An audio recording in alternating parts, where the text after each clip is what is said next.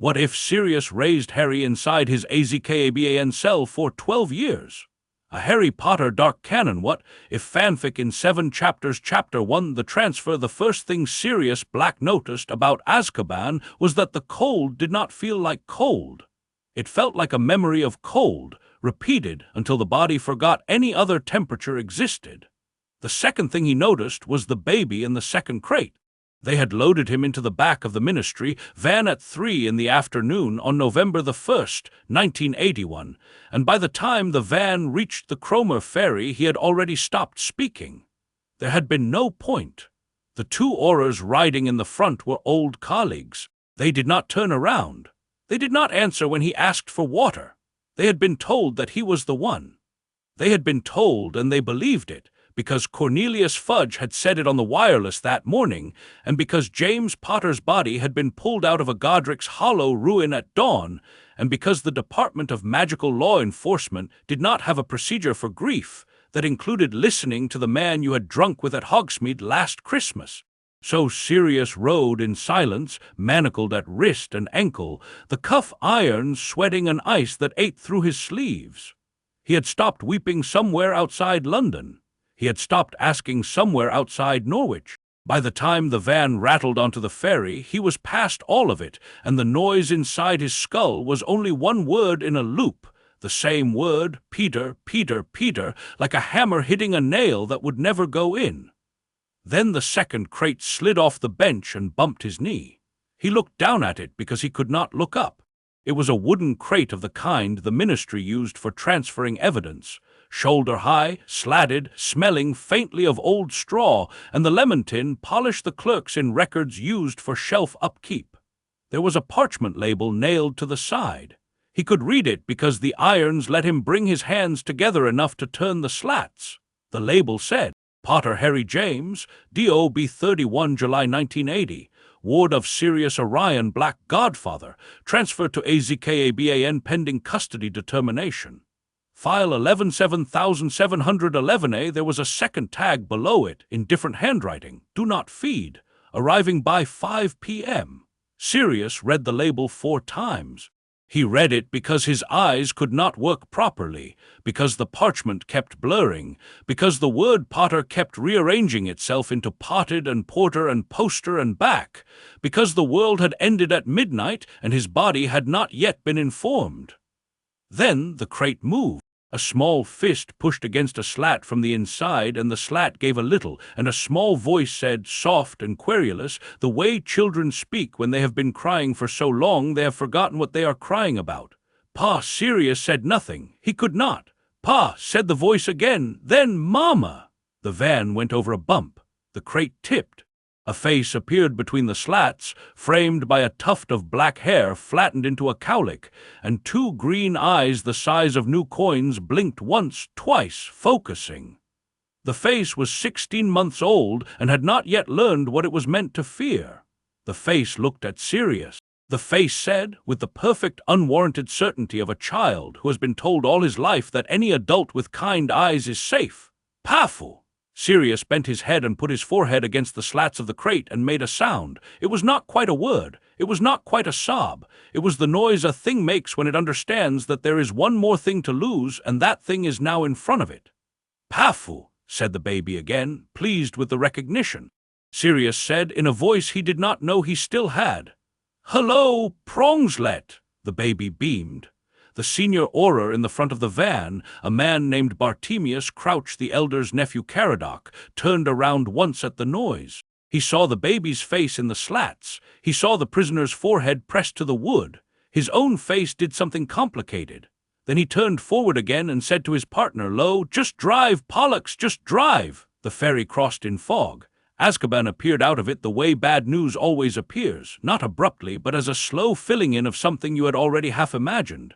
First a darker gray than the fog, then a shape, then a tower, then walls, then the dock, slick black with cold spray, and the iron-tongue bell, and the wind which did not howl but only sustained, the way a long note on a violin will sustain past breath.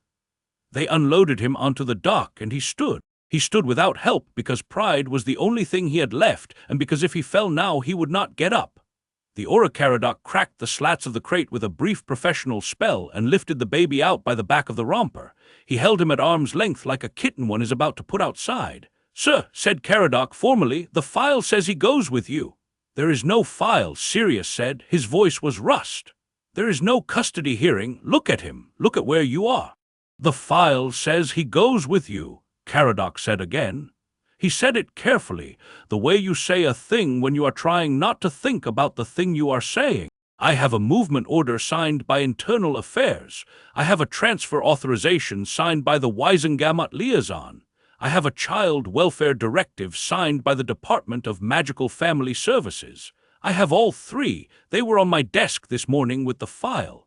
If I refuse the order, I am insubordinate. If I am insubordinate, I lose my pension. If I lose my pension, my wife and I do not eat for a year. So the file says he goes with you, Mr. Black, and if you wish to dispute it, you may file a writ at the next custody hearing, which will be scheduled within 90 days of admission as per departmental policy." "There is no custody hearing," Sirius said. He said it gently. He was a long way past anger. "There never was, there never will be. The file was forged." Caradoc looked at him then. For 1 second something passed across the man's face that might have been recognition. Then it was gone. He held the baby out a little farther. "Sir," he said, "please take the child." Sirius took the child. He did it the way he had done it once at a hospital after the baby was born, when James had handed him over for the first time and said, look at this, Pads, look what we did." He took the child with both hands. The irons let him do it because his wrists could come that close together. The baby weighed almost nothing. The baby had a smell, milk, and something herbal, the rosemary oil Lily used on his scalp.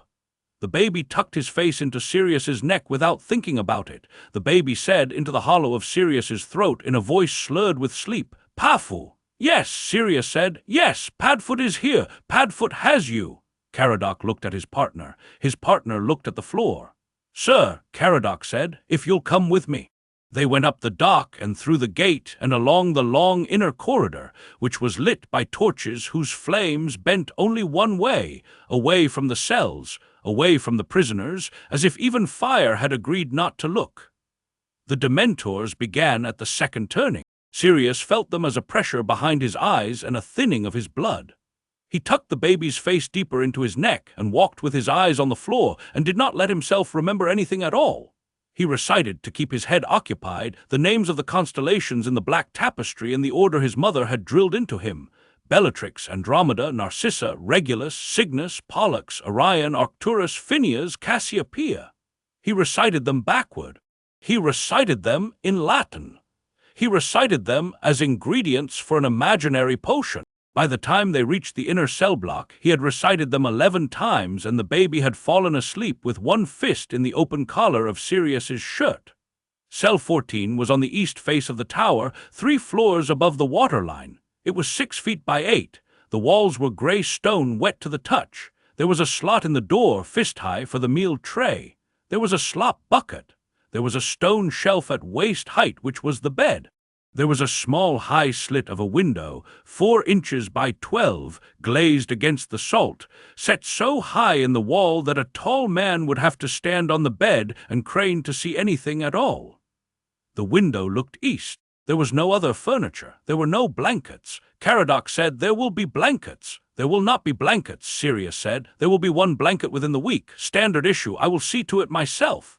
"There will not be 1 blanket. The Dementors will eat the bedding requisition. They always do. Caradoc, look at me." Caradoc looked at him. "He is 16 months old," Sirius said. "He cannot walk yet. He is just learning. He needs warm milk 3 times a day. He needs nappies. He needs his temperature checked. He needs to be lifted. He cannot be in here. This is a death sentence. You know this is a death sentence. You have a son of your own. I was at his christening. His name is Theo, and he is 4 years old, and his middle name is Edmund, after your father. Caradoc, look at me. Tell me what you are doing. Tell me with your mouth, in your own words, what you are doing." Caradoc said nothing. "Tell Dumbledore," Sirius said. He said it without heat, because heat was a thing he could no longer afford. "Tell McGonagall, tell anyone, tell the porter at the gate, Owl Frank Longbottom, Owl Alice, Owl your mother, tell anyone, the file is wrong." "The file is wrong, Caradoc. The file is wrong. The file is wrong. The file is wrong." Caradoc closed his eyes. He opened them. "I will tell," he said. "I will tell, Mr. Black. I swear I will tell." Then he stepped back out of the cell and closed the door. The lock made a sound Sirius had heard once before at his Uncle Alfred's funeral when they lowered the coffin into the vault, a heavy soft sigh as ancient charms settled into themselves. The wards on cell 14 took 30 seconds to fully engage. Sirius stood in the middle of the cell with the baby in his arms and counted them. At 7 seconds, the torches in the corridor outside dimmed to a sullen orange. At 12 seconds, the air pressure inside the cell dropped and his ears popped. At 20 seconds, the runes carved into the inside of the doorframe flared white-blue once and then went out. At 30 seconds, Sirius tried, gently, experimentally, to make a small wandless heat at the tip of one finger. He was a powerful wizard.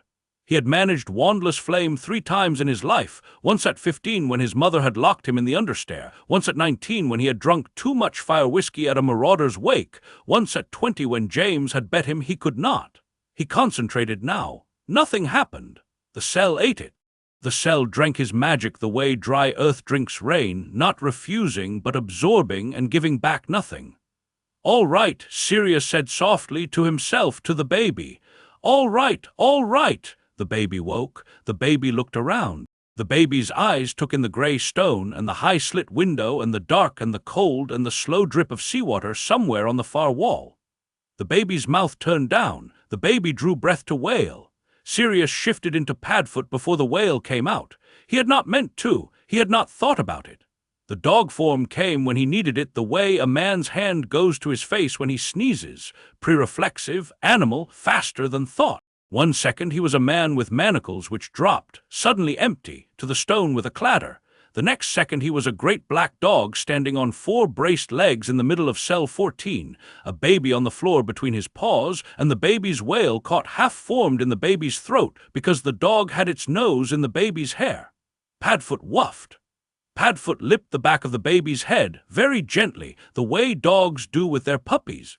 Padfoot laid down, slowly, around the baby, curving his body into a black wool comma, and tucked the baby against his belly where it was warmest. The baby reached out one fist and closed it on a handful of Padfoot's fur. Padfoot put his head on his own paw, 2 inches from the baby's face, and looked at the baby. Padfoot's eyes were the only thing in cell 14 that was warm. The baby said, "Pafu." Padfoot wuffed once very low. "Pafu," said the baby again. The baby's mouth turned up at the corners. The baby had decided that this was, after all right. The Dementors came at 4 in the morning. They did not enter the cell. They did not need to. They walked the corridor in their slow rotation. When the foremost one passed cell 14, Padfoot felt the cold deepen by a degree that had nothing to do with temperature. He felt the baby in his fur shift and whimper, felt the baby's small hot face go cold against his chest. He felt his own memories come up to be eaten, Lily laughing, James in the doorway of the Gryffindor common room, the look on Regulus's face the day Regulus walked out, and he did not fight it, did not try to hold the memories, because that was how you survived this place. You let them come up, and you let them go, and you understood that you would be poorer in the morning, and you accepted the bargain. He was a dog. The Dementors did not work as well on dogs. Sirius had not known this before. He had not had occasion to test it. He learned it now. A man in cell 14 on his first night in Azkaban would have lost 40% of his happiness and 10 years of his memory by morning. A dog in cell 14 on his first night in Azkaban lost perhaps 10% of his happiness and an afternoon of his 14th year. The baby slept. The baby did not lose anything at all. Padfoot understood this with a low, slow satisfaction that was the closest thing to gladness he had felt since the previous afternoon. The cell ate human magic and human memory. The cell did not know what to do with babies. The baby was unmarked. The baby would stay unmarked, Padfoot thought, with the absolute clarity of an animal making a single uncomplicated decision. He would see to it personally. He had nothing else to do. When the Dementor passed at 5, Padfoot felt nothing at all. He had emptied himself of memory in preparation. He had become a body that breathed for a baby. He licked the baby's hair once, gently, and the baby smiled in its sleep. By dawn, by what Padfoot judged to be dawn. Although the slit window was too high to see, the baby was hungry. Padfoot shifted back into Sirius with a wrench that hurt more than it usually did because his bones now remembered the dog shape preferentially, and he sat up against the wet wall and held the baby against his chest. There was no milk. There was a tin pannikin of water that the door slot had pushed through at some unmarked hour while Padfoot slept. Sirius dipped his little finger in the water and put it in the baby's mouth. The baby sucked at it. "All right," Sirius said. "All right, listen to me. I'm going to talk to you now. I'm going to talk to you for 12 years. I'm going to talk to you until you're a grown man because nobody is coming. Do you understand me? Nobody is coming. Caradoc will not tell. Caradoc will go home tonight and his wife will pour him a brandy and he will tell himself he did his job. He will tell tomorrow morning. He will say to himself, I will tell tomorrow morning, the way men say they will start a diet. And tomorrow morning he will not tell because the telling has become too large. By Wednesday it will be unspeakable. By Friday he will have a story in his own head that the baby was sent to relatives in Yorkshire. By Christmas he will believe his own story. He will sleep well, Harry. They will all sleep well. I want you to understand this now while you cannot understand it, because if I say it now, I will not have to say it later. Nobody is coming, do you hear me? It is just us. It is just us, Harry James Potter, you and Padfoot, you and me, we are the whole world now. The baby looked up at him. The baby's green eyes were very serious. Pafu, the baby said. Yes, said Sirius. Padfoot is here. The baby tucked his face into Sirius's collarbone and went back to sleep with one fist still in Sirius's shirt. Sirius sat very still so as not to wake him. He sat there for a long time, while the slit window slowly turned gray and then pale gray, and then a watery wash of gray that he eventually understood was sunrise. He sat there with the baby breathing against his collarbone, and he made in the great hollow quiet of his ruined head a list. The list went: 1. Heat. The baby must not get cold. Padfoot each night. Padfoot for any nap longer than 10 minutes. Padfoot at any time the temperature in the cell drops below what feels comfortable on a man's bare forearm. 2. Food. The baby will be brought what I am brought. Adult portions. Adult food. There will be no milk, and there will be no formula, and there will be no soft food. I will chew it for him. I will chew it small and warm it in my own mouth and feed it to him on my finger until he has teeth. After he has teeth, I will tear it for him. I will eat last. I will eat what he leaves. I will eat the crust. The crust keeps you alive. The middle is for him. 3. Hygiene. He will be cleaned. I will use my own shirt if I have to. I will use water from the pannikin. I will not let him sit in his own waste because that is how children get sick and I cannot have a sick child here. 4. Sleep. He will sleep on my chest. Always, always on my chest. The cold comes off the stone. He will be 3 feet up off the stone at all times. 5. Talk. I will talk to him for every waking hour. I will tell him every story I know. I will tell him James and Lily. I will tell him the Marauders. I will tell him the Black family. I will tell him Hogwarts. I will tell him Quidditch. I will tell him the constellations. I will tell him potions. I will tell him history. I will tell him until he speaks. I will not let him grow up silent. 6. Words. As soon as he can hold his attention, I will teach him letters. I will scratch them on the wall with my fingernail until I have no fingernails. I will scratch them with bone if I have to. He will read. He will read by 4 years old. He will read by 3. He will read by whatever age I can get him to read. He will not be illiterate in this cell. He will not be illiterate. 7. He will be a wizard. I do not know how I will manage this. I will manage this. I will figure it out. He will be a wizard before he leaves this cell. He will leave this cell as a wizard. 8. He will leave this cell. Sirius read the list back to himself. He had not written it down. He did not need to. He had memorized lists before. He had memorized the Marauders' Map's 17-stage activation sequence at 15. He had memorized the entire Black family tree backward at 8. He could memorize a list of 8 items. He read the list back to himself a second time, and a third, and a fourth, until the list felt as solid in his head as a brick. Then he set the list down in the back of his mind in a place where the Dementors could not reach. He had practiced this trick in childhood when his mother screamed. He set the list in the same room as the list of the prank that had been planned for the Slytherin's 6th years in May of 1976, which had been so good it had never been deployed. The same room as the smell of Lily's hair the day she had let him watch them put the baby in his arms. He locked the room. He left the list there. Then he sang to the baby, very softly, the only lullaby he knew, which was a black family cradle song about a hippogriff and a princess and a knife. He had not sung it in 25 years. He sang it now. His voice was scraped and broken, and the tune was off-key. The baby slept on. Outside the slit window, a gull screamed once and was answered by another, and then by nothing. This was day one. There would be 4,380 more. Sirius did not let himself count them. He let himself count instead the small dry sound of the baby's breath, which made a tiny wet click at the back of his palate every fourth inhale. Sirius listened to that click as if it were the most interesting sound in the world. In the corridor outside, the morning shift came on. The torches brightened by a quarter. Somewhere very far off, a man in a different cell began to scream the name of his daughter, the way the men in Azkaban screamed when the Dementors had taken so much of them that all that was left was a single name. Sirius heard the scream and identified it as Mulciber's voice. Mulciber had been 3 years above him at Hogwarts, in Slytherin, the year-mate of Bellatrix. The screams went on for 40 minutes. Then they stopped.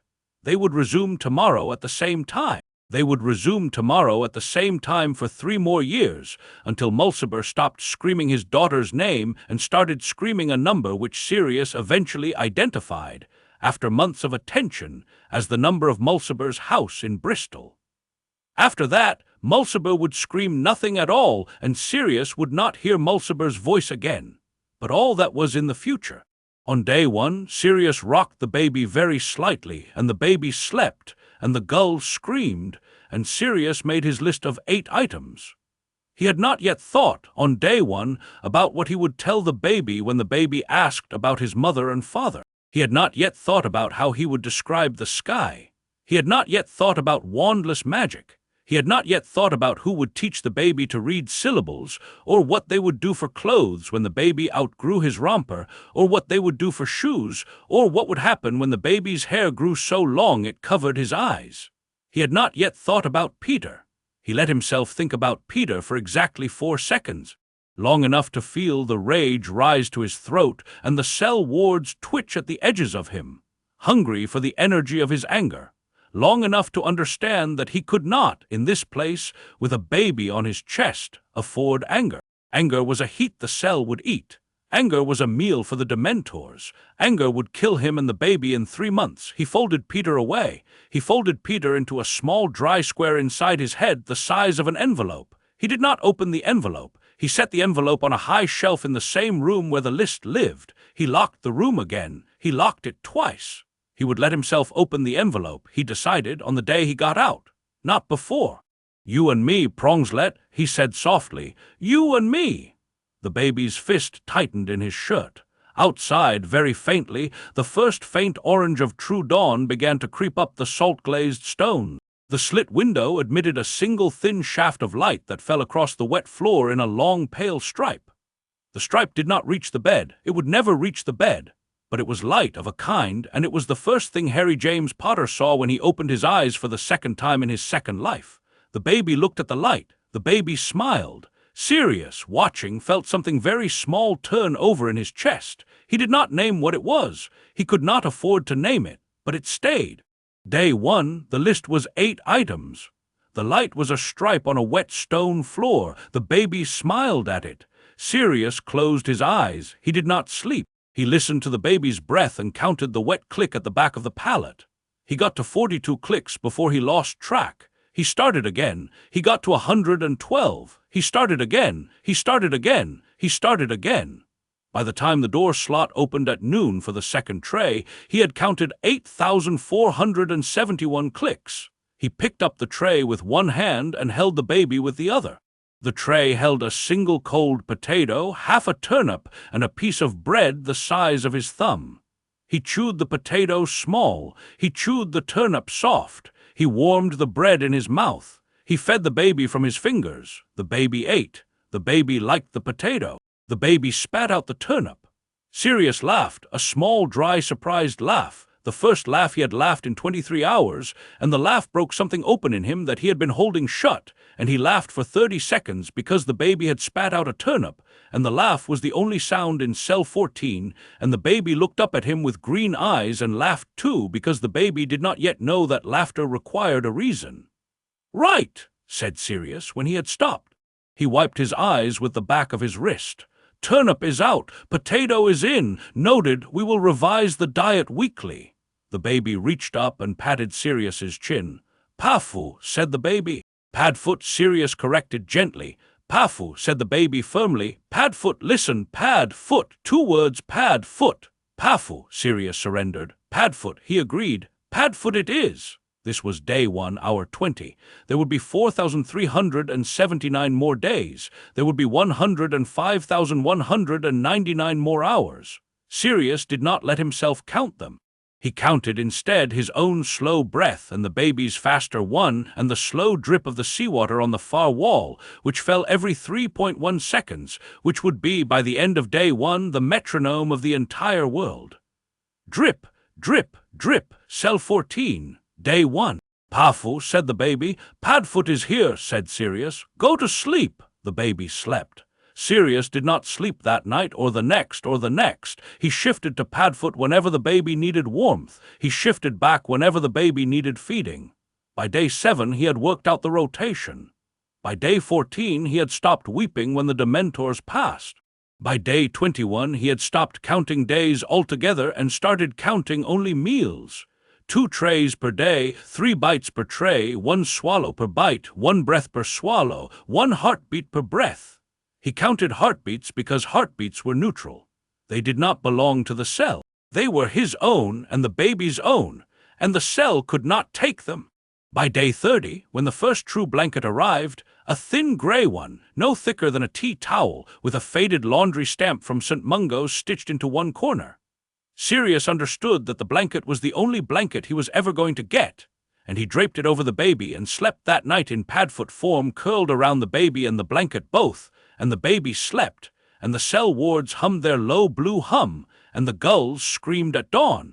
And outside the slit window, the November sky over the North Sea moved very slowly from black to gray to pale gray to a color Sirius could not name because he could not see it, and which the baby on his chest had not seen at all, and would not see for another 4,349 days. The baby's small fist closed on a handful of Padfoot's fur. The cell held. Day 30. The list was 8 items. It would always be 8 items. Sirius slept. In the week after day 30, Sirius worked out the food. The trays brought from the corridor were calibrated for an adult male prisoner who had been allowed to wither into the slow, chronic malnourishment that the ministry's procurement office had been ordering for Azkaban inmates since the 17th century. 1 cold potato, half a turnip, a piece of bread the size of a thumb, a strip of gray meat on certain Wednesdays, a small mug of brown water that was either tea or a memory of tea. This was a starvation ration for 1 man. It was a death sentence for a man and a baby. Sirius understood this on the morning of day 33, when he weighed the baby in his arms and felt that the baby weighed perceptibly less than the baby had weighed on the morning of day 1. He sat against the bed shelf with the baby in his lap, and he did the small, dry mathematics of survival. He worked out that the baby, at 16 months, needed approximately 350 calories a day to maintain his current weight, and probably 450 to grow. He worked out that the morning and evening trays together were perhaps 450 calories on a good day, and as few as 300 on the days the meat was missing. He worked out that if he ate half of what came in, the baby would starve in approximately 4 months. He worked out that if he ate a quarter of what came in, the baby would starve in approximately 6. He worked out that if he ate the crust only, the small, dry, impossible crust of the bread, and the peelings of the potato when there were peelings, and the fibrous outer layer of the turnip the baby refused to chew, the baby would not starve, but Sirius himself would. He looked at this calculation for some minutes. He looked at the baby. He decided that the calculation was acceptable. The baby would not starve. Sirius would not starve either on the crust and the peelings, although Sirius would, by year 3, be approximately 20 pounds lighter than the man he had been when the cell door first closed, and Padfoot, who needed less to maintain a dog body than Sirius needed to maintain a man body, could carry the deficit. Sirius would shift more often. Sirius would let the dog eat the cold the man could no longer afford to feed. This was the trade. He filed the trade in the room in his head, in the same folder as the 8-item list, and he labeled the folder internally economics. The baby in his lap said, "Pafu." "Yes," said Sirius. "Padfoot is here. Padfoot is going to be here for a very long time. Pafu eat. Padfoot ate this morning. Padfoot is full. Padfoot is happy. You eat, Prongslet. You eat the potato. The potato is the warm yellow soft inside. The potato is the part that grows you. Open." The baby opened. Sirius fed him the soft yellow inside of the cold potato with the tip of his finger. The baby ate. Sirius, for his part, peeled the brown thin outer skin off the potato with his fingernail and ate the peeling slowly, one curled strand at a time, chewing each strand 30 times the way he had read in a primary school nutrition pamphlet at age 7 that one was supposed to chew if one wanted to extract the most nourishment from the smallest amount of food. The pamphlet had been about wartime rationing. The pamphlet had been illustrated with a small, cheerful cartoon of a little boy with a fork and a turnip. The pamphlet had said, "Chew well, children, for England." Sirius, on day 33 in cell 14, chewed his potato peelings 30 times for England. He kept his face entirely level the whole time. The baby watching did not know that anything was being denied to anyone. The baby watching only knew that Padfoot was here and that the potato was warm soft and that the world was the cell and that the cell was in its own way all right. The baby, eating the last bit of the soft inside, said, "Mo, more! Mo, there is no more, Prongslet. There is half a turnip. Do you want to try the turnip again?" "Mo, potato. There is no more potato." "We will have more tomorrow. The potato comes in the morning and in the evening. We have to wait." "Wait," the baby said, considering the word, trying it out. "Wait," Sirius agreed. Wait is one of the words you will know best, Prongslet. Wait is a word we will know very well." The baby, accepting this, lay back against Sirius's chest and put one fist into his own mouth and sucked on the fist. The sucking was, Sirius noted, both a comfort and a small mute supplementation. The baby had figured out, in the way babies do, that the body could be quieted by giving the mouth something to work on even when there was no food to be had. Sirius watched the baby's small jaw work and felt a slow, proud, terrible love. The baby was already adapting. Sirius, beneath the love, felt also a smaller, flatter thing which he identified, after some attention, as resolve, not anger. Anger was a thing he had filed. Resolve was a thing he could afford. Resolve was the long, slow, steady commitment to the next 12,000 meals, half a potato, a peeling, a thumb of bread, a quarter of a turnip, twice a day, every day, for as long as it took, with the baby getting the warm and Sirius getting the crust. Resolve had a long shelf life. Resolve, unlike anger, did not burn out. He held the resolve in his hand for a moment, the way a man might hold a small, smooth stone, and then he tucked it into the room in his head, into the folder labeled economics, beside the calculation, beneath the 8-item list. He sealed the folder. He put the folder on the shelf next to the envelope of Peter. He shifted gently into Padfoot, and the baby, mid-suck on his fist, did not stir at the shift. The baby was used to it by day 33. Padfoot curled around the baby on the floor of cell 14. The Dementor on the late shift began the long, slow rotation of the corridor. The wind, outside the slit window, sang. The seawater on the far wall dripped, drip, drip, drip, every 3.1 seconds, the metronome of the world. Day 33. 12,753 meals to go. Padfoot closed his eyes and breathed against the baby's hair and did not let himself, even in dog form, count. But somewhere in the back of the man inside the dog, in the room with the list and the envelope and the folder labeled economics, a small, clear, quiet voice, the voice of a man who had at 22 been an orer and who had at 16 been a marauder and who had at 11 been a small, thin boy looking up at a hat with great suspicion, said only, "We will outlast it. The cell will not outlast us. The cell is the smaller thing. The cell will be a story we tell." Padfoot wuffed very low once in agreement and slept. Chapter 2, The Grammar of 6 feet. The floor of cell 14 was 6 feet across in the long direction and 4 feet in the short. Sirius measured it the second week with the length of his forearm, which he calibrated against the slot in the door, which he knew from training to be exactly 8 inches square. The cell was therefore 16 forearms by 12 forearms. The bed shelf took up 4 forearms by 12. The slop bucket took up 1 forearm by 1.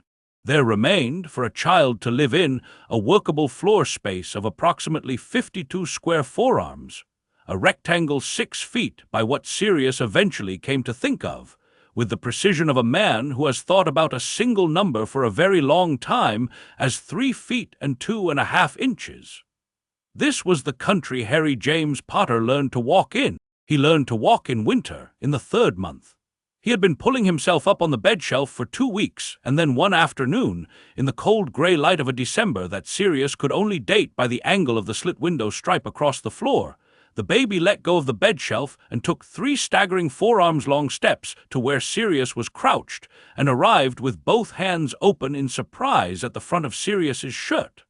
The baby stared up at Sirius. The baby's mouth made an O. The baby looked back at the bed shelf, as if the bed shelf had betrayed him.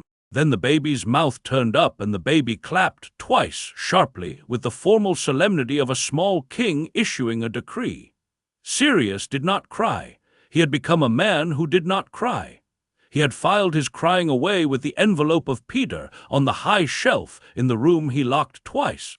But he did pick the baby up and hold him very still for a long moment with the baby's face tucked into his neck, and the baby could feel that Sirius's breath was not coming evenly, and the baby, already at 16 months in, was a person who responded to changes in the breathing of the only other person in his world. The baby patted Sirius's cheek with a small flat palm. "Pafu," the baby said. "Pafu." "Pafu, yes," said Sirius. "Yes, I see you, I saw. Pafu walk. You walked, not Padfoot, you Harry. Harry walk. Harry walked." The baby, satisfied that the achievement had been entered into the record, wriggled to be put down again. Sirius put him down. The baby took 3 more steps. The baby fell. The baby got up. The baby took 5 steps. The baby fell. The baby got up. The baby took 7 steps, ran out of cell, ran into the cell's far wall, sat down with great surprise, looked at the wall, slapped it with one hand, looked at Sirius for an explanation. Sirius said, "That's a wall, Harry. The wall is solid. The wall is the end of the world." The baby considered this. The baby slapped the wall again harder.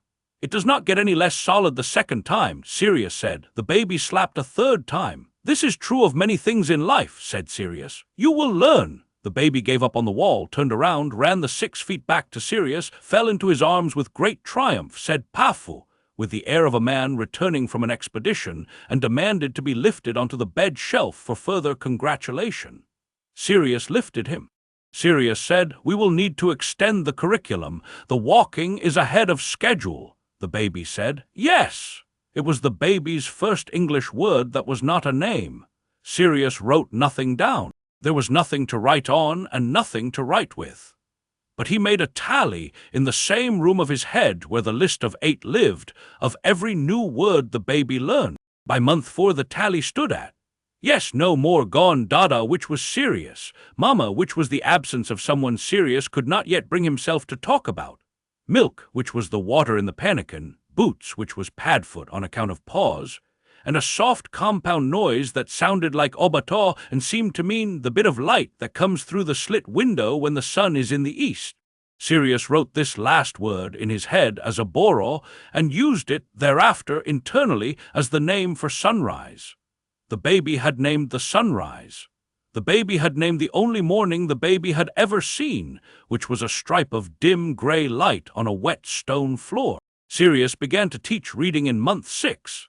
He had no quill, no parchment, no chalk, no slate, no books, no ink, no charcoal, nothing in fact that any teacher in the history of the world had used to teach a child to read, except his own 10 fingernails and an unlimited supply of stone wall. He began with the letter A. He scratched it into the grouting of the south wall at the baby's eye level with the corner of his right index nail.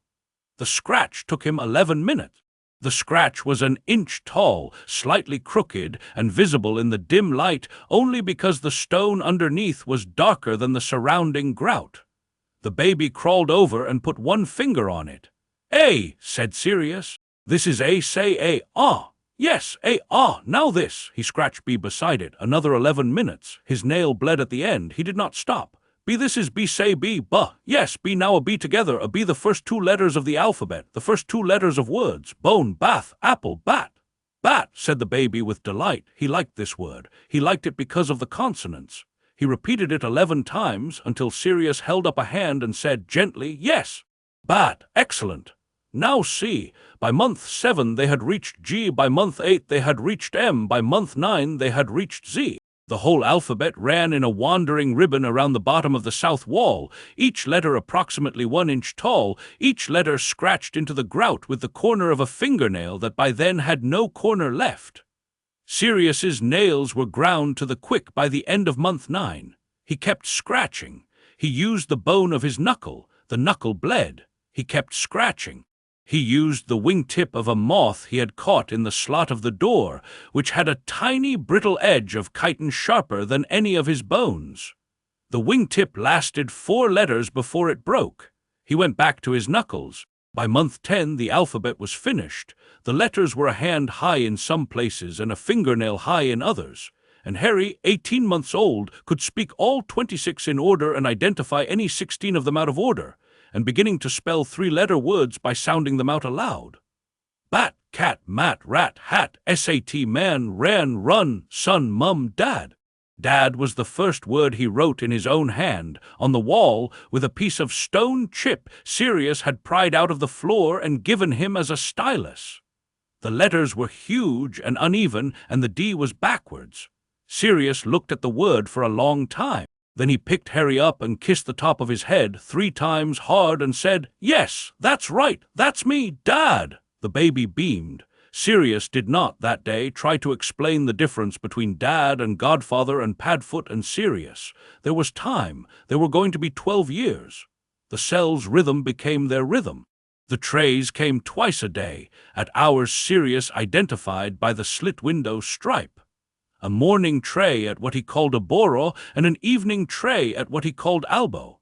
After the way the baby pronounced the word elbow, on account of the angle the stripe made when it dipped onto the floor in the late afternoon. Between a boro and albo, the day proceeded in a pattern Sirius established by the end of the first year and never afterwards changed. Wake! Padfoot uncurls. Harry crawls off the warm fur and onto the cold floor, gasps, runs back, climbs onto Padfoot, then gets up his nerve and runs back to the floor again. This is the day's first lesson, which Sirius calls cold is what there is. Sirius shifts back to man. Sirius hauls himself upright. Harry, who has by now learned to stand and walk and run in a 6-foot circle, runs the circle. Sirius makes him run the circle 30 times in the morning and 30 times in the evening. This is the day's second lesson, which Sirius calls use the body or lose it. The morning tray arrives. Sirius receives it through the slot. The tray contains, on a good day, 1 cold potato, half a turnip, a piece of bread, sometimes a strip of gray meat that Sirius cannot identify and never asks about. He chews the food small for Harry until Harry has back teeth, which happens at the end of year 2. After Harry has back teeth, Sirius tears food into Harry-sized pieces with his fingers and lets Harry tear his own. Harry eats first. Sirius eats second. The rule is unbreakable. The rule has never been broken. There are days in year 3 when Harry refuses food because he is afraid Sirius is not eating enough. On those days, Sirius eats a single deliberate visible bite in front of the boy, slowly, with great drama, and Harry, satisfied, eats. After the morning tray, a story. The story comes from one of 3 categories. Category 1, James and Lily. Category 2, the Marauders. Category 3, Hogwarts. Sirius rotates the categories. He does not yet, in year 2, tell Category 4, which is the Black family, because Category 4 is not a story for a small child, even one being raised in a stone cell with the wind coming through a slit window. Category 4 will start in year 5. By year 2, Harry has heard the story of how James asked Lily Evans out for the first time 78 times. He can recite it. He recites it back to Sirius at 23 months, lying on Padfoot's belly one evening in a small grave voice. Dad said, "Will you go out with me, Evans?" And Mama said, "I would rather go out with the giant squid, Potter." And Dad said, "The giant squid is taken, Evans." And Mama said, "Then I will be a nun." And Dad said, "Nuns can't go out with anyone, Evans. That's the point of being a nun." And Mama said, "Exactly, Potter." Then Mama walked off, and Dad watched her walk off. And Dad said to Padfoot, "I love her." And Padfoot said, "I know, mate." And Dad said, "I am going to marry her." And Padfoot said, "I know, mate." Harry tells the story and then looks up at Sirius for approval. Sirius does not for a moment trust his voice. Sirius nods. "Right," says Harry. "Right, Padfoot." "Right," says Sirius. "Word for word, Harry, word for word." Harry beams. Harry says, "Tell me how Dad got the snitch in his pocket." Sirius tells the story of how Dad got the snitch in his pocket. He has told it 40 times. He will tell it 40 more. The evening tray arrives. Sirius receives it. Harry eats. Sirius eats. Padfoot shifts. They sleep. This is the day. This is every day. This is 2,556 days. It is, in its own way, a happy childhood. This is the strange thing Sirius will not say aloud, will not even think where the Dementors might catch the thought, but it is true. The cell is small, but it is warm in the long curve of Padfoot's belly, and the food is bad, but it is reliable, and the world is dark, but Sirius's voice fills it, and the stories are bright, but they are not lies. Harry knows, by year 2, that James was his father, and that James died, and that Sirius is not his father, but is his father's friend. He knows it the way other children know that their grandparents are dead, in a vague, accepting way that does not yet hurt because the hurt has not been excavated. He knows that Mama is Lily and that Lily died and that Mama loved him. He knows that he is loved. He knows it because Sirius tells him so every night before sleep in the same words, which are also the words from the night James died, which Lily said over Harry's cradle, and which Sirius heard from the door, and which Sirius repeats now 6 times a week with no variation. You are loved.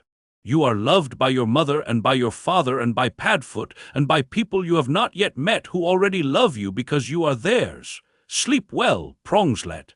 The light comes back in the morning. Harry, by 2.5, can complete the formula himself if Sirius pauses anywhere in it. By 3, Harry sometimes begins it. By 4, Harry begins it on the night Sirius's voice is rougher than usual, as if the boy has understood that the words are now for both of them. There is another pattern. There is the pattern of Padfoot. Sirius shifts almost every night by year 2.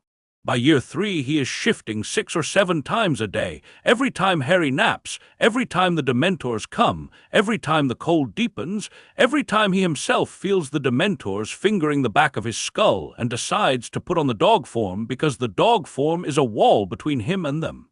Padfoot is easier than Sirius. Padfoot is less hurt. Padfoot wags his tail when Harry runs the circle. Padfoot licks the boy's face. Padfoot accepts the cold as a fact about being a dog. Padfoot is not in mourning because Padfoot, being a dog, does not understand mourning as a structural thing. Padfoot misses James the way a dog misses a beloved human, as a hole in the world that closes up around itself. Sirius is aware, by year 3, that he is spending more and more time in Padfoot form. He is aware that this is dangerous.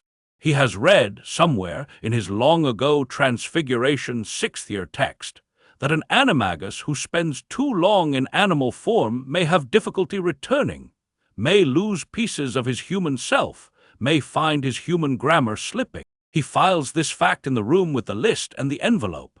He understands that he is making a trade. The trade is, the dog form keeps him sane. The man form keeps Harry's vocabulary growing. He must do both. He must do both forever. If he stops being a dog, the Dementors will eat him. If he stops being a man, the boy will grow up illiterate. He divides his hours, roughly half and half in year 1, 3-to-4 ratio dog to man in year 2, 2-to-3 ratio dog to man in year 3. By year 4, it is 2-to-1. By year 5, he understands that he must reverse the ratio because the boy is at the age where the boy needs words more than warmth, and he forces himself back into the man form for the long lessons and shifts at night.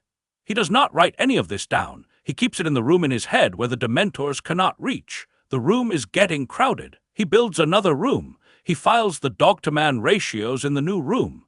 He labels the new room internally management. This is year 3. In year 3, Harry, who is now 3.5, asks his first hard question. It is a winter evening by Sirius's mental calendar, and the slit window is showing a thin strip of pale blue that Sirius has identified as twilight. Harry has run his 30 circles. They have eaten. The Dementor on the late shift has done its pass, and Padfoot, who has been on duty during the pass, has shifted back to Sirius. And Sirius is sitting against the wall with Harry between his knees, combing the boy's hair with his fingers, because the hair has grown long and tangled and there are no combs and no scissors.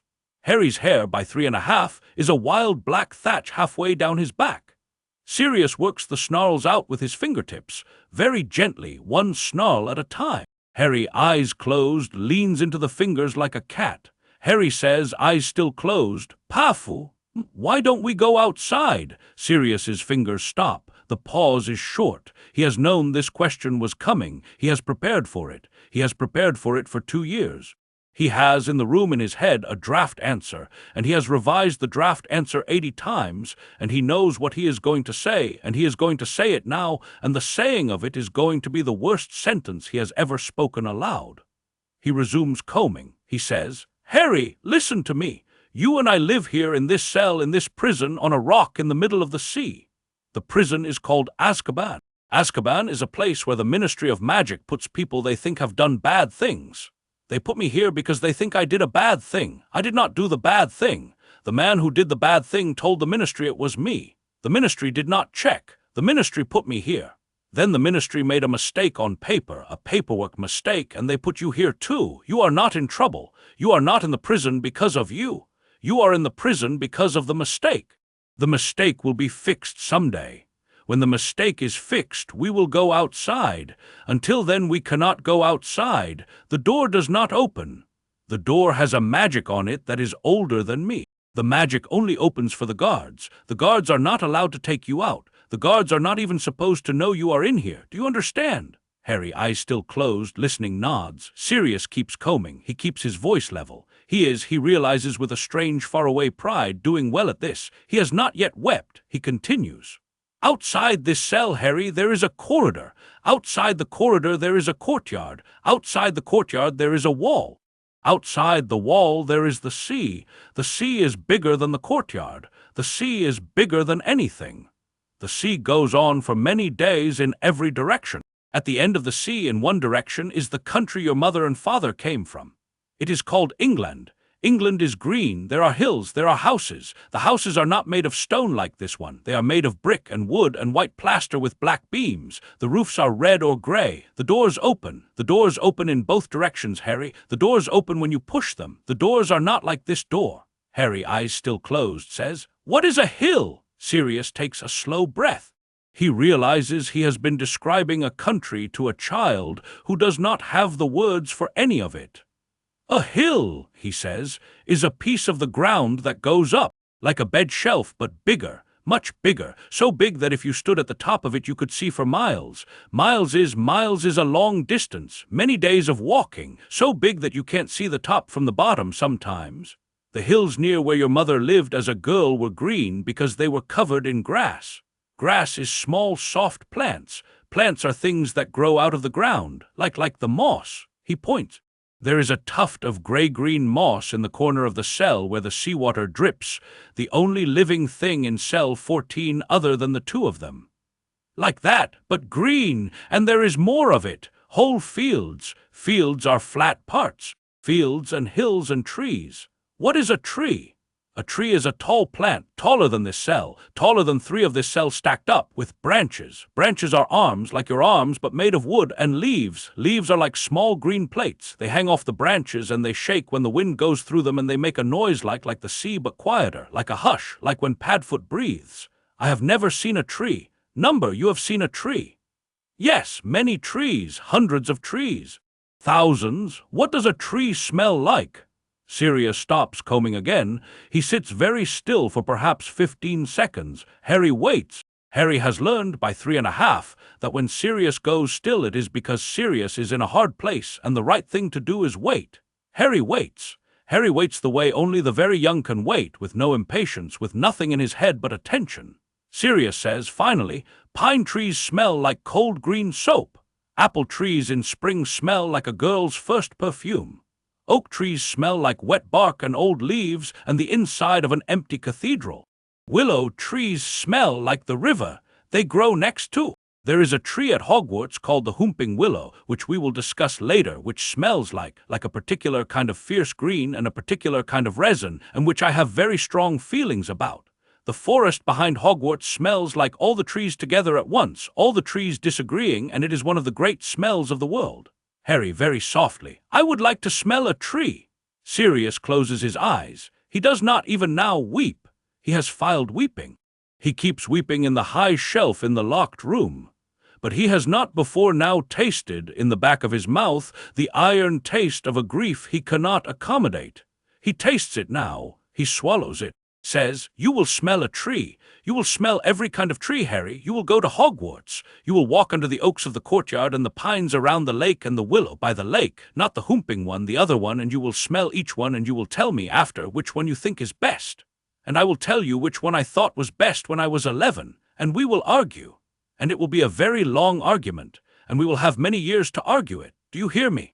Harry, after a pause, opens his eyes and looks up over his shoulder at Sirius. Harry says, yes, Padfoot. Sirius resumes combing. The wind outside gives a long, low, sustained note against the slit window. Sirius says, after a while, in a tone he keeps as level as possible, now, tell me the order of the letters. A B, C, D, E, F, G, H, I, J, K, L, M, N, O, P, Q, R, S, T, U, V, W, X, Y, Z. Now backwards. Z, Y, X, W, V, U, T, S, R, Q, P, O, N, M, L, K, J, I, H, G, F, E, D, C, B, A. Now spell tree. T, R, E, E. Now spell hill. H, I, L, L. Now spell Padfoot. P, A, D, F, O, O, T. Now spell sky. Harry, looking up at the slit window, S-K-Y, good, now spell, he stops. He had been going to say C. He stops because his voice has snagged on something. He starts again. Now spell sun. S-U-N, good, says Sirius. Very good, now lie back. Lesson over for the night. Padfoot is coming. He shifts. Harry curls into the warm black of Padfoot's belly with the wide, easy familiarity of a child who has done this every night of his rememberable life. Padfoot lays his head on his paw, 2 inches from the boy's face, and watches the boy fall asleep, and feels something turn over inside his chest that he did not have a name for in year 1, and which by year 3 he has decided he will call, internally in the room, reason. The boy is reason. The boy is the reason. Padfoot sleeps. The next morning, after the run the circle and after the tray, Harry sits down cross-legged on the bare stone in his small triangular patch of slit window stripe and announces, with the formal solemnity of a small king issuing a decree, Padfoot, I am going to learn about the sky. Sirius, sitting against the bed shelf, hands flat on his thighs because his knuckles are still bleeding from last week's scratching of the word owl into the upper wall, looks at the boy. All right, he says, I will teach you about the sky. The sky is, he stops. He realizes he does not know how to begin. He starts over. He begins with what he knows, which is the stars, which he learned from his mother and from the tapestry in the drawing room of number 12 Grimmauld Place, and which is the only thing in the world he can teach without standing under an open sky. He teaches the constellations. He starts with his own. He says, I am named for a star. The star is called Sirius. It is the brightest star in the sky. It is in a constellation called the Great Dog, Canis Major. In the winter it rises after sunset, and you can see it at the bottom edge of the sky, very low, very white, very fierce. My mother named me after it because we were a family who named our children after stars. My brother was Regulus. Regulus is the star at the heart of Leo. Leo is the lion. My cousin was Bellatrix. Bellatrix is the 3rd star of Orion. Orion was my father, Orion the hunter. He had a belt of 3 stars in a row, right here. He draws 3 dots on the floor with his fingertip in the dust. And a sword hanging from the belt, 3 more stars right here, and the rest of him in shoulders and feet. There is a whole man up there made of stars, Harry, made of stars, standing in the winter sky. Harry, eyes wide, what does he hunt? A bull. The bull is called Taurus, and it is to his right. They have been hunting each other for 1,000,000 years. Neither one has won. They are still up there. Tonight they will both be up there. They are up there now on the other side of the wall, on the other side of the sea, somewhere above the country of England where your mother and father lie. Where will I see Orion? When you get out, Harry, the first clear winter night after you get out, I will take you outside and I will point at the sky and I will show you Orion, and you will see him, and you will know him by his belt, and you will know him because we have talked about him in this cell. What is the brightest star next to him? Sirius. Where will Sirius be? At his heel, the great dog at the hunter's heel. Harry thinks about this. Harry says, and Padfoot is also a great dog. Yes, so you are the dog at the heel of my father. Sirius does not answer for a long time. Harry, who has at 3 3/4 become a person who reads pauses, repeats it gently. You are the dog at the heel of my father. Yes, Sirius says. Yes, I was, I am, I will be. He teaches Harry that month and the next the entire winter sky. He teaches it by drawing in the dust on the floor. He teaches the summer sky in the spring. He teaches the autumn sky in the summer, working backwards through the year. By the end of year 4, Harry knows the names of 87 stars by heart, can locate every major constellation in any season, and can recite the entire Greek and Latin mythologies of all of them. He can find Cassiopeia from her W, he can find Andromeda from the chain of 3 stars and the smudge of M31. He can find the Pleiades and tell you that the Pleiades are a cluster of 7 sisters who are turned into stars to escape the pursuit of a hunter who is, yes, still pursuing them. And yes, that's the same hunter, your father Orion, who has been at it for 1,000,000 years. And yes, he is also still pursuing the bull, which is between him and the sisters. This is the great geometry of the winter sky, Harry. This is the long argument the gods made out of light. A hunter pursuing a bull who guards 7 sisters who are also pursued by the hunter, with a great dog at his heel and a smaller dog at the great dog's heel. And the river of stars they call the Milky Way running through the middle of all of them like a long road or a long sentence in a book no one has yet finished writing. Harry, 4 years old, lying on the cold stone with his head on Sirius's thigh, listens. Harry has never seen a star. Harry has not yet seen the sky. Harry can name 87 stars and can tell you the story of each. Sirius, watching the boy's mouth move silently as the boy practices the names, Aldebaran, Betelgeuse, Rigel, Sirius, Procyon, Capella, Castor, Pollux, Alphard, Algol, feels a thing that is not pride exactly, because pride is too small a word for it, and not joy because joy is the wrong shape, but something which, if he had had to label it for the room in his head, he would have labeled justification. Justification for what he could not have said, even to himself, even in the rooms in his head. But justification. The boy could name the stars. The boy who had never seen the sky knew the names of 87 stars. This counted. Padfoot that night slept very well. In year 5, Sirius, who had finished the constellations and finished the alphabet and finished the basic arithmetic he had remembered from primary school, and who was running, with a 5-year-old's appetite for new material, out of curriculum, began on the Black family. He had not wanted to. He had hated the Black family at 16.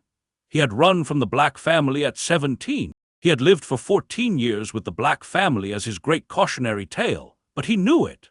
He knew every aunt and every uncle, every house elf and every old curse, every family motto and every family scandal and every charm cut into the paneling of the drawing room and every name embroidered on the tapestry. He knew it the way a scholar knows the period he has spent his career escaping, so he began on it. He began with what he called internally the bad side, the dark curses, the blood purity rhetoric, the use of fear as instrument, the architecture of cruelty. He taught it because Harry would need to know it. He taught it the way a doctor teaches a child about a disease the child might one day catch. He named the curses. He explained how each curse worked. He explained in age-appropriate detail what each curse did to a body and to a mind. He did not show the boy any wand motions. The cell ate magic anyway. But he taught the theory, the philosophy, the dark sociology of his family's 3 centuries worth of careful, intentional herding. He taught the imperious. He taught the cruciatus. He taught at the end of year 5, when the boy was nearly 6 and old enough to handle the word, the killing curse. There is one curse, Sirius said, sitting cross-legged on the floor with Harry cross-legged opposite him, in the configuration Harry had come to call the lesson square, that always works. Cannot be blocked, cannot be deflected, cannot be survived. Avada Kedavra, it is 2 words. The wandwork is a flick. The intention is the murderous desire to end the life of another person. Without that intention, the words do nothing. With that intention, the words turn the air green for the length of a thumb, and the green hits the person, and the person stops being alive. There is no struggle. There is no resistance. There is only the one becoming the nun. Harry, 6, watching. But Padfoot, what? You said that Mama loved me, and that Mama stood in front of me, and that Mama said, you will not have him. Yes, and then there was the green, and then Mama fell, and then there was the green for me. Yes, but I am still here. Sirius, after a long moment, said, yes, why am I still here, Padfoot? If the green cannot be stopped, why did the green not stop me? Sirius looked at the boy. The boy looked back, with the steady, terrible patience of a 6-year-old who has been raised to ask exactly the question that needs asking and to wait for an honest answer. Sirius said, I think, Harry, I think that your mother stood between you and the green, and that what she did when she put her body between the green and you was a kind of magic the Black family does not have a word for, and the textbooks do not have a word for, and which I have spent 4 years trying to find a word for in my own head. Your mother's love, Harry, her love was so great that when she died it stayed in the room. It stayed on you. It went into your skin like a charm. The green hit the charm, and the charm sent it back. The green killed your mother because she chose to be killed for you. The green did not kill you because she had already paid the price for both of you.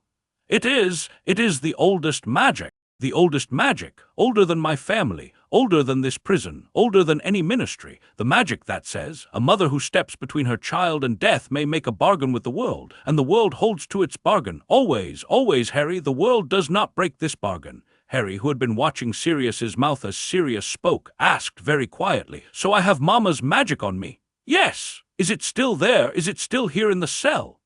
I think it is, Harry. I think I would have felt the cold of this place much more in year 1 if her magic had not also been on me by being on you. I think you have been keeping us both warm in ways neither of us understand. I think your mother has been in this cell with us. She has been here every day. Harry was quiet for a long time. Harry said, I would like to thank her. Sirius said, she knows. Harry said, but I would like to say it. Sirius said, then say it. Harry said, looking up at the slit window in a small, clear, formal voice, thank you, Mama, thank you for the magic, I love you. Padfoot says you know, but I am saying it anyway in case you cannot hear from where you are. I will say it again tomorrow. I will say it every day. Good night, Mama, I love you, Harry. Then Harry, 6 years old, lay down with his cheek on the stone and closed his eyes. Sirius did not say anything for a very long time. He shifted into Padfoot at last and curled around the boy and put his nose against the back of the boy's neck and let the dog body weep the way dogs weep, which is by a long shuddering breath out the nose and a soft small whine and then a stillness. The boy slept. The cell held. The Dementor on the late shift did its pass. The dog formate the Dementor's pass for him. The boy slept on. This was year 5. This was the end of the 2nd curriculum. The 3rd curriculum was about to begin. And the 3rd curriculum would change everything, because in the first week of year 6, Harry James Potter, 6 years old, sitting cross-legged on the floor in his lesson square, opposite a Sirius Black, who at that moment was teaching the wolfsbane potion as a piece of pure theory, because there was no other way to teach potions in a stone cell, would absent-mindedly close his small left fist around a piece of dust on the floor. And the dust, with no warning, no fanfare, and absolutely no precedent in the literature of wandless juvenile magic, would catch fire. Sirius would stop in the middle of a sentence about powdered moonstone. The fire would be small. The fire would dance blue and yellow in the boy's palm an inch high for perhaps 4 seconds. It would heat nothing. It would burn nothing. The boy would look at it with mild interest, the way the boy looked at everything new with the quick alert curiosity of a child who has been taught to notice things. The fire would go out. Harry, 6, would say, Padfoot, why did the dust do that? And Sirius Black, in cell 14, on day 1773 of his sentence, would, for the first time since the night Lily and James died, smile. Chapter 3, The Fire in the Palm. The smile lasted approximately 3 seconds. It was the only smile Sirius would smile in the entirety of year 6. He would later, in year 9, when he tried to remember it, be unable to. He would remember only that he had smiled, and that the smile had cost him something, some small, precise denomination of Dementor currency. A memory perhaps of his 11th birthday, or of the smell of his first broomstick, traded across the cell wards for that one warm flex of the muscles around his mouth, and that the boy had seen him smile, and the boy had filed it. "Padfoot," Harry said. "Do it again," Sirius said. "Do what again?" "What you just did, with the dust." "I did not do anything with the dust. The dust did it." "Harry, dust did nothing. The dust does not catch fire on its own. The dust has been on this floor for 5 years. You did something. Think back to the second before. What were you thinking about? What were you feeling? What did you do with your hand?" Harry brow furrowed. "I was cold. And I was bored. You were talking about the moonstone. Moonstone is boring. I wanted you to talk about something more interesting. And I wanted to be warm. And I made a fist. Because my fingers were cold." "And what did you think about while you made the fist?" I thought about Padfoot." Harry's mouth turned down, the way it did when he was about to be very precise about something. "I thought about the fire in the kitchen of the Potter house in Godric's Hollow. The fire you told me about, the one Mama lit on the night I was born, the one that was still burning when Dad came home from the hospital with us, the one that ate the pinecones Dad threw on it. I thought about pinecones, Padfoot. I thought about the warm smell of pinecones in a hearth. I was wanting that smell. In my fist, I was pulling for it." "Pulling," Sirius said. "Yes, pulling how? I do not know how, Padfoot. I do not know how to say it. I was pulling, like I do when I am pulling you back from the Dementor. When I lay my hand on your shoulder, when you have gone quiet and I pull, inside, I make a—" Harry stopped. He looked at his hand. He looked at the floor. He said, "I do that a lot. I have always done that. I do that when you go quiet. I do that when I am very cold. I do that when I am scared at night. I have always done it. Is it bad?" Sirius did not move. Sirius did not breathe. Sirius, in the back of his head in the room with the list, walked very slowly to a high shelf and took down a folder he had labeled at the start of year 4 when he had begun to suspect, "Is he?" He opened the folder. The folder was empty. He had not allowed himself to write in it. He had been afraid that writing in it would be a kind of jinx, that to name a thing in this cell was to lose it, so the folder was empty. The folder was the shape of the question. He filled the folder now in one fast, cold rush with what Harry had just said. He filled it with, "I pull. I have always done it. I do it when you are quiet. I do it when I am cold. I do it when I am scared. The cell wards ate magic." The cell wards had been eating magic for 1,773 days. The cell wards had been eating his magic.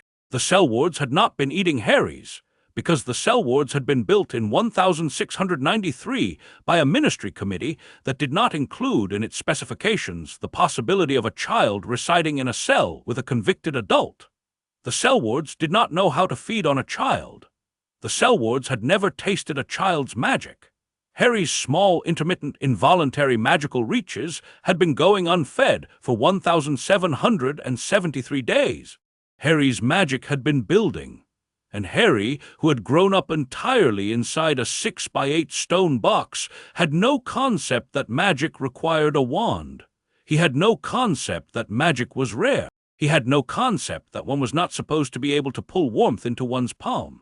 He had no concept of the rules. He had no rules to break. Sirius understood all of this in perhaps 3 seconds. He said carefully, "Harry, it is not bad. It is not bad at all. What you did with the dust just now, and what you have been doing, what you call pulling, that is magic. That is wizardry.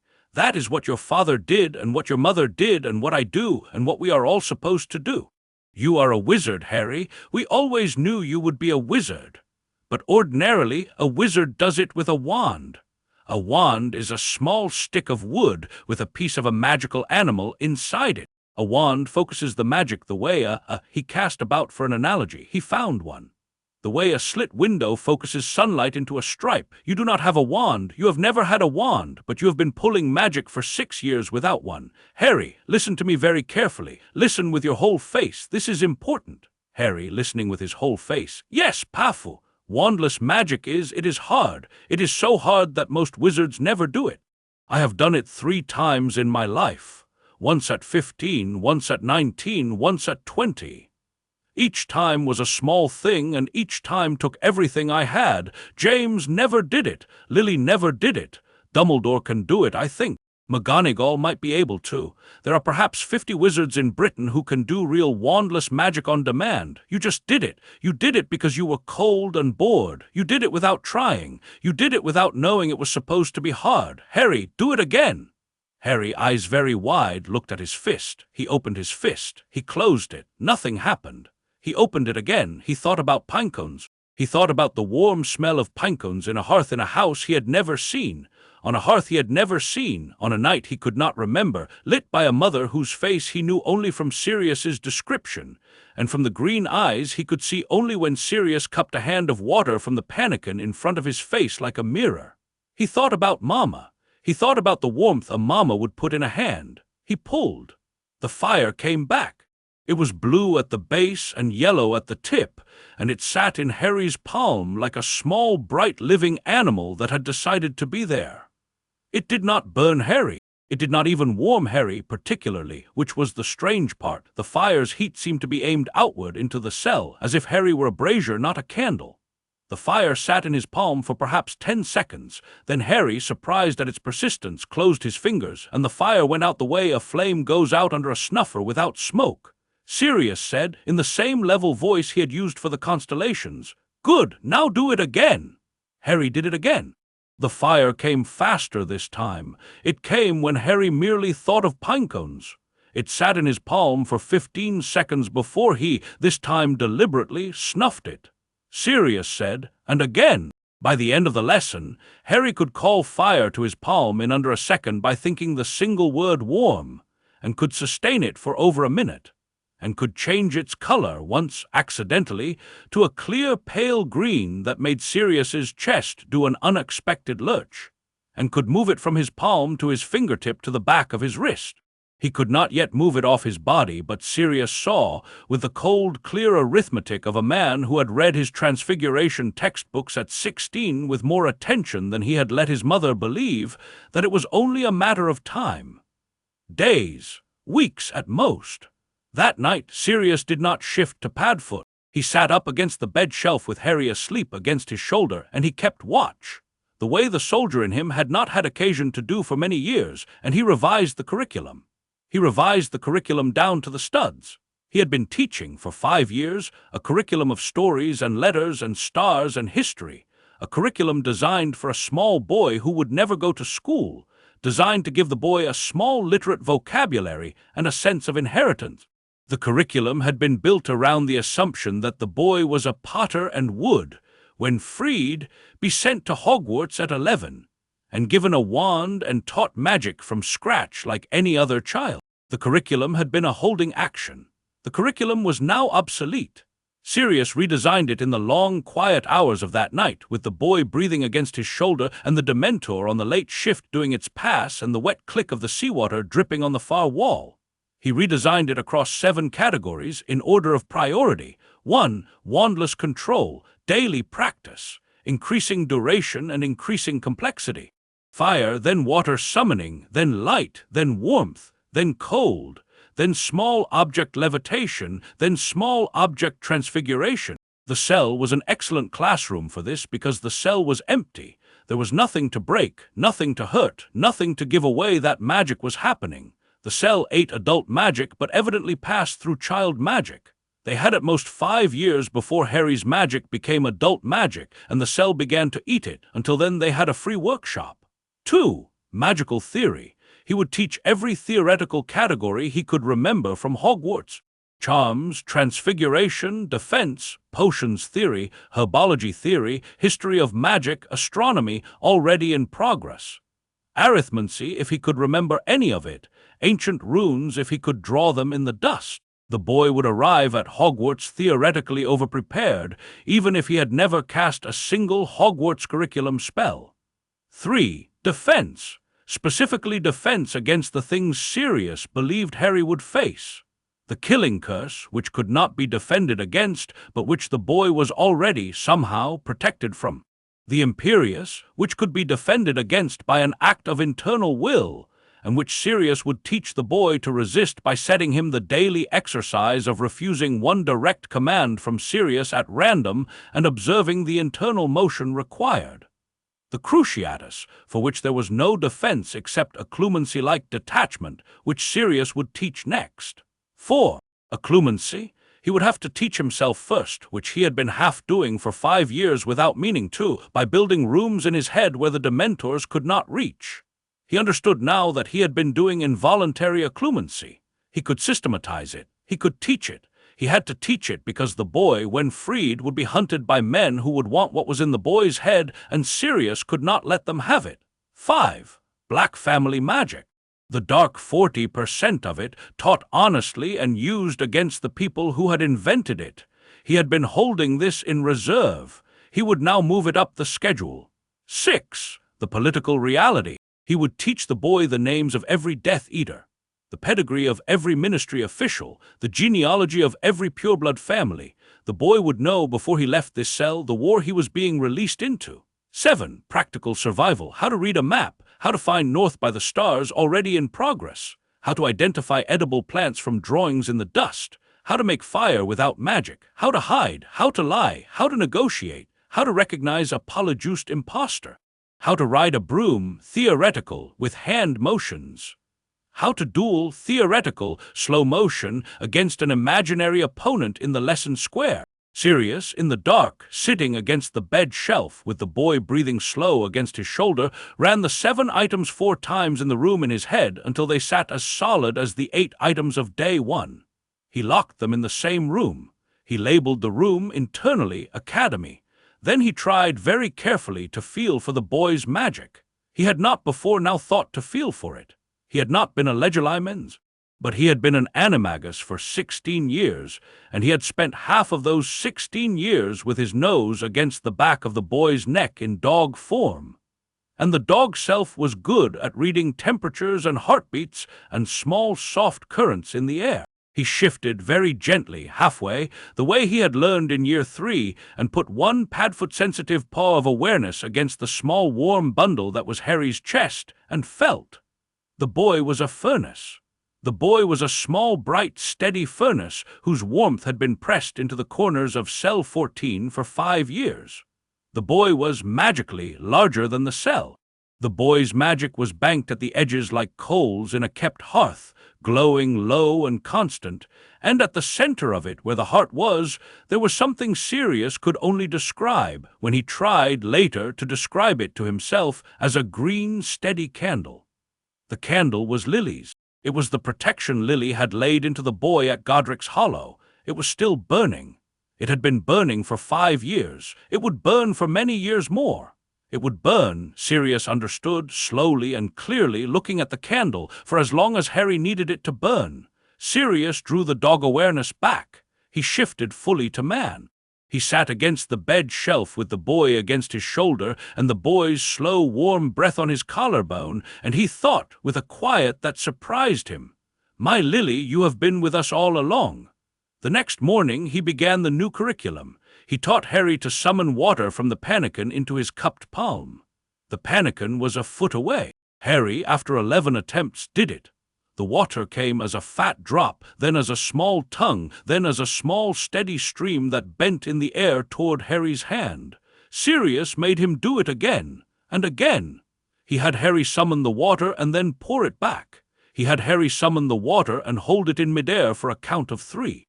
He had Harry, by week 3 of the new curriculum, summon the water from the pannikin while looking the other way, by feel only, by knowing where the pannikin was in the room and reaching, internally, to find the water.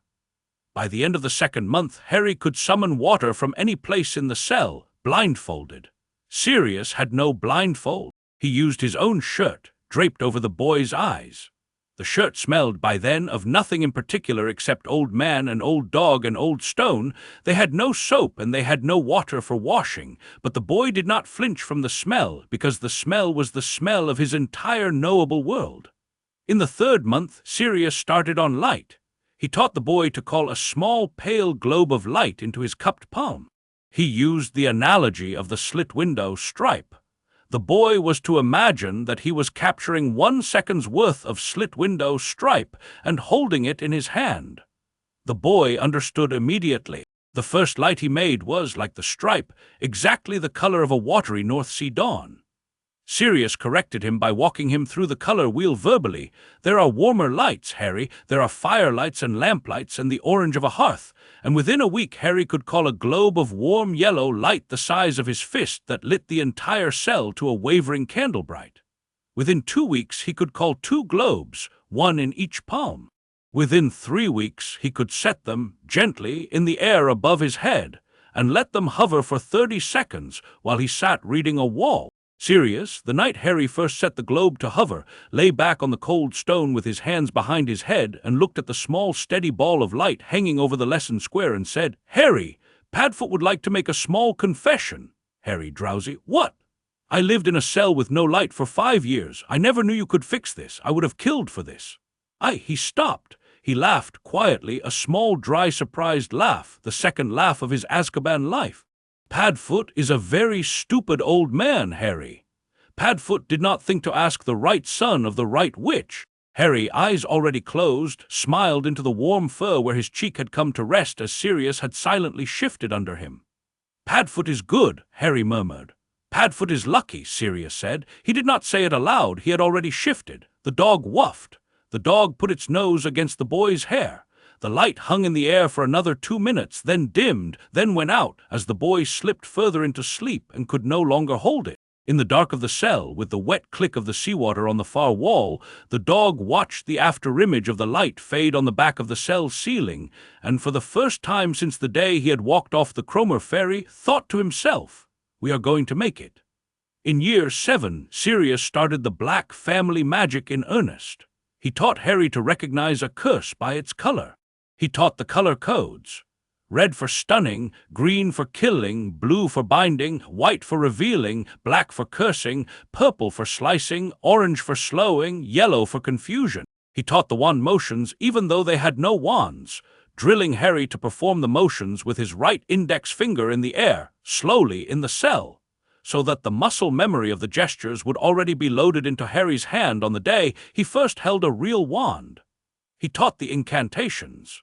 He drilled the incantations in Latin and in the English vernacular and in the old Etruscan, from which the more ancient family curses descended. He taught Harry to identify the family of a curse by the shape of its wand motion. Black family curses were always cut in a clockwise diagonal, Lestrange family curses always counterclockwise, Malfoy family curses always horizontal, Mulciber family curses always crossing themselves once. He explained why. He explained the political genealogies underneath the magical genealogy. He explained that the Blacks had cut clockwise because Phineas Nigellus had been right-handed and pompous, and had wanted his curses to read in the air like a signature, and that the Lestranges had cut counterclockwise out of pure spite to be the opposite of the Blacks, with whom they had been quietly fighting for 200 years. He explained that the Malfoys had cut horizontally because the Malfoys had always preferred the appearance of being unhurried, and a horizontal cut looked unhurried, even when it was not. Harry, 7½ by now, absorbed all of this with the patient, totalizing attention of a boy who had nothing else in his life to absorb. He filed every curse, every family, every motion, every Latin verb, and every old Etruscan root. He drew in the dust with a stylus of stone chip the family trees Sirius described.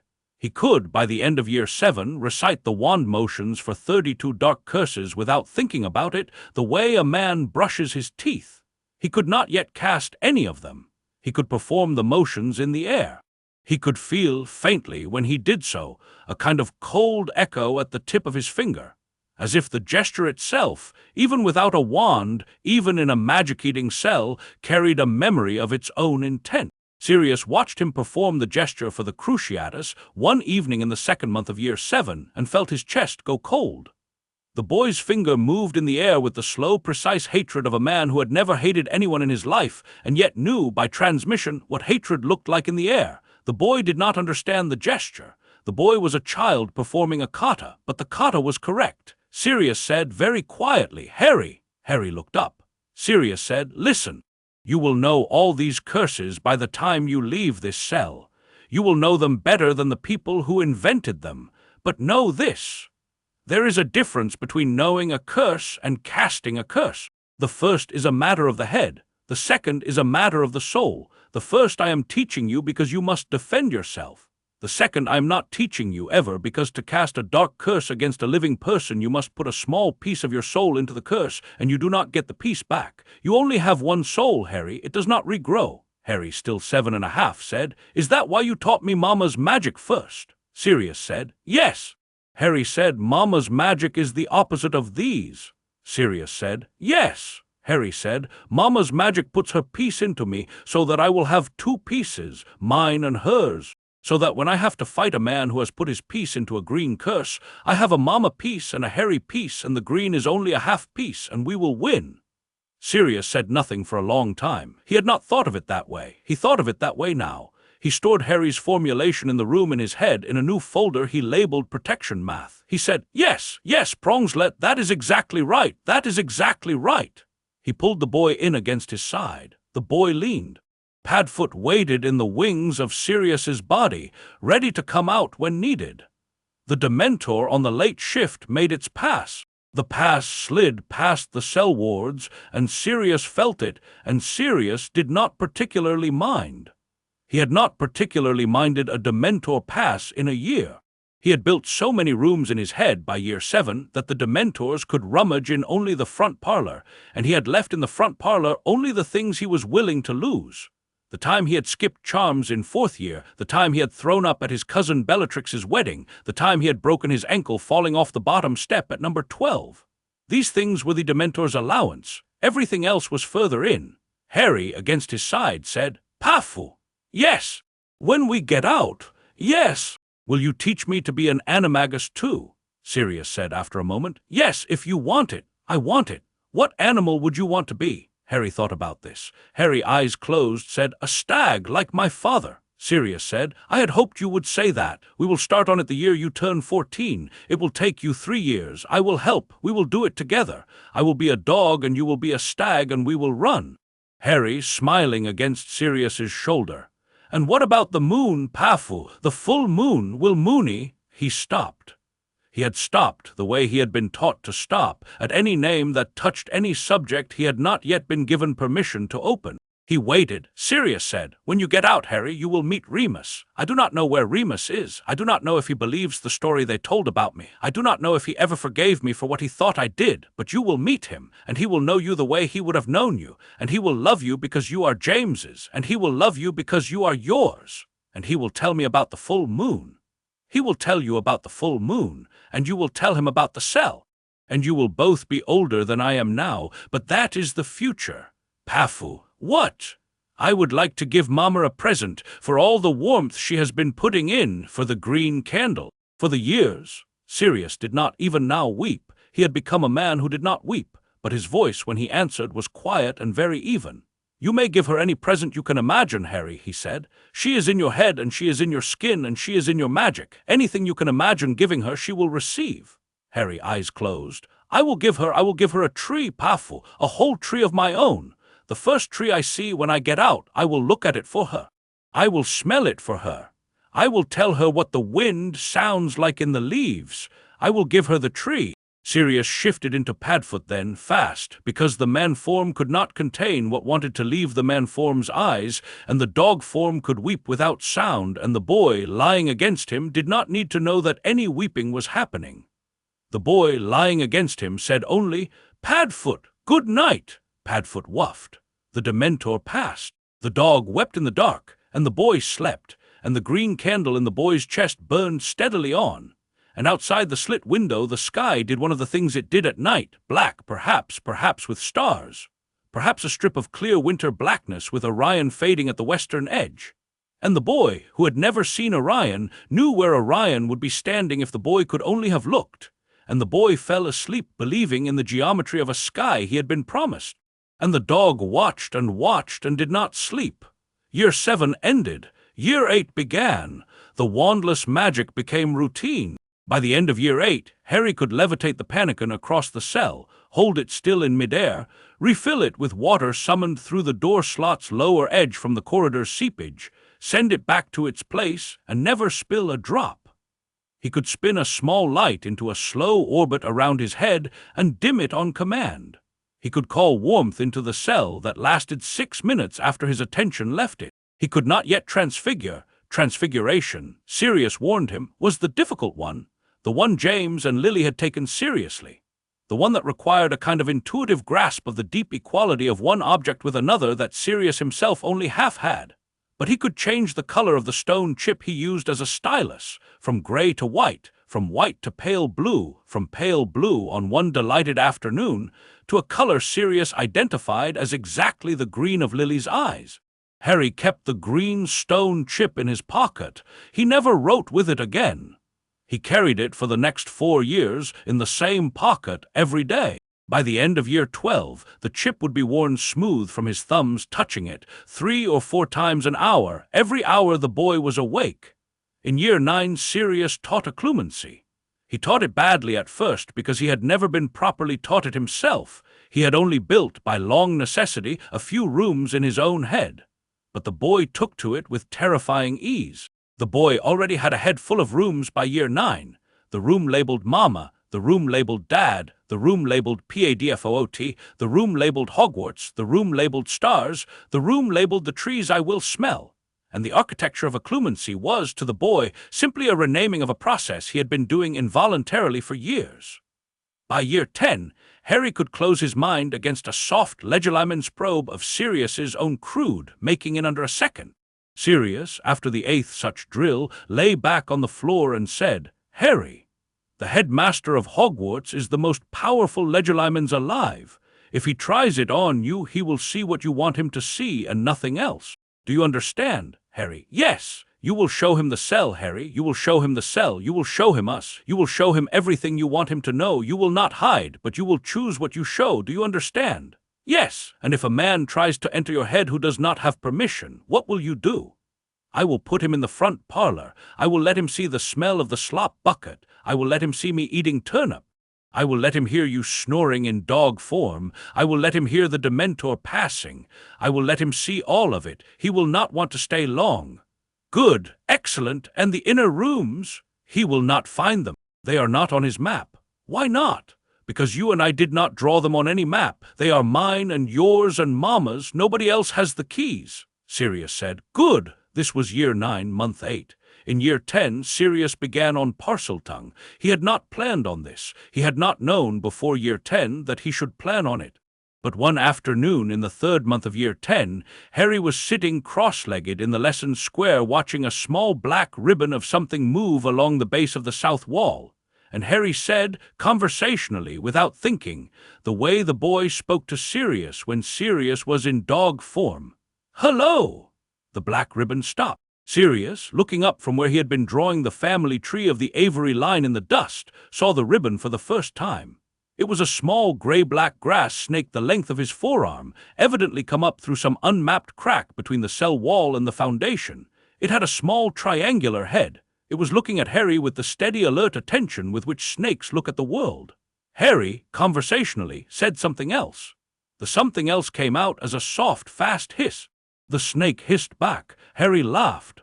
Sirius, very slowly, set down the stone chip he had been drawing with. He said, in the calmest voice he could find, "Harry!" "Yes, Padfoot." "What did you just say to the snake?"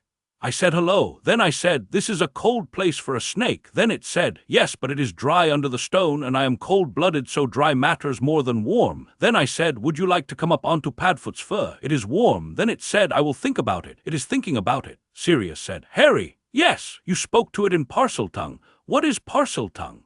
"It is the language of snakes. It is, Harry. It is a magical inheritance. It is rare. Salazar Slytherin spoke it. Some of his descendants speak it. It is generally considered a dark-aligned gift because of who has historically had it. But it is not in itself dark. It is a language. Languages are not dark. The people who speak them can be dark. Harry, I did not know you had it." "Neither did I. Have you ever spoken to a snake before?" "There has never been a snake here, Padfoot. There has only been this snake. It is the first snake I have ever seen." "Then how did you know to speak to it in its language?" Harry thought about this. The snake, considering the offer, slithered an inch closer. "I think," Harry said slowly, "I think Mama. When I think about Mama, when I do the thing with the warmth, when I do the green candle thing, I am near her." and being near her, I have things that are hers, and things that are Dad's, and maybe things that are not theirs, things that came along in the green candle from somewhere else, from the man who tried, from the man whose curse hit me and who left a piece. Pafu, is there a piece of the man in me?" Sirius did not for a moment breathe. He had not thought of this. He had not let himself think of this. In all the protection math, in all the candle metaphors, in all the careful explanations, he had not let himself think about the fact that the killing curse had hit Harry's forehead, and that the killing curse cast by a wizard of Voldemort's caliber might, on rebounding, have left more than a scar. He let himself think about it now. He thought about it for perhaps 11 seconds. Then he said, "Harry, I do not know for certain, but I think possibly yes. I think possibly a small piece of him got in when his curse rebounded. I think possibly that is why you speak the language he spoke. I think, Harry, listen to me. If there is a piece of him in you, then the piece of him is in a room of your house. It is in one of your rooms. You can decide which room it is in. You can decide whether to lock it. You can decide whether to feed it. You can decide whether to let it speak." Harry was quiet for a long time. The snake, having decided, slithered up Harry's leg. It coiled neat and small and surprisingly warm on Harry's knee. Harry, looking at it, said in English, "Hello, welcome, you are warm. I thought snakes were cold." The snake hissed, Harry hissing back. "She says she has been warming herself against the stone where the dripping wall meets the floor. She says the dripping wall is the warmest part of the cell because the Dementor pass cannot quite reach the corner." Sirius said, "Tell her she may stay. Tell her there is no food, but she is welcome." Harry hissed. The snake hissed back, settling. Harry, looking up at Sirius, said, "Pafu, about the piece of the man in me, I have decided which room." "Which?" "The smallest room. The one in the back, the one with no window. I have put him in the back. I have locked the door. I have put a chair in front of the door. I have put a green candle on the chair. The candle is Mama's. It will burn forever. He cannot get past the candle. He cannot leave the room. He can only speak through the keyhole sometimes in the language of snakes. I will let him speak through the keyhole if I need to ask a snake a question. Otherwise, he is in there. He is in there with Mama's candle watching him." Sirius looked at the boy. The boy, 10 years old, with a small gray-black snake coiled on his knee and his green eyes very steady, looked back. Sirius said, "Harry, you are doing magic right now that I do not believe most adult wizards in Britain could do. You are doing soul architecture. You are, Harry. Listen. The man whose piece is in you was the most powerful and the most dangerous wizard of his generation, and you have put him in the back room of your head and put a candle in front of the door, and the candle is your mother's. That is the best thing I have ever heard a person do. That is the right thing. That is the only thing. Keep him there. Keep the candle. Keep the chair. When you go to Hogwarts and when you fight him, and you will fight him, Harry, because he will come back. He is the kind of dark wizard who comes back. You will already know that he lives in your back room, and you will know how to lock his door. Do you hear me?" Harry quietly. "Yes, Pafu. That little snake on your knee is teaching you Parseltongue right now, and Padfoot is going to teach you everything Padfoot remembers about the man whose piece is in your back room, and we are going to be ready for him. You and me and Mama's candle. Do you hear me?" "Yes, Pafu," the snake hissed. Harry, listening, said, "She says she would like to know your name." Sirius said, "Tell her my name is Sirius, like the star." Harry hissed. The snake hissed back. Harry said, "She says hello, Sirius like the star. She says she is called Slip. She says it is the only name she has ever had. She says she will stay in the cell for as long as we will have her. She says she has been alone for many seasons." Sirius said, "Tell her we have been alone for many seasons too. Tell her she is welcome." Harry hissed. Slip, the cell's third resident, coiled tighter on Harry's knee and went to sleep. This was year 10. This was also the day Sirius understood with absolute clarity that the boy he was raising was a different order of wizard than any wizard he had ever met, including Dumbledore and including James. The boy had been built, by 12 years of total privation and total attention, into a small, precise instrument, the sort of which Britain had not produced before. The boy could speak to snakes. The boy could summon water blindfolded. The boy could hold a man in a back room with a candle. The boy could draw the wand motions of 32 dark curses in his sleep.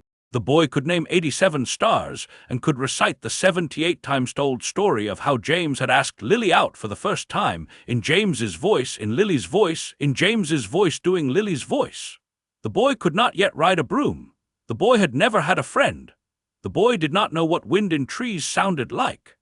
The boy weighed 40 pounds and was the size of a normal 8-year-old, having been malnourished for 10 years, but the boy could call fire to his palm by thinking the word warm.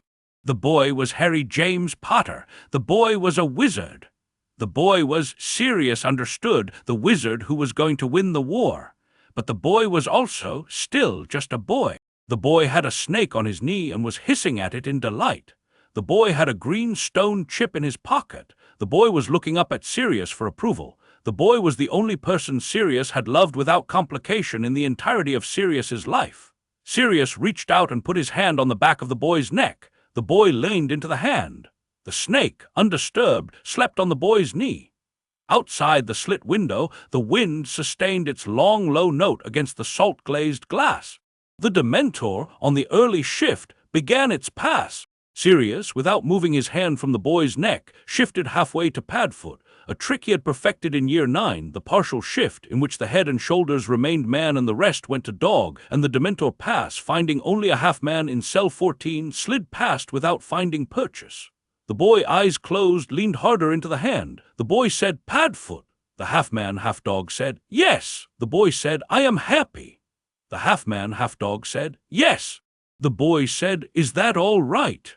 The half-man, half-dog said, "Yes, Prongslet, that is all right. That is what we are for." The boy slept. This was Year 10, and the snake was real, and the candle was real, and the boy was happy, and the cell held. Chapter 4, the private language. By Year 10, they had a language. It had not been planned. Languages are never planned. Even the planned ones, the Esperantos and the Loglans, turn out when people use them to grow corners and slangs and idiosyncratic compressions that the planners had not authorized. The private language of cell 14 was not planned. It grew. It grew because the cell was small, and because two people who live in a 6x8 box for 10 years inevitably begin to speak in shorthand, and because Sirius was a man who loved nicknames and Harry was a boy who loved patterns, and the two of them, sitting in their lesson square day after day, evening after evening, began to invent words for the things only they knew about. Aboro was the sunrise stripe of light on the floor, the one Harry had named at 17 months. Albo was the sunset stripe. Padfoot was Padfoot, but also, by Year 4, a verb. To Padfoot meant to become very quiet and curl up close and listen, the way Sirius did when Harry was upset. To Padfoot up meant to brace oneself against a coming Dementor pass. The Dementor pass itself was simply the pass, and the verb for what one did during a pass was hold. Harry, at 5, would say, "I am holding. Hold with me." Padfoot and Sirius would understand exactly. Sirius taught Harry Latin and Old Etruscan and English, but the language of the cell was its own thing, a kind of pidgin English with personal grammar. Aboro and Albo were the 2 times of day.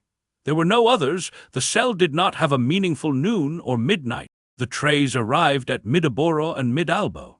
Between mid-Aboro and Albo lay the long stretch they called the day stretch, when Sirius taught lessons. Between mid-Albo and Aboro lay the long stretch they called the night stretch, when Sirius slept in dog form curled around the boy.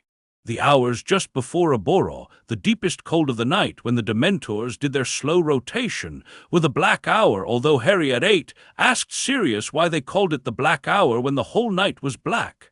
And Sirius, after thinking about it, agreed, and they renamed it the long hour, which was more accurate and less heavy. There was Mama, which meant Lily. There was Dad, which meant James. There was Padfoot, which meant Sirius. There was Pafu, which meant Padfoot in the language only Harry was permitted to use, the language of when Harry had been small enough to mispronounce. Sirius never corrected the mispronunciation. Sirius, by Year 4, had come to prefer it. The mispronunciation was Harry's own. It was the only piece of language in the cell that was Harry's alone. There was Mooney, which meant Remus, though they did not speak Remus's name often. Sirius, by Year 5, had begun to admit to himself the possibility that Remus believed the story about Sirius and Peter.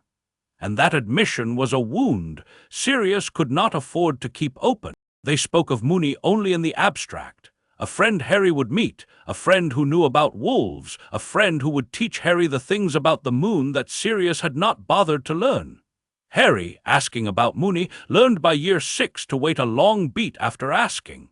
The beat gave Sirius room to compose himself. There was Wormtail, which Sirius said exactly 1 time in 12 years. He said it in year 7 during a lesson on the Animagus transformation when he could not avoid the etymology of the marauders' names without an explanatory hole. He said it once. He said there was a 4th. He was called Wormtail. He was the rat. He was the friend who told the man whose piece is in your back room where to find your mother and father. He is the reason we are in this cell. I will not say his name again. You will hear his name from others when you get out. You will hear what was said about him. You will know what he did. We will not, you and I, speak of him in this cell. The cell is too small to hold him. Harry, 7½ nodded. The boy never spoke the name in the cell. The boy filed it. The boy, by year 8, kept a small folder in his own head. He had begun, by then, to copy Sirius's architecture of headrooms, labeled rat. The folder contained the name, and what the name had done, and the cell, and the years. The folder was kept in a cold room with no light. Harry did not visit the room. The room was, like Sirius's envelope of Peter, set on a high shelf in a locked closet, and the rule was that the room would be opened on the day Harry left the cell, and not before. There was, in the language of the cell, a special word for what they did when one of them was unable to bear something. The word was the, as in, "Thee is on me," or "it is the for tonight," or "the will pass." There was the catch-all for grief and rage and Dementor cold, and the small private dark moments when one of them looked too long at the slot in the door or too long at the slit in the window. Sirius had introduced thee as a piece of mutual gentleness. It was a thing you could say without naming the thing, and the other person would Padfoot up immediately. Harry, at 6, had used the for the first time, leaning against Sirius's side in the dark after a particularly bad pass, saying only, "Padfoot, the Padfoot, please." Sirius had shifted, and the boy had curled into Padfoot's fur, and Padfoot had wuffed once, and the had passed. The word ran, by year 10, between them constantly. It was the single most used word in cell 14. There were nicknames for Sirius. Padfoot, of course, and Padfoot.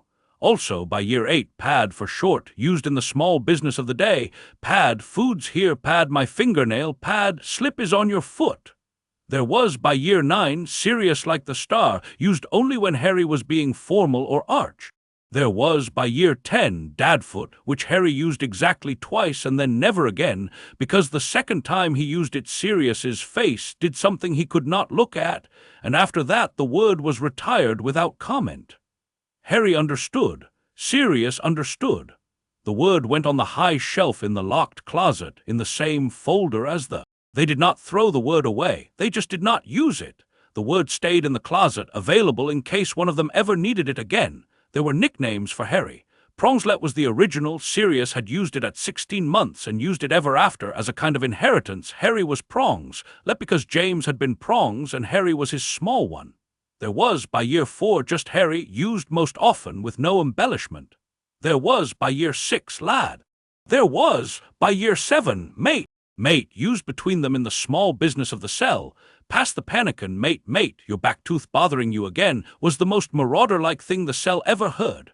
And Harry, at 7, learning the word, beamed every time Sirius used it because it was a marauder word, and Harry was, in the cell's private grammar, the 5th marauder, the only one who had been admitted after the original 4, the inheritor. There was, by year 9, Harry, which was Slip's word for Harry. Slip the snake, who lived in the corner where the dripping wall met the floor, called Harry Harry, with the long indrawn sibilant of Parseltongue.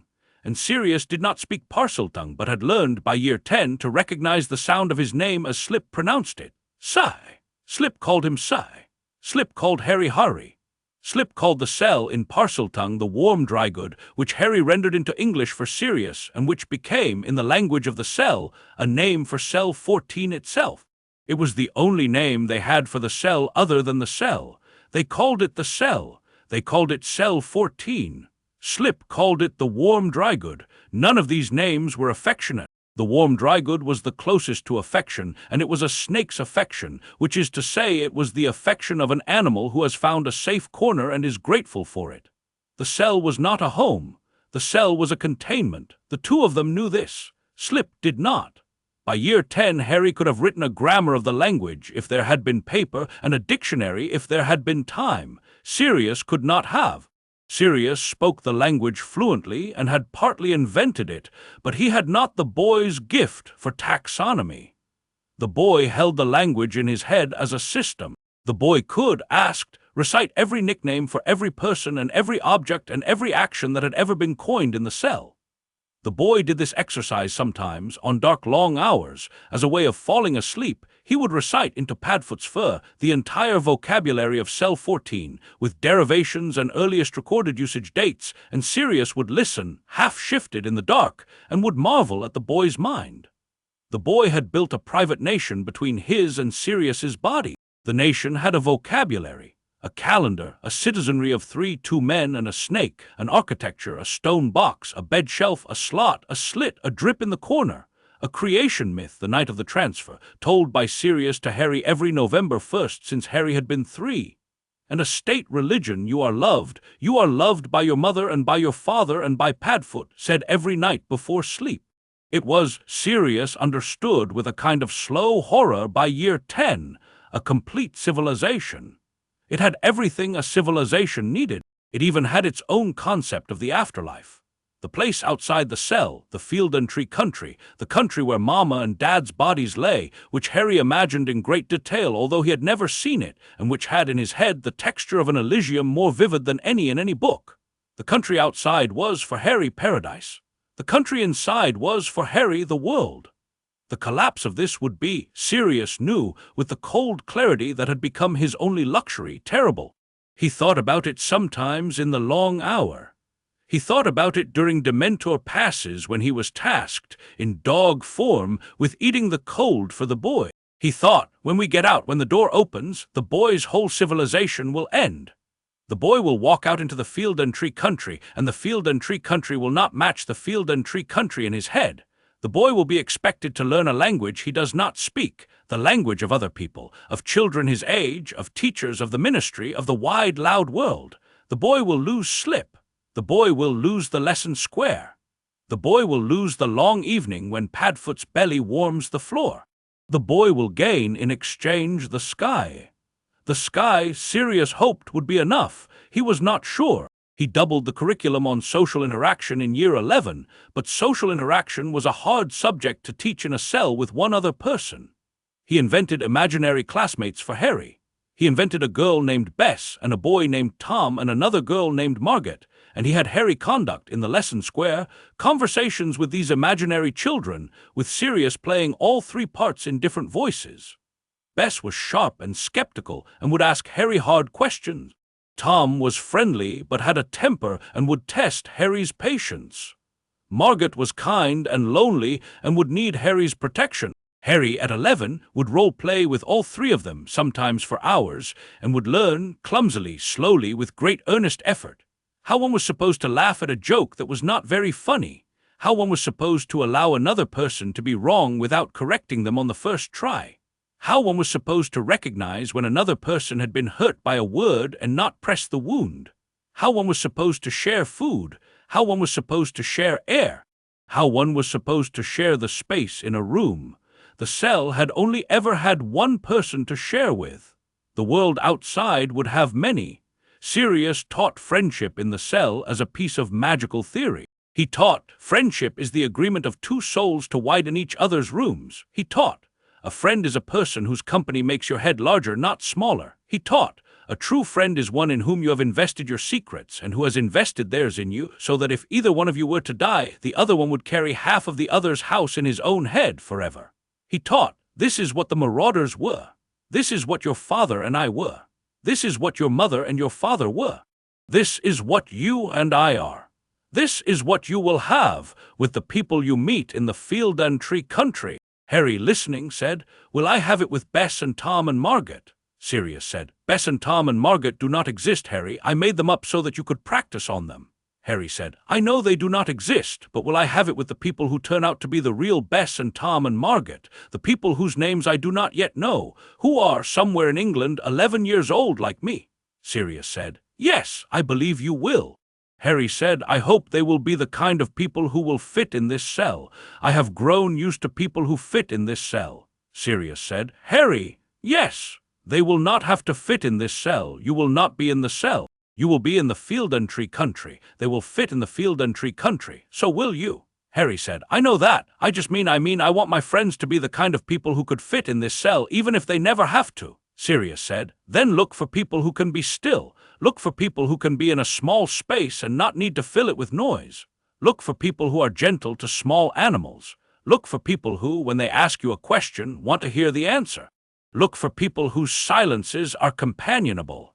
You will know them when you meet them. You will know them because you will recognize their shape. You have been raised in a small space with one good man and one good snake.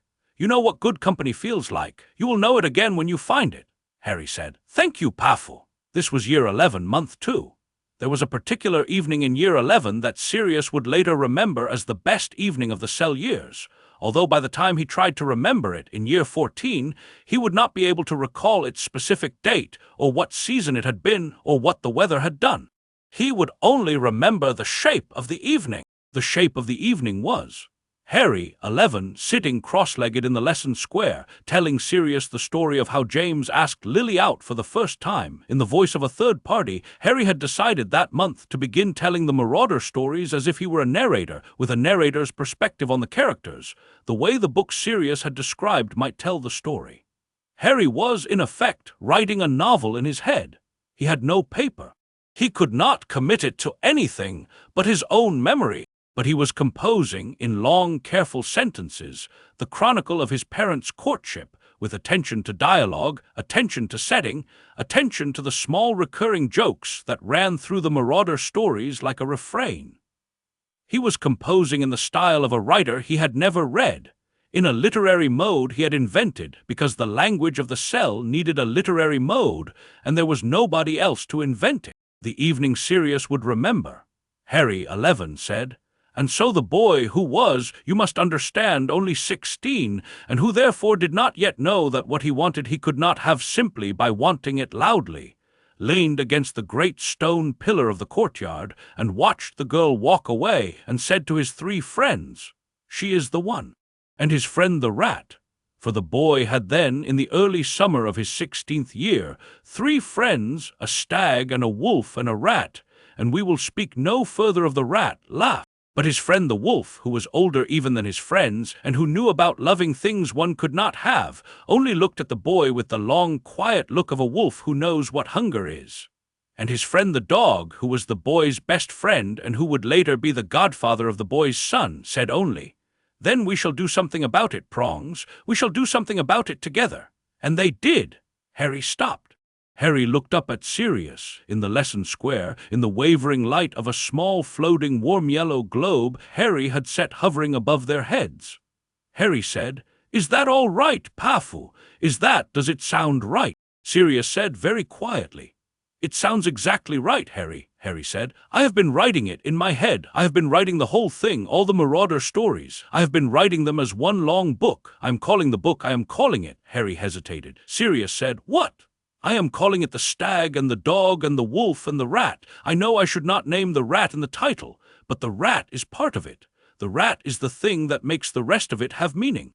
Without the rat, the stag and the wolf and the dog would have been just 3 young men who were friends.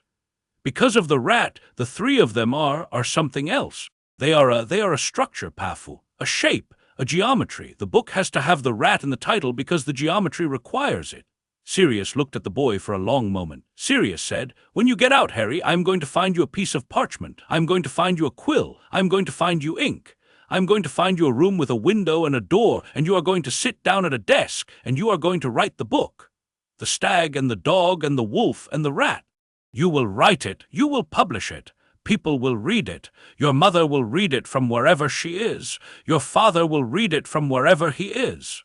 The wolf, Mooney, will read it. The dog will read it. The dog is reading it, sitting here in this cell with you. The book will exist. I promise you this." Harry said, "I would like that very much." Sirius said, "Then it is promised." The floating globe dimmed by half a notch. Harry's attention had wandered to the conversation, and Harry, noticing, brought the globe brighter again with a small flick of his finger. The globe steadied. They sat in its warm yellow light. The Dementor was not on a pass at that hour. The cell was quiet. Outside, the wind sustained its low note. Slip in the corner was sleeping. Slip slept 18 hours a day by year 11, the way old snakes do. Sirius said, "Harry!" "Yes." I want you to know something. Yes, in the world outside, where there are many people, you will be famous. You will be famous because of what your mother did. You will be famous because the man whose piece is in your back room failed to kill you. You will be famous in a way no other 11-year-old in Britain is famous. People will look at you. People will write about you. People will tell you what you are. People will tell you what you mean. All right. You must remember, Harry, that none of it is true. You are not what they will say you are. You are not a hero because of the green curse. You are not chosen because of the lightning scar. You are Harry. You are the boy who learned to walk in this cell. You are the boy who learned to read off the south wall. You are the boy who speaks Parseltongue and writes books in his head and keeps the man in a back room with a candle. You are mine and your mother's and your father's and Padfoot's. You are no one's hero. You are no one's chosen. You are a boy. You will become a man. You will become the man you decide to become. The fame, Harry, the fame is a fact. Like the weather, you will live in it. You will not be it. Harry said slowly, I think the fame will be very strange for me. It will, because I have only known one person all my life. Yes, and suddenly there will be many people, and they will all want pieces. Yes, I will not give them pieces, Padfoot. I will give them my face. I will give them my hand to shake. I will give them sometimes a polite story. I will not give them the cell. I will not give them slip. I will not give them the green stone chip in my pocket. I will not give them the 78 versions of how Dad asked Mama out. I will not give them the night of the transfer, told in November. I will not give them the back room or the candle or the warm dry good or a boro or albo. I will not give them you, Padfoot. None of that is theirs. Sirius said, Good. That is exactly right. They are not entitled to those things. They are not entitled to even know those things exist. You will hold those things close. You will hold them as I have held you these 11 years. Harry said, I will, Sirius said, and the people you do let in, the friends you will make, they will be the ones to whom you give those things slowly, one piece at a time, after you have decided that they will hold them well, the way I held you, the way Mama and Dad held each other. Harry said, I understand. Sirius said, Now spell intransigent. Harry, blinking at the abrupt return to lesson, intransigent, and define it, refusing to be persuaded or to change one's position, from Latin in, not plus transiger, to come to an agreement. The dictionary will tell you it is most often used pejoratively, but I have always thought, Padfoot, that intransigence is sometimes the right virtue at the right time. And give me an example. Mama, standing in front of me, refusing to step aside. That was the most intransigent thing anyone has ever done. The world tried to persuade her with the threat of death, and she refused to be persuaded. Intransigence is sometimes a holy thing. Sirius looked at the boy. The boy looked back. The globe of light hummed softly between them. Sirius said, You are a strange boy, Harry James Potter. 11 years old, and you know that intransigence can be a holy thing. You will frighten people. You will frighten people simply by speaking your full mind aloud. Harry said, Should I not speak my full mind? Sirius said, Speak it. Speak all of it. Speak it to people who can bear it. But notice when you speak it, who in the room takes a small step backward and who in the room takes a small step closer. The ones who step backward are not your people. The ones who step closer, those are the ones you will write your book with. Harry said, All right. This was year 11, month 2. The Hogwarts letter was 8 months away. Neither of them knew it yet. The cell held. Slip slept in the corner. The wind sang. A boro was 8 hours off and Albo had only just begun. The slit window admitted, briefly, before the cloud closed in again, a single thin pale stripe of the color Sirius had taught Harry was called silver, the color of the moon when the moon was 3 days past full.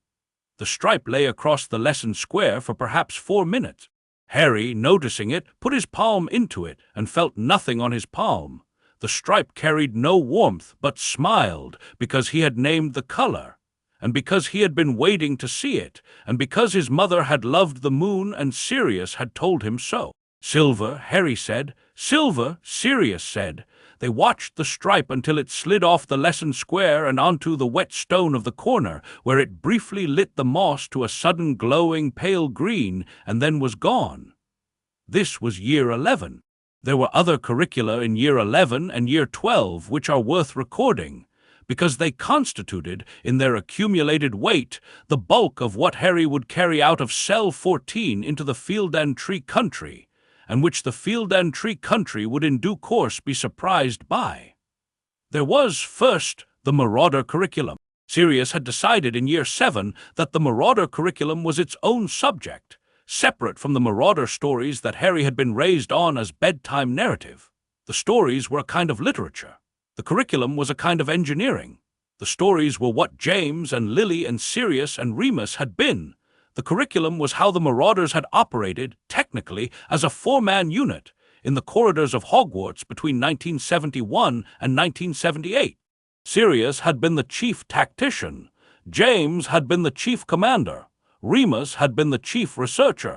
Peter had been, Sirius said, in year 7 without inflection, the chief alibi, an under-discussed but essential role in any prank unit that wished to commit its mischief without consequences. The 4 roles had functioned, Sirius said, as a small precision instrument. No individual marauder could have managed more than a fifth of what the 4 of them collectively pulled off.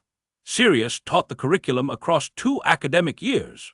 He taught the principles of plausible deniability, the use of misdirection in compound spell concealment, the mathematics of timing in a multi-corridor escape, the selection of the proper target, never the unkind student in the room, but always the small institutional cruelty, the rule that needed embarrassing, the pomposity that had become unchallenged through long unchallenged tenure.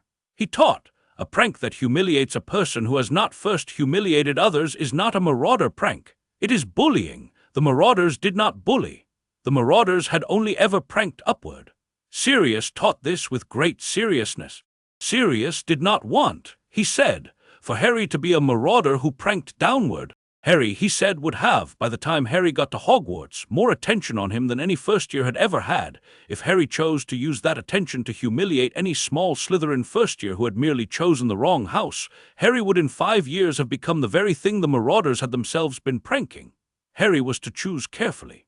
Harry, at 11, listening, said, "Padfoot, I will not prank downward. I do not think I will prank at all. I do not think I will have the time. There is too much else I want to learn." Sirius said, "That is acceptable. You may pass the curriculum as a piece of pure theory, but know this. There will come a moment in your school career in which the proper response to a small institutional cruelty will be a small precise prank. You will recognize the moment when it comes. I do not want you on that day to lack the technique." Harry said, "Then teach me the technique." Sirius taught the technique. By the end of year 11, Harry could plan with the formal sketched-in-dust style they had developed a 4-step compound prank: distraction, deployment, displacement, and disappearance. He could draw the schematics from memory. He could explain the wand motions even though he had no wand. He could identify the precise charms required and the precise counters those charms could be set against. He could rate his own designs and Sirius's on the Marauder 5-point scale: elegance, originality, target justice, plausible deniability, and what Sirius called shine, the quality of a prank's effect at the moment of revelation, the small wet light of the institutional pomposity's face going pink.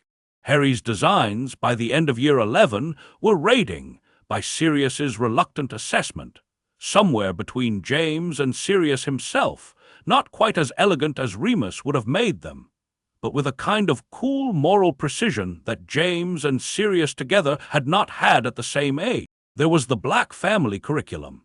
Sirius had begun the Black family curriculum in year 5 with the dark 40% of it and had continued through year 9 when he had finished. In years 10 and 11 he taught the other 60%, the genealogy, the heraldry, the politics, the property, the houses. He taught Harry every name in the Black family tapestry, 843 named persons across 13 generations, with biographical sketches for each. He taught Harry the names of the Black family houses still standing. Number 12, Grimmauld Place in London, Black Manor in Hampshire, lost in a card game by Pollux Black to a Selwyn in 1888 and never recovered. The Forest Lodge in Northumberland, the Tower at Cape Wrath, uninhabitable since the Great Storm of 1903. The Black Mausoleum in the Catacomb beneath St. Vespasian's Church in Westminster. He taught Harry the names of the family house elves who were either still bound to the family, or who had been buried, head-mounted, in the wall of the Grimmauld stairwell. There were 4 still living by Sirius's last count: Creature, who had served at Grimmauld, Tipsy, who had served at the Forest Lodge, and 2 whose names Sirius could not now remember. There were 11 mounted on the stairwell. Sirius taught Harry the names of all 11. Harry, by year 11, could recite them. Sirius said of the elf heads on the wall, "Harry, when you and I get out, we are going down to the lodge. We are going to take down the heads. We are going to take them somewhere quiet. I do not know where, perhaps the small clearing where the brook bends in the Hampshire wood, and we are going to bury them. We are going to say each name aloud as we put each one in the ground. We are going to do this even though my mother's portrait in the entrance hall will scream the whole time. We are going to do it because no creature, magical or otherwise, deserves to have his head on a wall when his head should be in a grave. This is one of the things we are going to do, you and me, when we get out. It is on the list." Harry, at 11, said, "Yes, Padfoot, I would like that." There was the language curriculum. Sirius taught Latin, which he had taken at Hogwarts as an elective in 5th and 6th year, and which was useful for spellwork. He taught the rudiments of Old Etruscan, which had been used in family curses by the original Italianate black ancestors before they had emigrated to England in the 12th century. He taught French, which his mother had insisted on at home in the way pure-blood mothers had insisted on French since the Norman conquest, and which Sirius had hated and now reluctantly admitted was useful. He taught a small, careful, basic Mermish, which Sirius had picked up at 14 from a friend of Regulus's whose mother had been Newt Scamander's research assistant, and which Harry, who had no occasion to use it in the cell, drilled anyway because the cadence of it amused him. Harry, at 11, spoke 5 languages. English, the private language of the cell, Parseltongue, basic Latin, and basic French. He had passable comprehension in Old Etruscan and Mermish. He had never had a textbook. He had never written a single word of any of these languages on parchment. He held them all in his head, where Sirius had put them. There was the sleeping arrangement. By year 8, Harry had grown too large to sleep curled into Padfoot's belly. Padfoot was the size of a calf. Harry, at 8, was the size of a normal 6-year-old. The mathematics had worked through year 7 with some adjustments. By year 8, the mathematics broke.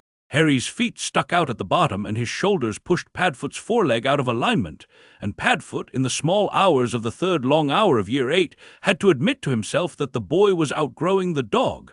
They developed by trial and error over 6 weeks the back-to-back arrangement. Sirius, in man form, would lie on his side with his back to the cell's south wall. Harry, also on his side, would lie with his back to Sirius's back. They would share, in this configuration, the maximum amount of body warmth across the largest possible surface area. Padfoot would shift in around them only during Dementor passes and only on the coldest of the long hours. The rest of the time they slept back to back, 2 thin spines pressed against each other in the dark, the boy with his face to the cell's interior and the man with his face to the south wall. Sirius found, by year 9, that the back-to-back arrangement had a strange, peaceful intimacy he had not expected. It was the intimacy of 2 soldiers in a foxhole. He had not been a soldier, he had been an Auror briefly, and an Order member briefly. He had not lain back-to-back with anyone in his life before this. He understood now why his father, who had been a soldier in the wizarding skirmish at the Black Forest in 1944, had spoken of his fellow soldiers in the particular reverent voice he had used. The man who has slept back-to-back with you has been, that night, your wall. There is no relationship in the human catalogue exactly like it. Sirius and Harry slept back-to-back for the entirety of years 8, 9, 10, and 11. They would sleep back-to-back, although neither of them knew it yet, for 2 more nights into year 12, until the morning the owl arrived. After that, they would never sleep back-to-back again. After that, Sirius would sleep in his own restored bedroom at Grimmauld, and Harry would sleep in his own restored bedroom at Grimmauld, and the bedrooms would have doors that closed and that they could open in the night if they needed to. Neither of them would often need to. They had had 4 years back-to-back. They had spent 11,520 hours of pure shared spine. They had been each other's wall enough to last lifetimes. But neither of them knew in year 11 that the back-to-back was ending. They thought it was forever. They settled into it that year with the slow, patient acceptance of 2 people who had built a small private architecture and who intended to live in it indefinitely. Harry, by year 11, was the size of a normal 9-year-old. His spine, pressed against Sirius's, made the precise small bumps that Sirius had come to know, one bump at a time, vertebra by vertebra, over the 4 years, the way a man comes to know the precise topography of his own bedroom wall. Sirius could have drawn, blindfolded, the shape of Harry's spine in dust on the floor. Harry could have drawn, blindfolded, the shape of Sirius's. There was the prayer. It was not exactly a prayer. Sirius would not have called it that. Sirius had not been to a religious service in his life, except for the funeral of his uncle Alfred and the wedding of his cousin Bellatrix. The Black family had not been religious. The Black family had, in fact, taken a certain professional pride in the not being religious of itself, in the way certain English Protestant families take professional pride in the not being Catholic.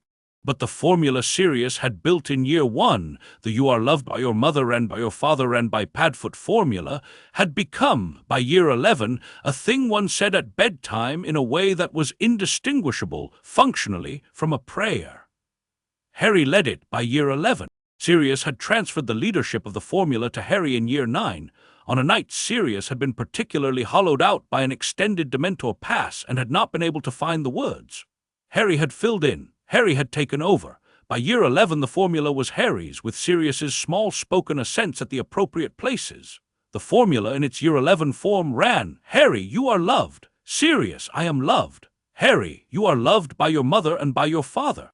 Sirius, I am loved by my mother and by my father." Harry's parents in this exchange were also Sirius's parents, not biologically, but in the larger marauder sense. Harry had transferred his own parents' love to Sirius in year 6, in a private quiet ceremony in the lesson square, after Sirius had had a particularly bad day and had needed to be reminded that he was loved by people who could not themselves any longer say so. "Harry, you are loved by Padfoot and by Prongslet. Sirius, I am loved by Padfoot and by Prongslet. Harry, you are loved by people you have not yet met who already love you because you are theirs. Sirius, I am loved by people I have not yet met who already love me because I am theirs. Harry, sleep well, Padfoot. Sirius, sleep well, Harry. Harry, the light comes back in the morning. Sirius, the light comes back in the morning." They said this together at the end of every day for the entirety of years 9, 10, 11, and 12, until the day they left the cell. Sirius would, in the year after they were released, sometimes wake at midnight in his restored bedroom at Grimmauld with the strong sense that he had failed to complete the formula, and would walk in his bare feet the 3 rooms down the corridor to Harry's restored bedroom, and would crack the door and would see Harry sleeping and would whisper into the dark, "The light comes back in the morning." And Harry, half asleep, would whisper back, "Yes, Padfoot, the light comes back in the morning." And Sirius would close the door and would go back to his own bed and would sleep. This was the formula. This was the cell's small religion. This was what Harry James Potter believed by the time he was 12 about the nature of the universe. That one was loved by one's mother and by one's father and by Padfoot and by people one had not yet met who already loved one because one was theirs, and that the light came back in the morning. He believed this with the absolute unshakable conviction of a boy who had been told it every night for 4,073 nights by a man who had not failed him a single one of those nights, in a cell where the light did in fact come back in the morning as a stripe across the wet stone floor, called a borough, named at 16 months by the small boy who had been given exactly this small, reliable, visible promise, and who had decided on the basis of it that the universe could be trusted. It was a strange thing to believe, given the cell. It was a strange faith to have, given the circumstances, but it was Harry's. He carried it out of the cell with him on the day the owl came, in the same pocket as the green stone chip and the grey and white feather. It would prove, in the years that followed, more durable than any other piece of luggage he brought into the field and tree country. In year 12, in the second week of July, the owl arrived. Chapter 5, The Owl A.T. The Slit the Owl came on the morning of July the 31st, 1993, which was Harry's 12th birthday, and which Sirius had been counting toward, with the careful internal countdown of a man who had been counting birthdays for 12 years, since the previous October. Sirius did not know exactly what the owl would mean. He had hoped, vaguely, that there would be an owl. He had remembered from his own boyhood the way the Hogwarts letters had come at 11 on the nose. He had reasoned in his own head that Harry's letter ought to have come at 11, on July the 31st, 1991, and that it had not come because the Ministry's official record had Harry Potter listed as resident with relatives in Surrey, and the Hogwarts owls had presumably gone to that address and been turned away, and had presumably tried again the next year, on July the 31st, 1992, and had presumably been turned away again, and had been redirected to the Ministry's missing persons archive, and had presumably been rerouted through the proper internal channels, and had presumably, Sirius had hoped, eventually on the third attempt, this year, July the 31st, 1993, have ended up at the only address the Ministry's own files would correctly list for Harry James Potter, ward of Sirius Orion Black, currently resident at Cell 14, East Face, 3rd floor, Azkaban Prison. If the owl came at all, it would come this morning. The owl came at Midaboro. Sirius did not see it arrive. Harry did. Harry was sitting in the lesson square, idly summoning water from the pannikin into a globe in his palm, and then steaming the globe with a small applied heat into a small applied steam cloud that drifted up to the slit window and condensed against the glass.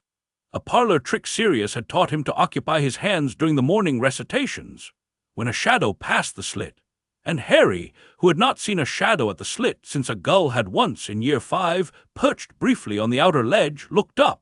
A small gray and white face was looking in at him. The face was framed in feathers. The face had 2 huge tawny eyes that were the size and color of new gold coins. The face had a small sharp curved beak. The face was upside down. The owl was hanging by its feet from something above the slit, perhaps the top edge of the outer stonework, and the face, blinking once at Harry, was utterly serious.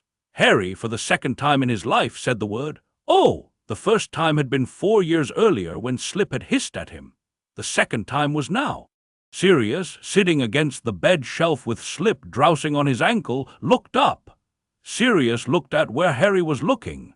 Sirius saw the face at the slit. Sirius said very quietly in the same level voice he had used for the constellations, "Harry, yes, that is an owl. Yes, I have heard them at night. I have never seen one. Padfoot, she is so small, she is so feathered. She is, Padfoot, she has eyes like coins of butter. She is, Padfoot, she is the most beautiful thing I have ever seen."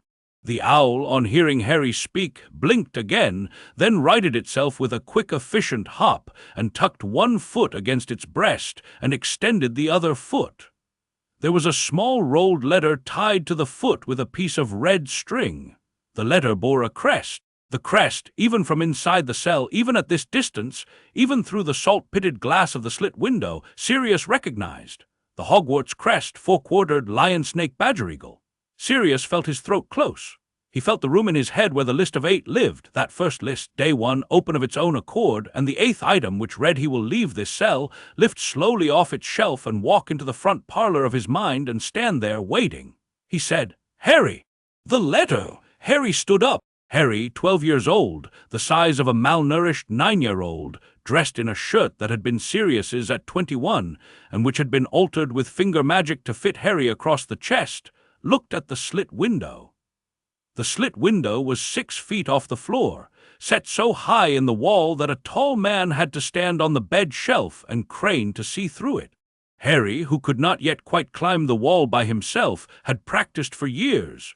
He ran at the wall now, planted one bare foot against the stone, sprang, caught the lower edge of the slit with both hands, and pulled himself up so that his face was level with the glass and the owl. The owl, finding itself nose to nose with Harry through the glass, hooted softly once and shook its leg, and the letter swung. Harry could not, of course, open the slit. The slit was glazed against the salt, the glass was thick and old and warded. But Sirius had taught Harry in year 9 an unlocking jinx that did not require a wand. The unlocking jinx was not a Hogwarts standard spell. It was a black family lockpick, taught at 16 to all black children before they were sent off to Hogwarts. A piece of pure-blood family magic that operated on the principle that wards which had not been keyed against the specific lineage of the caster could be persuaded, by a small precise application of personal magic, to relax. Sirius had taught Harry the lockpick on the assumption that Harry might one day need to open doors in the field and tree country, and had never expected the lockpick to be useful in the cell, since the cell wards had been keyed specifically against Black family lockpicks 2 centuries before. But the slit window's glass, Sirius had quietly noted to himself the year he taught Harry the lockpick, had not been keyed against Black family lockpicks. The slit window's glass had been keyed against nothing more specific than the general intent to escape. The slit window's glass was, strictly speaking, pickable. Harry, hanging by his fingers from the slit ledge, with his face nose to nose with an owl, did the small internal gesture of the Black family lockpick. It was a gesture Sirius had drilled him on for 2 months in year 9 and then never asked about again. Harry remembered it. Harry did it. The slit's glass clicked once, softly, the way a small thing of glass clicks when the catch of it gives, and tilted outward by an inch, hinged at the top. The owl, with a small businesslike hop, came in through the inch. It hopped from the slit ledge to Harry's shoulder. Harry, swinging by one arm now, lowered himself slowly to the floor. The owl rode the descent with the calm professional balance of an animal that has done this many thousands of times. The owl on the floor hopped down off Harry's shoulder onto the lesson square and extended its leg. Harry, with hands that were not quite steady, untied the red string. He unrolled the letter. He read it. He read it again. His mouth, by the end of the second reading, was slightly open. He looked up at Sirius. He held the letter out. He said, "Pafu, they are sending Pafu. It says." Sirius took the letter. Sirius read it. The hand was a precise green ink copperplate, and Sirius recognized the hand because the hand had inscribed his own letter at 11. The hand was Minerva McGonagall's. The letter read, "Mr. H. Potter, the 4th floor cell, Azkaban prison, North Sea. Dear Mr. Potter, we are pleased to inform you that you have been accepted at Hogwarts School of Witchcraft and Wizardry. Please find enclosed a list of all necessary books and equipment. Term begins on September the 1st. We await your owl by no later than July the 31st. Yours sincerely, Minerva McGonagall, Deputy Headmistress." The letter had been addressed, in the same hand on the outside of the parchment, exactly as the inside salutation had been. "Mr. H. Potter, the 4th floor cell, Azkaban prison, North Sea." The address had been written, Sirius noted, with the absolute factual neutrality of an enchanted quill. The quill at Hogwarts, which produced the letters, did not know where its addressees lived. It simply wrote the truth. The truth was, Cell 14, 4th floor, Azkaban. Sirius held the letter for a long time. He did not weep. He had not wept in 9 years. He looked instead at the address on the outside of the letter. He read it 3 times. He set the letter down very gently on the floor. He sat back against the bed shelf. He put one hand over his eyes. He said, "Harry, yes, this is the first piece of paper that has entered this cell in 12 years. Yes, and on it is your name and our address. Yes, they know we are here." Sirius lowered his hand from his eyes. His eyes were dry, but his voice was, perhaps for the first time in 9 years, slightly uneven. He said, "I am going to write a letter. Harry, I am going to write a letter back to Hogwarts. The letter is going to say that you are accepted and that you will attend and that there has been an irregularity in your address. I am going to write the letter, and the owl is going to carry the letter back, and the letter is going to arrive at Hogwarts in approximately a day, and when the letter arrives at Hogwarts there will be people coming. Do you understand? There will be people coming to this cell. People we know, Harry, old friends, people who have not known we were here. They will come because we are here. They will come because of this letter. They will come within days." Harry said, "Pafu, we do not have a quill." Sirius said, "We do not have a quill." Harry said, "We do not have ink." Sirius said, "We do not have ink." Harry said slowly, "But you have your own blood, and I have my own, and I have the green stone chip. The green stone chip will serve as a nib." Sirius looked at the boy. Sirius, after a moment, said, "Harry, you are a magnificent piece of work." Harry, blushing slightly, "It is only a stone chip, Pafu, and only a finger." But the stone chip would not be needed in the end. The owl, having delivered the letter and watched it be read, hopped now to the edge of the lesson square, and from a small pouch tied to its other leg, a pouch Harry had not previously noticed, extracted with great patience and one nimble talon, a small folded piece of parchment, a small quill of grey owl feather, and a small cork-stoppered ink bottle the size of a thimble. The owl, having extracted the items, looked up at Sirius, blinked once, and waited. Sirius said, "Hogwarts owls, of course. Of course they come with their own. McGonagall thinks of everything. She always did." He took the quill, he took the ink, he took the parchment. He sat against the bed shelf with the parchment flat on his knee. He wrote. The owl, having done its job, hopped onto Harry's shoulder, and Harry, with the small soft awe of a child who has never been close enough to touch a living animal that was not a snake or himself or Padfoot, raised one finger and very gently stroked the owl's breast feathers. The owl tilted its head and made a small contented sound. Harry's eyes filled with tears then. Harry, who had not wept in 3 years, wept now silently into the owl's feathers. The owl did not seem to mind. Sirius, glancing up, did not say anything. He went back to writing. He wrote in the careful, neat hand he had not used in 12 years. "Headmaster Dumbledore, forgive me. The Ministry will not have told you. The Ministry does not know."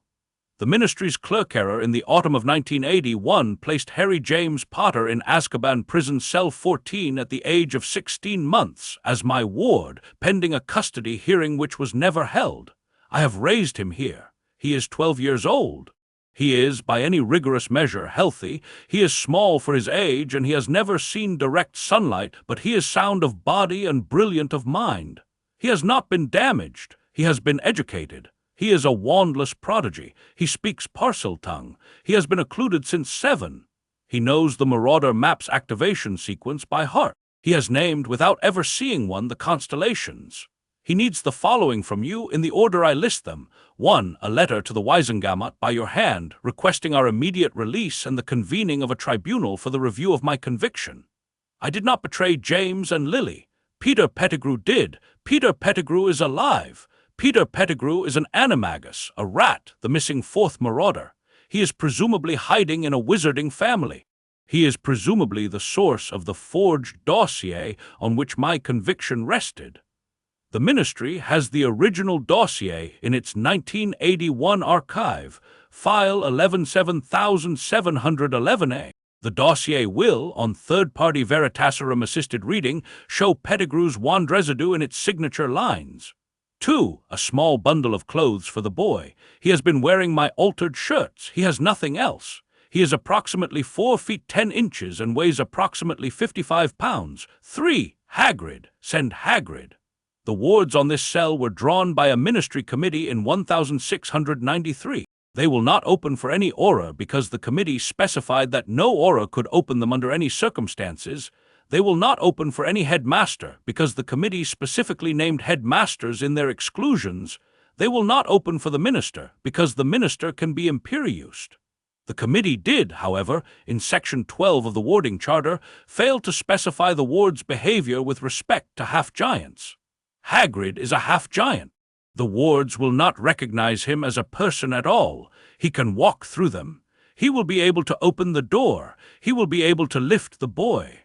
The boy will need to be lifted. He has not seen the sky, and the sky will frighten him. 4. For warning, please, before you arrive.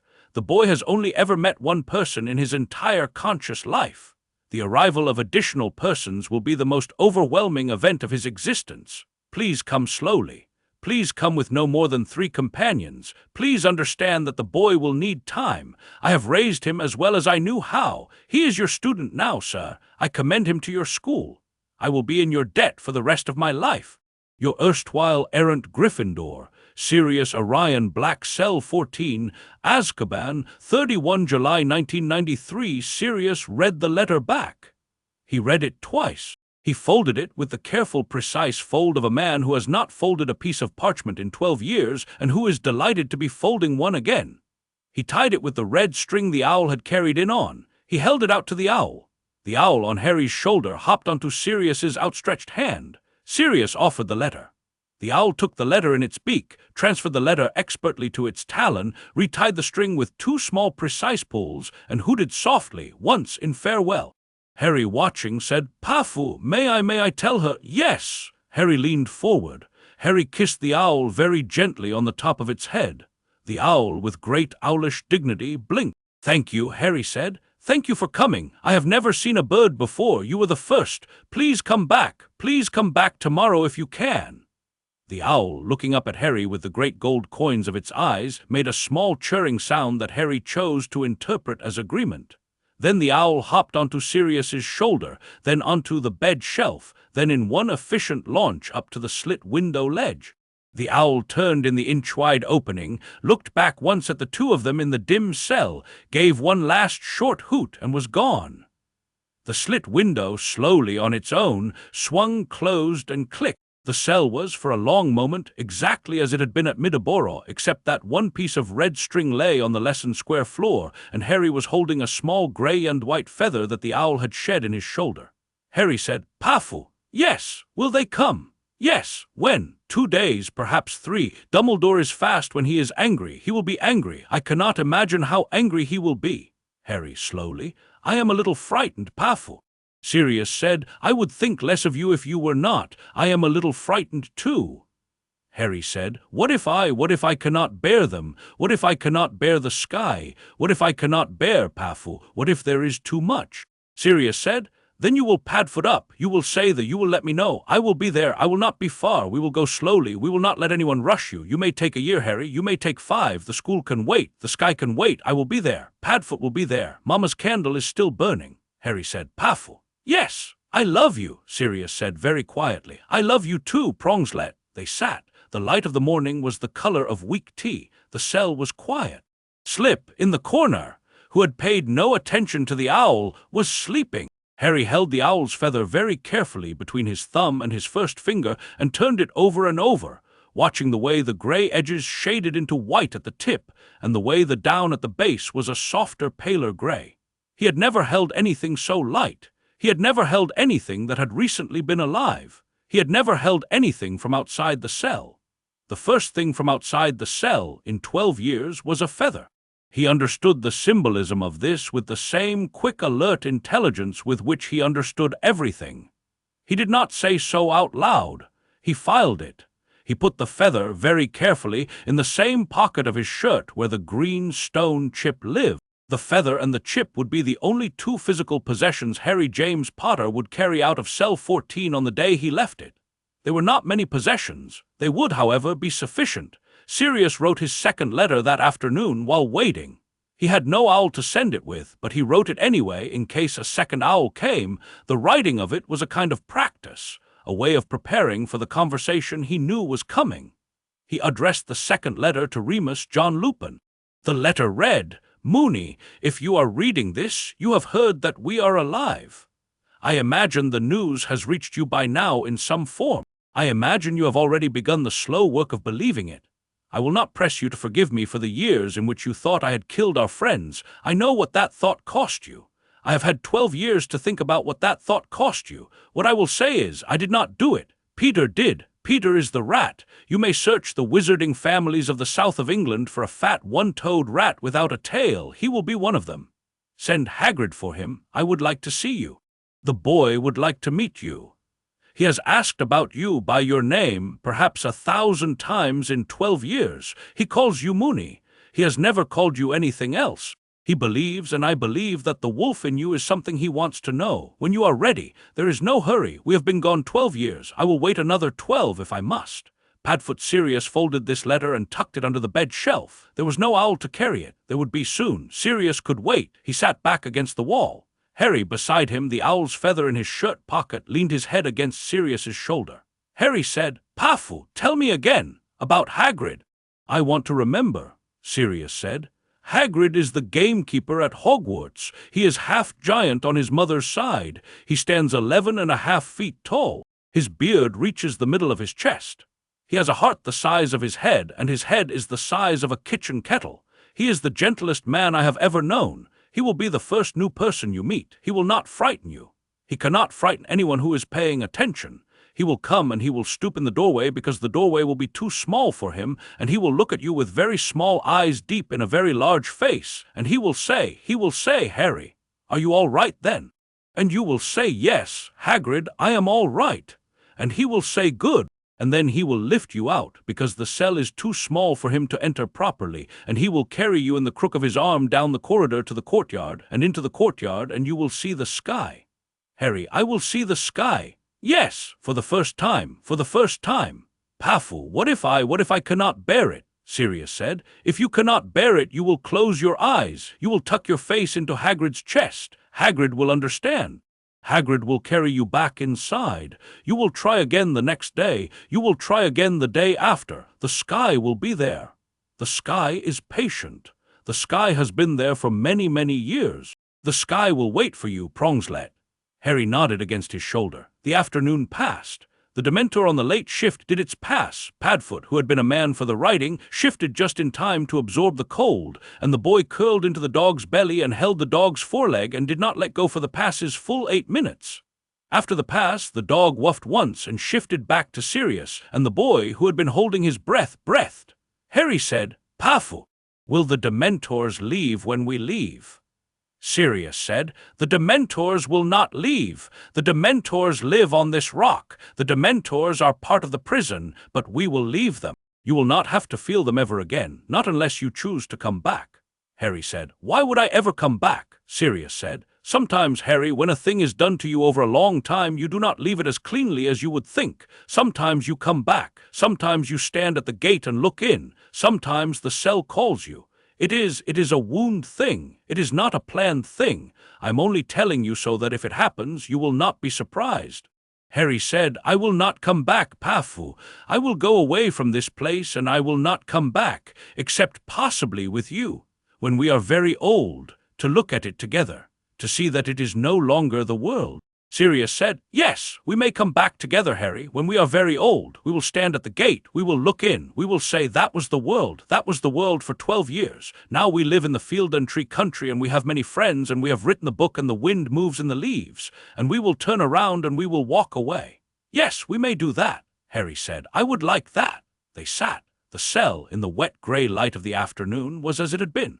The Dementor on the late shift had moved on. Outside, the gulls were screaming.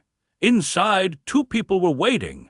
The waiting was the strangest part. They had waited for 12 years in a way that did not feel like waiting, because there had been nothing to wait for. Now there was a thing to wait for, and the cell's old rhythms, the trays, the lessons, the run the circle, the recitation of the alphabet, the recitation of the 87 stars, felt suddenly small. They felt like the rituals of a place that was about to be left. Sirius made Harry run his circles anyway. 60 that evening instead of 30. Harry, doing them, panting, after the 40th lap, said, Padfoot, why so many? Sirius said, Because you are going to leave this cell, and when you leave it, you are going to walk a great deal more than you have ever walked in your life. The corridor to the courtyard alone is, I think, 200 yards. The courtyard is 50 yards across. The gate is another 50 yards. The dock is another 100. That is 400 yards on legs that have run only 6 feet at a time for 12 years. You will run them tonight. You will run another 400 tomorrow morning. By the time Hagrid comes, you will be ready. You will not collapse in the corridor. You will walk out under your own power, Harry. You will walk out as a man. Harry said, Yes, Padfoot. Harry ran the 60. He ran another 60 in the morning. He ran another 60 at midday. He ran another 60 in the afternoon. By the second day, his legs were trembling, and his thighs were aching, and his small feet were chapped on the cold stone, but he was no longer winded after 60 laps. By the third day, he was up to 100, with rests and Sirius, watching him from the bed shelf, doing his own small repetitions of 40 deep knee bends and 40 press-ups against the wall. The routine Sirius had been doing every morning of the 12 years to keep himself from atrophy, felt the small, precise pride of a trainer who has prepared an athlete for an event no athlete had ever been asked to perform. Walking, on the third day, out of the cell that had been the world. Dumbledore arrived on the morning of August the 2nd, 1993, at Middleborough, 3 days after the owl. He arrived with Hagrid, McGonagall, and Madame Pomfrey. He had come, as Sirius had requested, with only 3 companions. They heard him coming. They heard him as a vibration in the stones of the floor 10 minutes before he reached the cell. The vibration was the slow, heavy tread of Hagrid coming up the prison's east stairs. 3 steps at a time, and the lighter, quicker tread of 3 smaller wizards behind him. And behind that the rustle of robes and the small clipped voice of an auror. They had been escorted by an auror, in the end, for protocol, saying, "No, sir, cell 14 is on the 3rd floor, not the 4th. The file is wrong, this way, sir." Harry, who was sitting in the lesson square doing his calming exercises, slow breath in, slow breath out, the small internal architecture walk that Sirius had taught him for occlumency, and which Harry had repurposed that morning for the simpler purpose of not throwing up from nerves, heard the vibration and stood up. He stood in the middle of the lesson square in the center of the cell, with his hands at his sides and his small, thin shoulders set and his green eyes very steady. He was wearing the smallest of Sirius's shirts, the one that had been Sirius's at 15 and had been finger-altered to fit Harry across the chest. He had bare feet. His hair, which Sirius had spent the previous evening combing out with his fingers and then plaiting into a long single braid down Harry's back, was tied at the end with the red string from the owl. He looked, Sirius thought, like a small lord receiving an embassy. Sirius stood beside him. Sirius had also dressed. Sirius had also been combed by Harry with the same patience Harry had received. Sirius had put on his last clean shirt, which had been clean only by the standards of the cell. Sirius's hair, which had not been cut in 12 years, hung to his waist. Harry had braided it the same way as his own. Sirius had washed his face in the pannikin. Sirius's beard, which Sirius had been keeping trimmed by the long, slow, patient work of pulling individual hairs out with his fingernails, was the closest a beard can come to neat without scissors. Sirius's eyes, which had been hollow at 21 when he was arrested, had become, by 33, the eyes of a man who has spent 12 years looking very hard at a single point. The point had been Harry. The point was now standing beside him. The footsteps reached the corridor outside. They paused. There was a low, murmured exchange. There was the sound of a wand making a careful, complicated motion. The cell's outer wards, which had been silent for 12 years, gave a small, dry crack. There was a low, astonished voice, recognizable to Sirius even through the door. Albus Dumbledore saying very quietly, "Oh, dear God." Then there was the sound of Hagrid, a long, slow inhalation like the breath of a small whale. Then there was the heavy iron sound of the cell door's bolt drawing back. The door, which had not opened in 12 years, except for the meal slot, and except for the occasional cracking of the upper hinge when a guard had to pass a blanket through, swung outward into the corridor. The corridor light fell into the cell. It was, by the cell's standards, blinding. Sirius, who had not seen any light brighter than a small floating warm yellow globe in 12 years, half closed his eyes. Harry, beside him, did not even blink. Harry's eyes, Sirius noted with detached pride, were better than his own. In the doorway stood the largest man either of them had ever seen. Hagrid stooped almost double under the lintel. He was wearing his great brown moleskin overcoat, and he was carrying, in his enormous left hand, a small wrapped bundle of clothes. His beard, which was longer than Sirius remembered, reached almost to his belt. His eyes, deep in the wide, kind, ruddy face, were already wet. He looked at Harry. He looked at Sirius. He looked at Harry again. Hagrid said, his voice thick, "Awry, you're in there, then." Harry, in the small, clear, formal voice he used when nervous. "Yes, Hagrid, I am in here." Hagrid's mouth worked. Hagrid said, "Awry, are ye all rig, then?" Harry, after a small pause, Sirius watched him take the breath, watched him do the small internal motion of putting the front parlor shelf forward and saving the inner rooms for later, said, "I am all right, Hagrid. Padfoot has been here." Padfoot has looked after me. I am ready to come out." Hagrid said, Right then, come on, lad, come on." He extended one enormous arm. Harry looked up at Sirius. Sirius said, "Go on, Prongslet. I am right behind you. I am not going anywhere." Harry walked on legs that had run 600 circles in 3 days, the 4 steps from the lesson square to the doorway. He stopped a foot short. He looked up at Hagrid. He raised both arms slightly, the way a small child does when he wishes to be picked up. Hagrid very gently stooped and slid one huge hand under Harry's knees and one huge hand under Harry's shoulder blades, and lifted Harry off the cell floor for the first time anyone but Sirius had lifted Harry off the cell floor in 12 years. Harry, in Hagrid's arms, looked very small. Harry, in Hagrid's arms, weighed nothing. Harry, in Hagrid's arms, tucked his face, instinctively, immediately, into the great wet ruddy beard at Hagrid's neck. Hagrid made a small soft sound that nobody in the corridor commented on. Sirius stepped through the doorway behind them. It was the first step Sirius had taken out of cell 14 in 12 years. The corridor, which Sirius had walked once before in the other direction, was much brighter than Sirius remembered. The torches on the wall were normal torches, but to a man who had spent 12 years in candlelight, they were suns. Sirius blinked. Sirius felt his throat catch. Behind Hagrid in the corridor were 3 other figures. A small Madame Pomfrey with a kit bag, her face quietly horrified and her wand already out. A Minerva McGonagall in green tartan, who had aged 12 years and whose mouth was set in the thin, straight line of a woman who has just understood that she has failed at something and intends to make it right now. And Albus Dumbledore.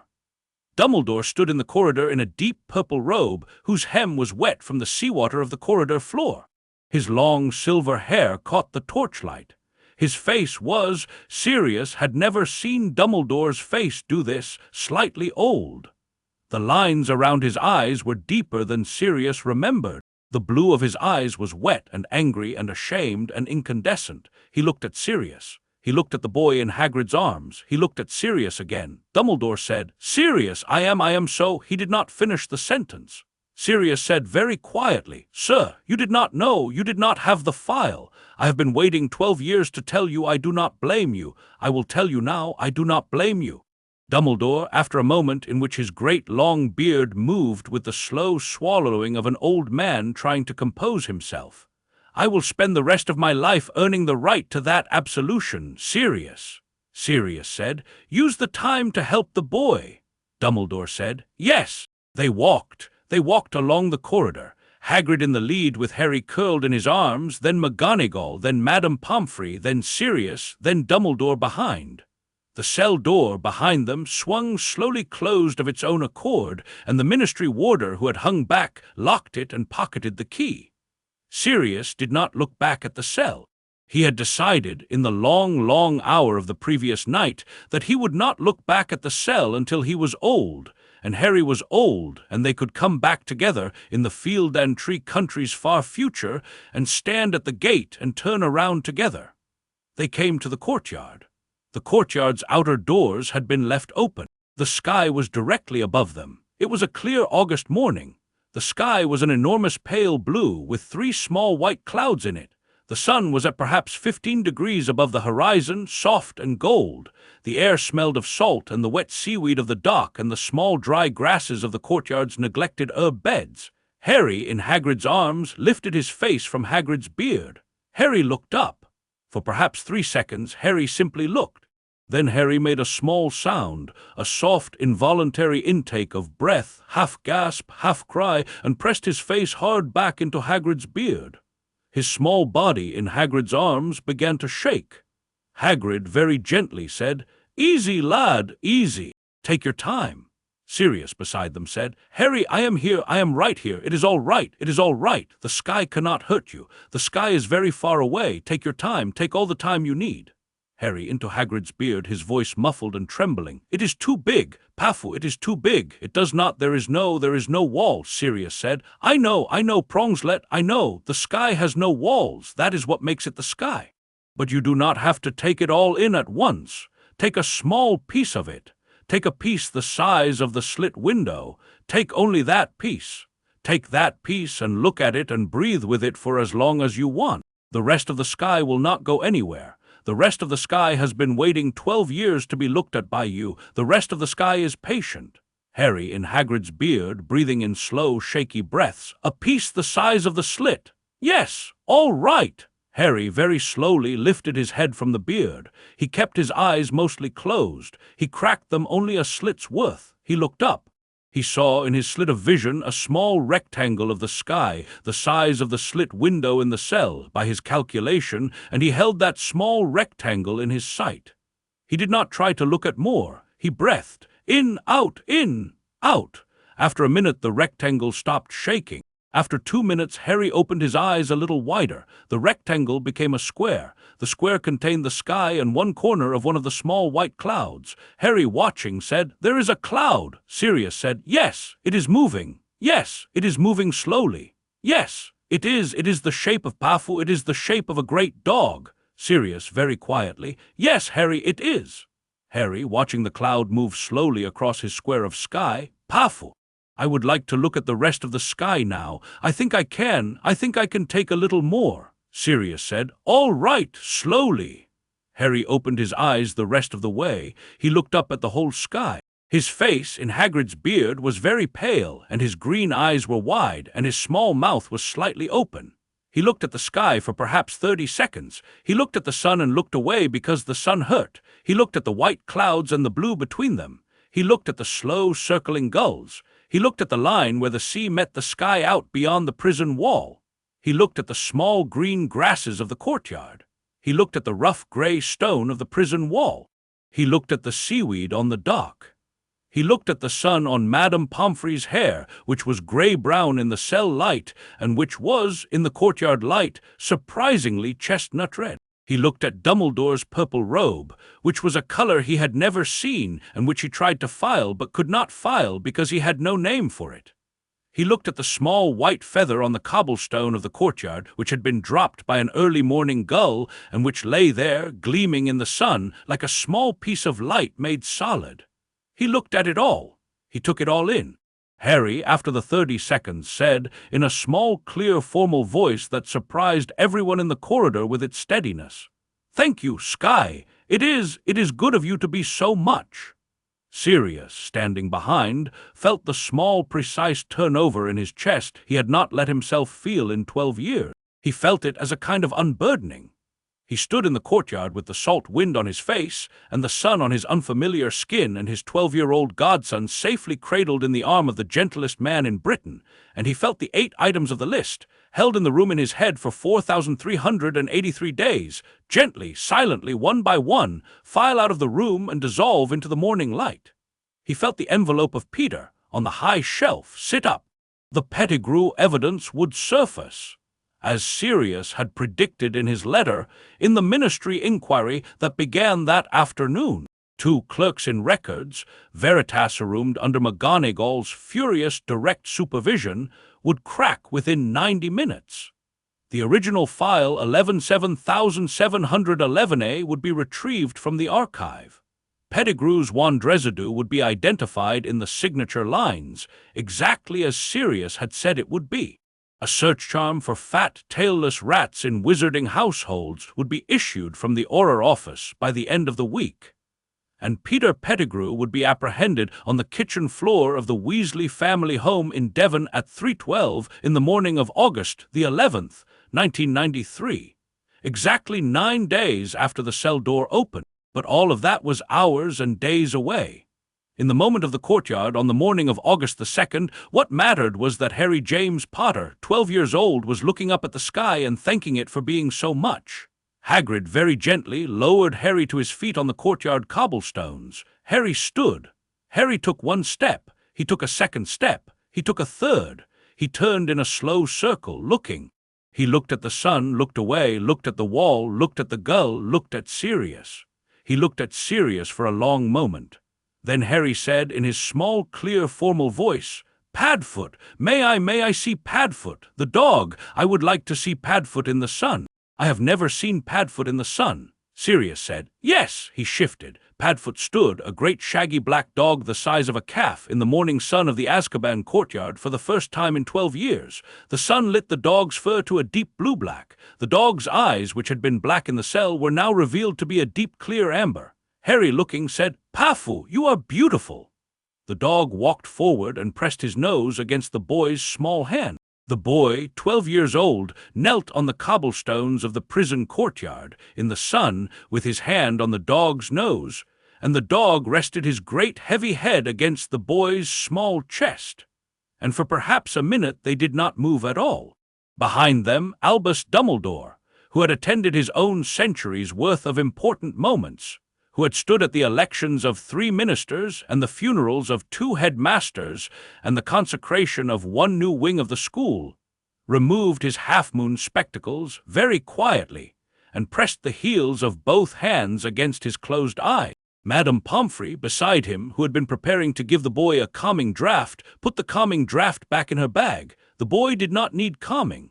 Minerva McGonagall, beside her, was crying silently into a tartan-edged handkerchief. Hagrid was crying without a handkerchief. The ministry warder, behind all of them, who had not asked for this assignment and would not afterwards speak of it to his wife, was very quietly also crying. Padfoot did not cry.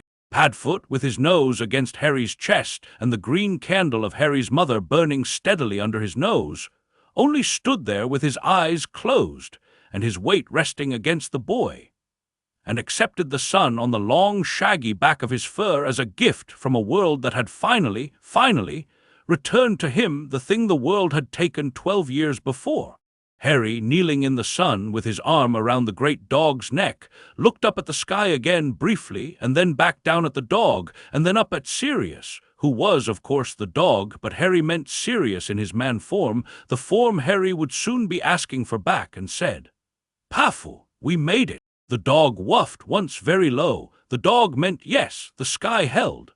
Chapter 6, the boy who had never had a friend. Hogwarts at 12 in September of 1993 terrified Harry James Potter more than the sky over the Azkaban courtyard had terrified him, and in much more interesting ways. The sky had been one thing. The sky had been merely too big. The sky had been impersonal.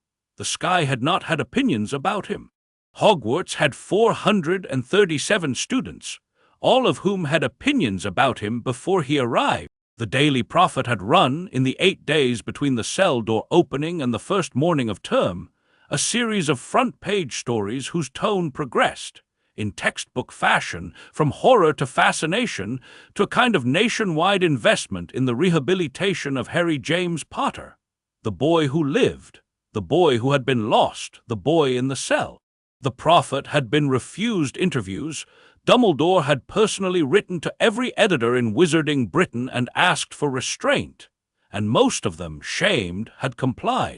The Prophet had nevertheless got the basic outline: that Sirius Black had been wrongly imprisoned, that Peter Pettigrew had been arrested, that Harry Potter had been raised inside cell 14 for 12 years by his godfather, that Harry Potter was extraordinarily intelligent, that Harry Potter would attend Hogwarts in September. The Prophet had not got, because Sirius had threatened legal action against any editor who tried anything more specific. The Prophet did not have a photograph. The Prophet did not have a quote. The Prophet did not know that Harry could speak Parseltongue, did not know that Harry could light fire in his palm, did not know that Harry called Sirius Pafu. The Prophet knew the outline. The outline was in itself enough.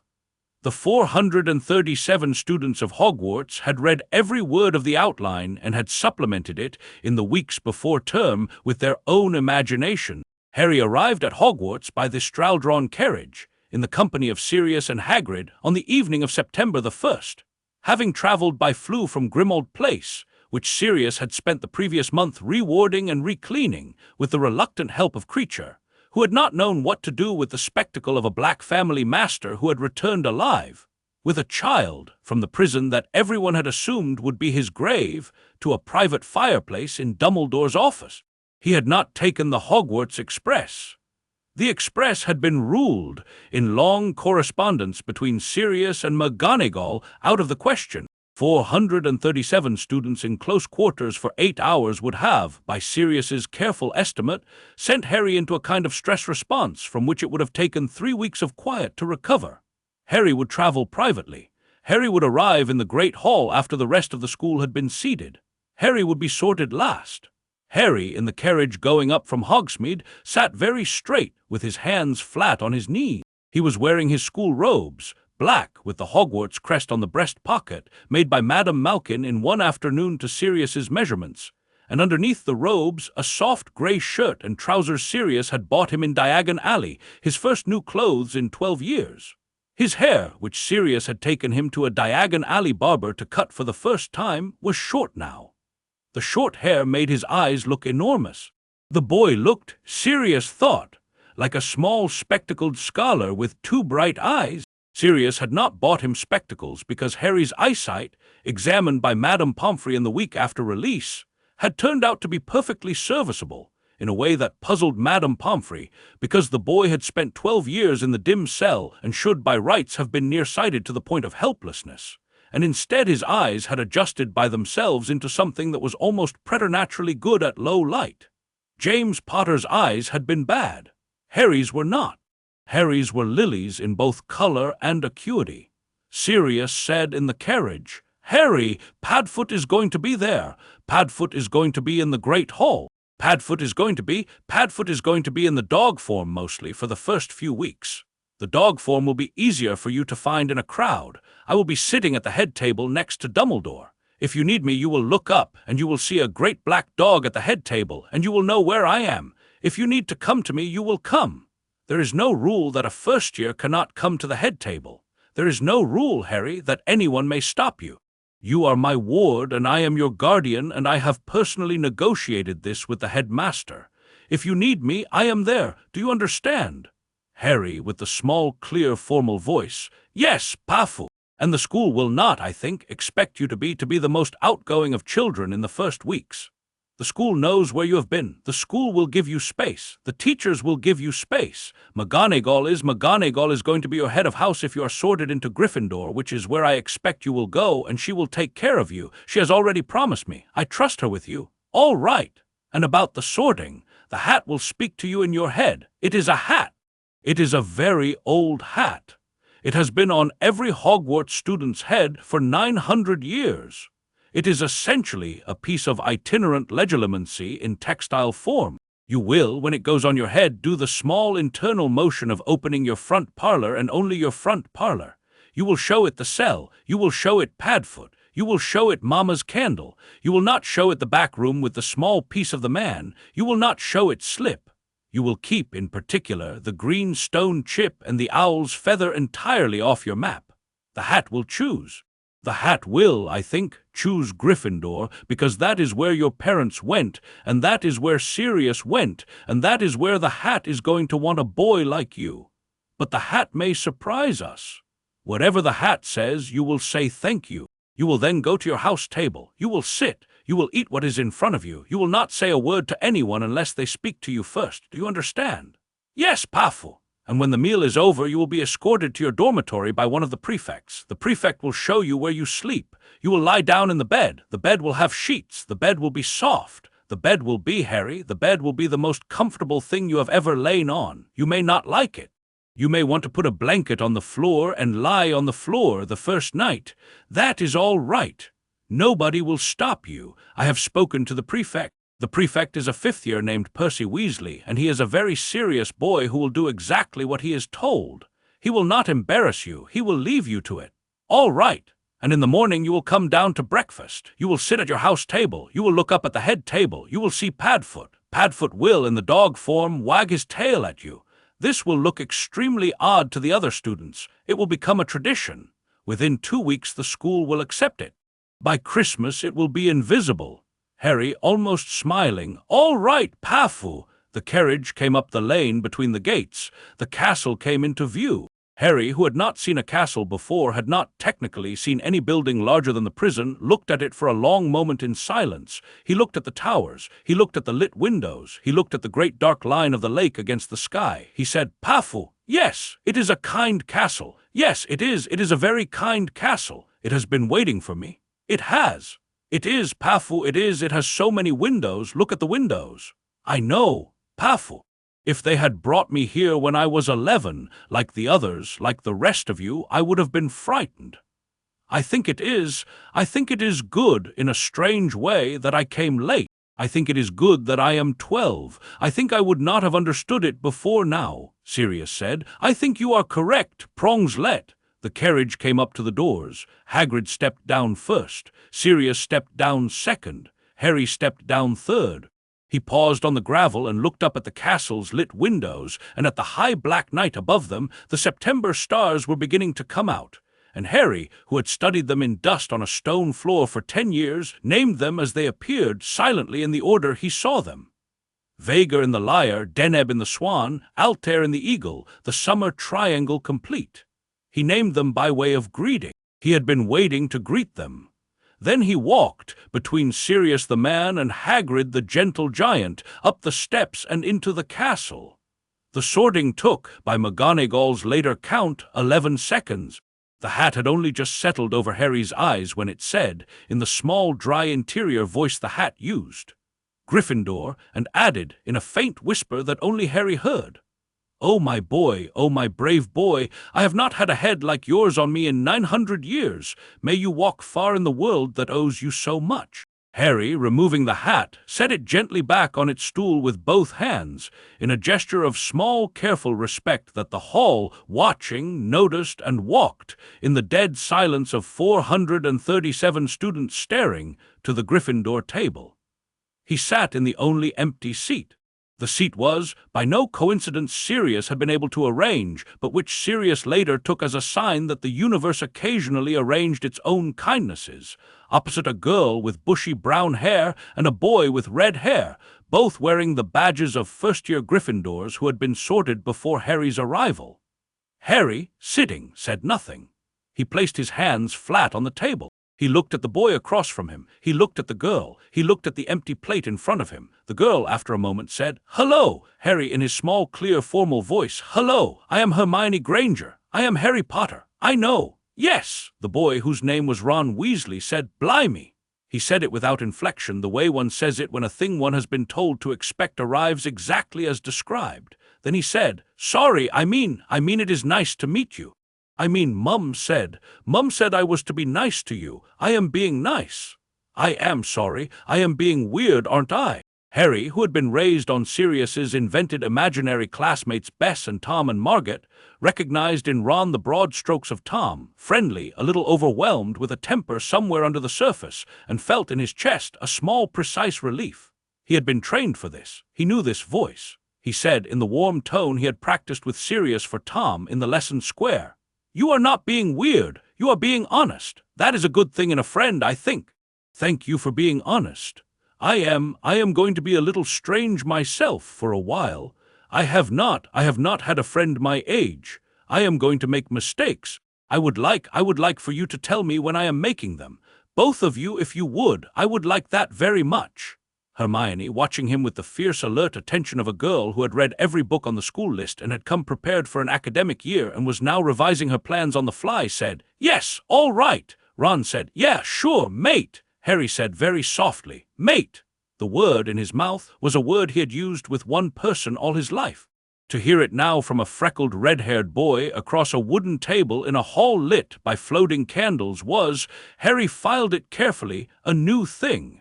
A new species of mate.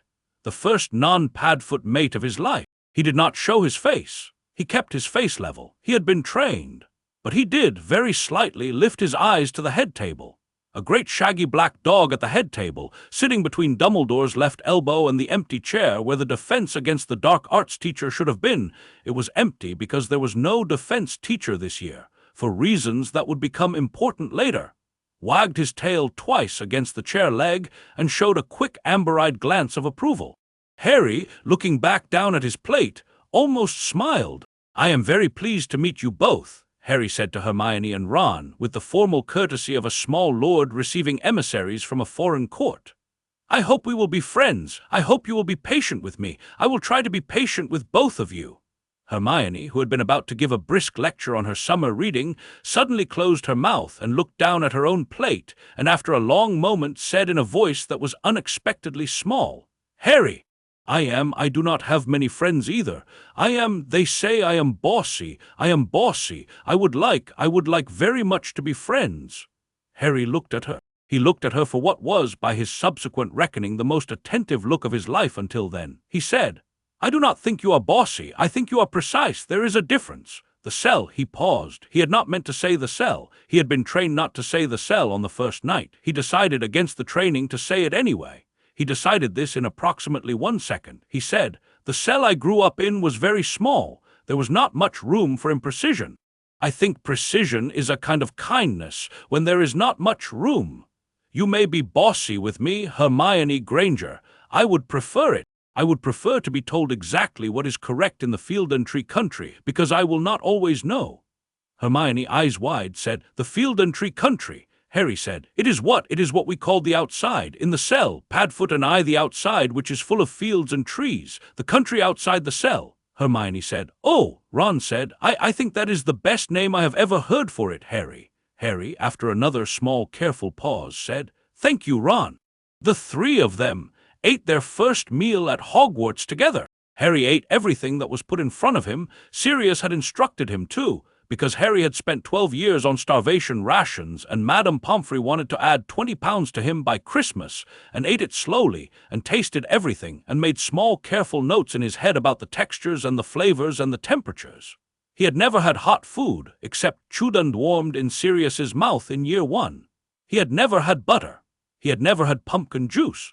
He had never had pudding. The pudding came at the end of the meal, 3 different kinds, Harry, asked which he wanted by a hovering house elf which had been alerted to his table by Dumbledore's quiet word, took 1 small spoonful of all 3 and tried each, and chose, after long deliberation, the one with the apple and the cinnamon.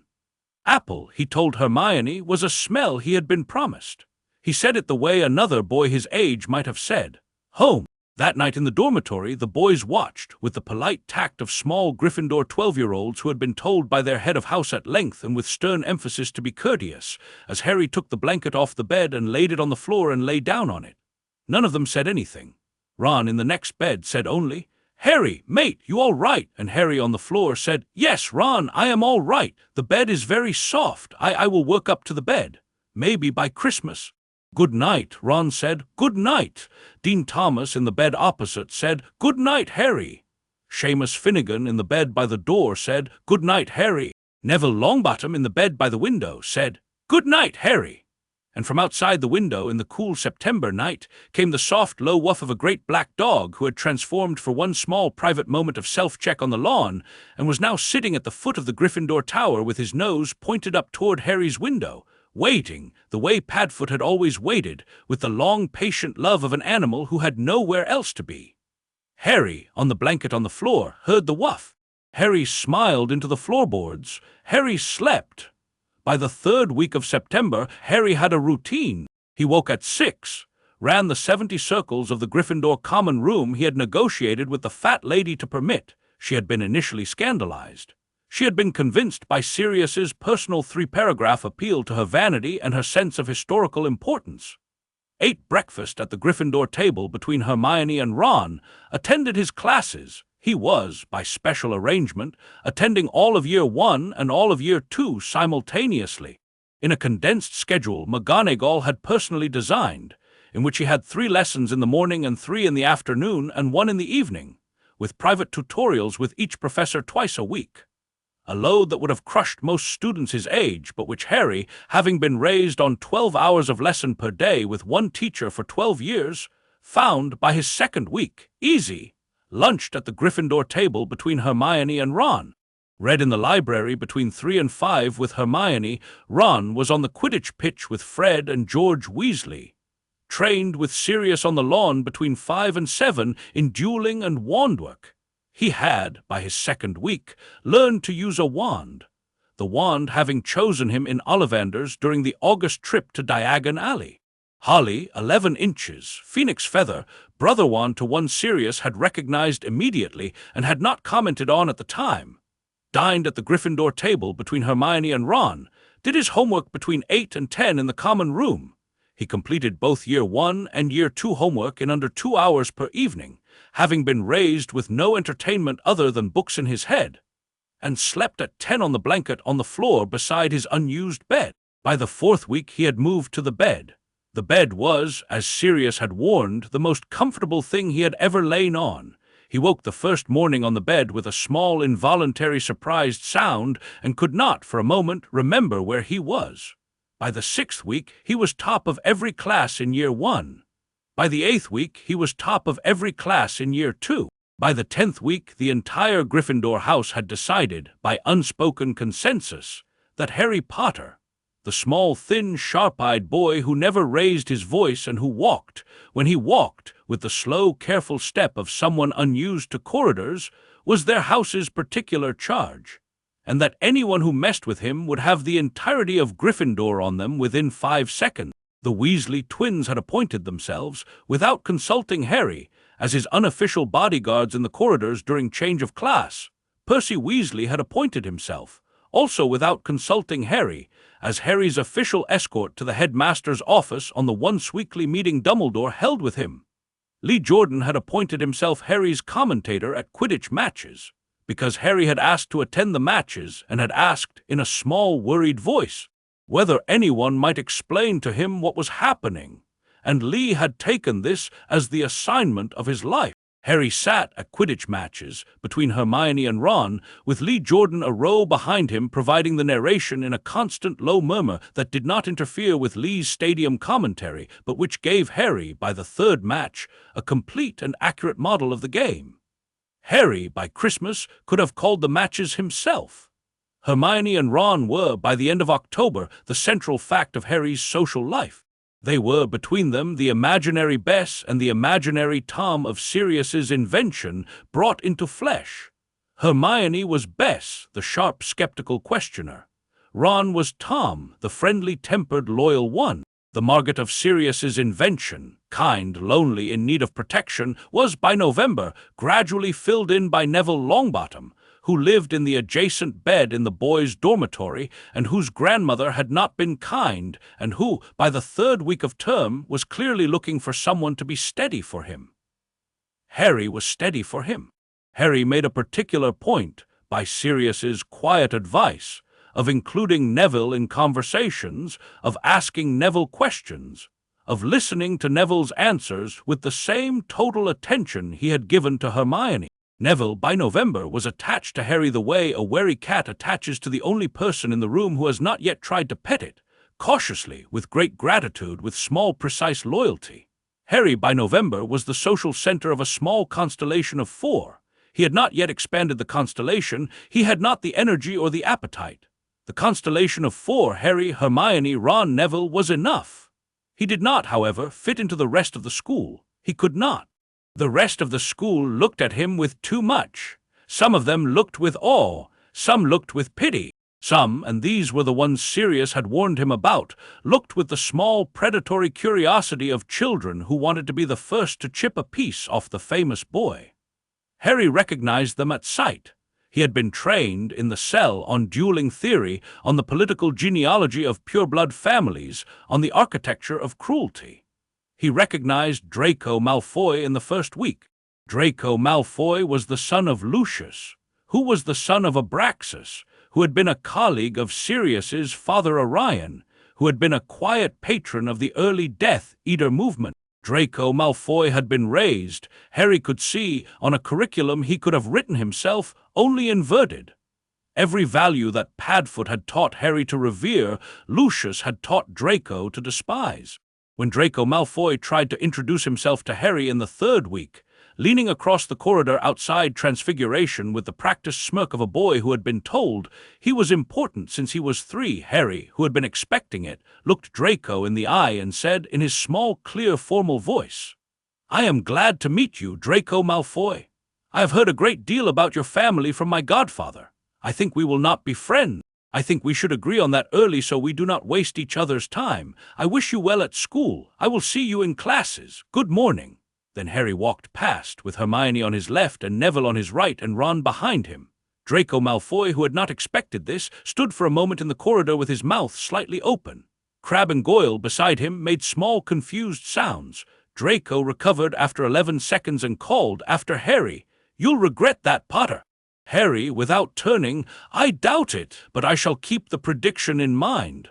Good morning, Malfoy." That evening, on the lawn, Sirius, in dog form, listened to the story from Harry, who recounted it in the level voice of a man giving an after-action report. Sirius shifted to man, sat back on the grass, and said, "Harry, you are going to be Harry. The Malfoys are going to be a problem for you for the rest of your life. You know this." Harry said, "Yes." Sirius said, "I would have handled it more rudely. I want you to know that. I would have escalated immediately. I am very proud that you did not." Harry, slightly smiling, "I learned from Bess and Tom and Margot. Bess, in particular, would have been ashamed of me if I had been rude. Bess would have said, 'Precise, Harry, be precise. Do not be a hammer when a scalpel will do.'" Sirius said, "Bess is in this matter wiser than Padfoot. The galaxy is in your debt for not being raised by Padfoot alone, Prongslet." Harry said. Padfoot was the floor. I was raised on the floor. The floor does not need to be precise. The floor needs to be there. Padfoot was there. Sirius, after a moment, did not reply. He shifted back to dog and lay down on the grass with his head on his paws. Harry sat beside him in the deepening twilight and put his hand on the dog's back and did not say anything else. They sat there for perhaps 10 minutes in companionable silence. The September sky over Hogwarts darkened by slow degrees. Vega rose. Arcturus set. Harry watched them. In the middle of October, a thing happened that Sirius had been half expecting, and which Harry had, in his cell-trained way, been entirely prepared for.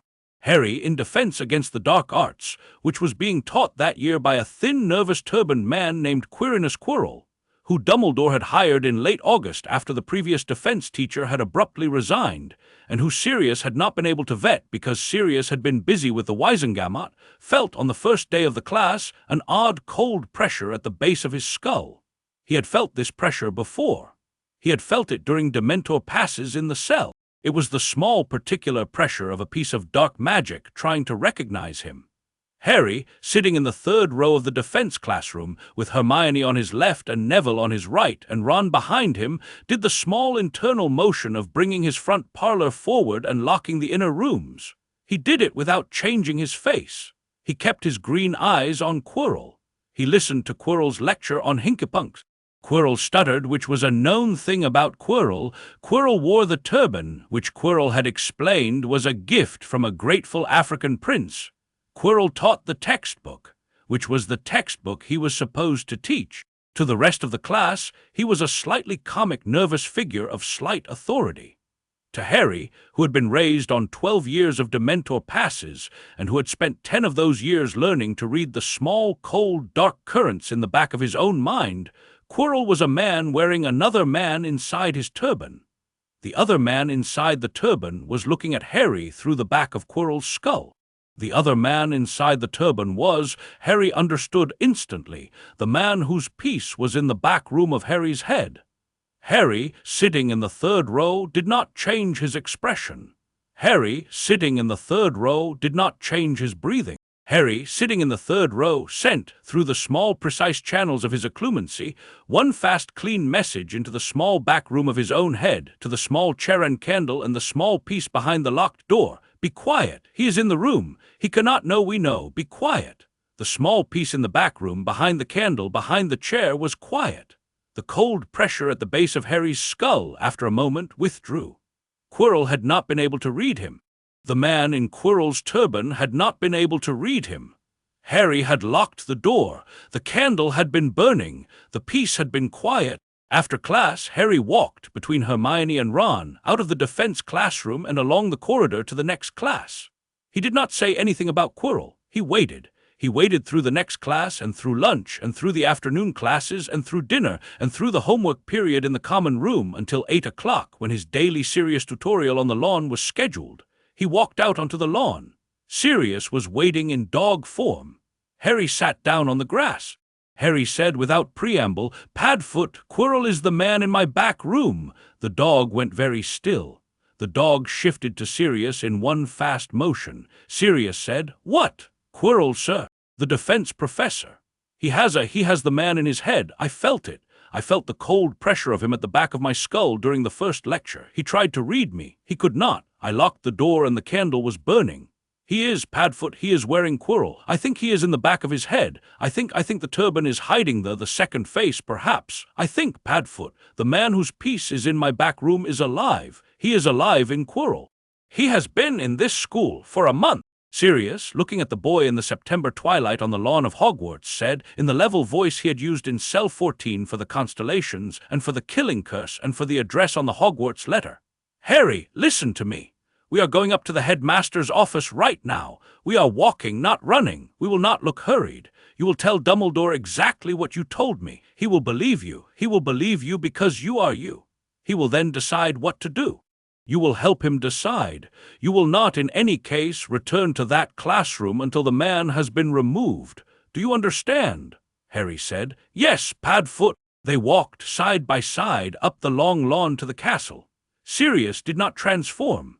The two of them walked into the entrance hall, up the marble staircase, along the third-floor corridor, past the gargoyle Sherbet Lemon, Sirius said, and the gargoyle moved aside, and up the spiral staircase to the headmaster's office. Dumbledore was at his desk. Dumbledore looked up as they came in.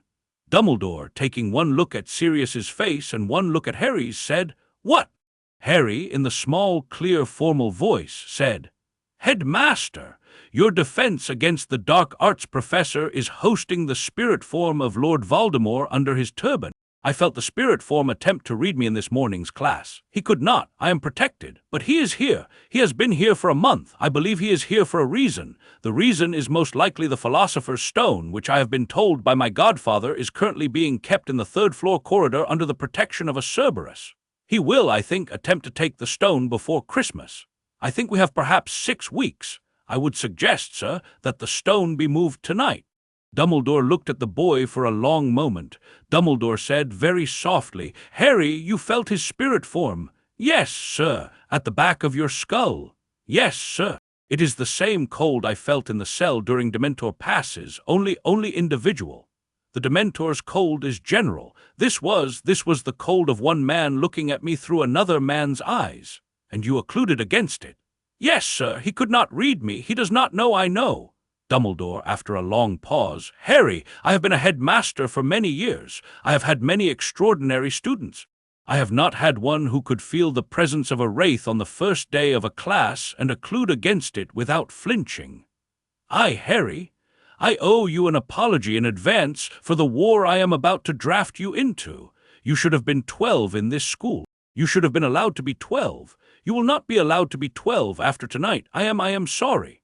Harry said, "Sir, I was 12. I am 12. I have been 12 for 2 months. I was 11 for 10 months before that. I was 10 for a year before that. I had the years. I had them in a cell with a man who loved me and who taught me how to be ready. I was made for this, sir. Padfoot made me for this. I am not sorry. I would like, if it is possible, to be useful." Dumbledore looked at the boy. Dumbledore, after a moment, looked at Sirius. Sirius, beside Harry, looked at the boy. Sirius said very quietly, "Yes, he is ready. He is very ready, sir. I made him ready. I did not know what else to do." Dumbledore said, "You did the only thing there was to do, Sirius. You did it brilliantly. The world owes you a long apology, too. I will deliver mine in person and in writing and at length, but not tonight. Tonight we must move the stone." The stone was moved that night to the deepest vault of Gringotts Wizarding Bank, where it would remain in the Flamels' personal vault until the Flamels themselves chose to destroy it the following spring. The Cerberus, Fluffy, was retired to a small farm in Scotland, which Hagrid had been quietly maintaining for it. The third-floor corridor was reopened to general traffic. The trick was, there was no longer anything in it. Quirrell, on his next visit to the third-floor corridor, which occurred by the Wraith's clock on October the 17th, 2 weeks later in the middle of the night, while Quirrell was alone, found nothing. Quirrell, in some panic, returned to his rooms. The Wraith inside Quirrell's turban, deprived of its target, raged.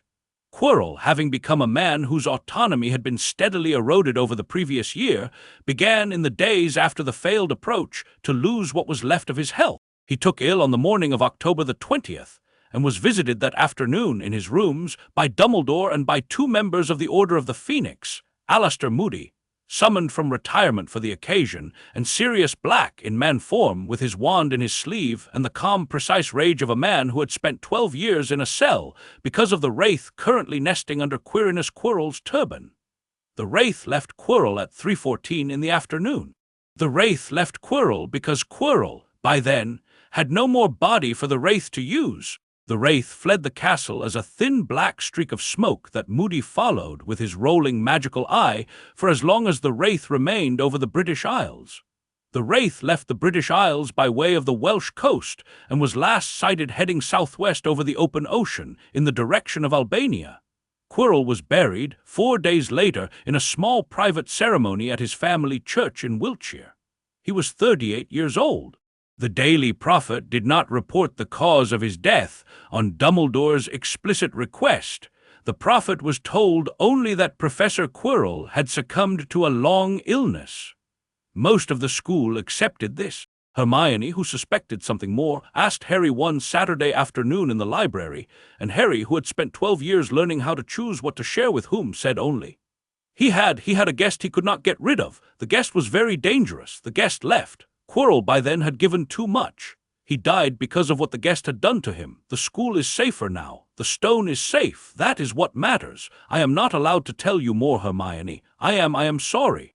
I will tell you more when I am allowed. Hermione, after a long moment in which she watched Harry's face, said, All right, Harry, I trust you. You will tell me when you can. Harry said, Yes, Hermione, I will. The first term of Hogwarts for Harry James Potter ended on December the 20th, 1993. He had by then completed the entire Year 1 and Year 2 curriculum, including the half year of Year 2 he had been simulcasting alongside Year 1. He had perfect marks in every subject.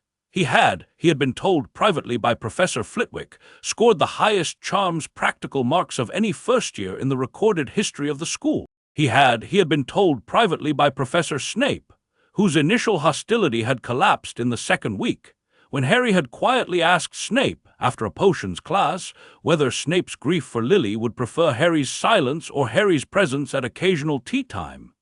And Snape, blindsided, had chosen presence, produced the best forgetfulness potion he had ever seen brewed by a student under 5th year. He had been told by McGonagall in front of his entire dormitory, become the sort of student a head of house could die happy about. He had, more importantly, a friend named Hermione, and a friend named Ron, and a friend named Neville. He had a 5th honorary friend in Lee Jordan, and a 6th in Percy Weasley, which surprised everyone, including Percy, and a small, loose constellation of acquaintances who liked him in the way one likes a small, precise, courteous animal one has met in a wood. He had a godfather who was, by that December, sitting at the head table as the newly confirmed defense against the dark arts professor. Dumbledore had named Sirius to fill Quirrell's vacancy in November, on the entirely reasonable grounds that Sirius was the best dueling wizard alive under the age of 40 and had nothing better to do and would not, under any circumstances, allow Harry to spend his defense classes with a stranger again. He had a holly wand. He had Padfoot's amber eyes meeting his across the great hall at every meal.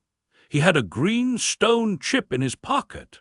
He had a gray and white owl's feather in his desk drawer. He had a small note from Slip, which Hagrid had retrieved for him in October, asking how Harry was doing in the Field and Tree country, and reporting that the cell, in Slip's absence, was being kept warm by the natural seepage and was, in Slip's opinion, still the warm drygood. He was 12 years old. He had been at school for 4 months. He was happy. The Chamber of Secrets opened in February.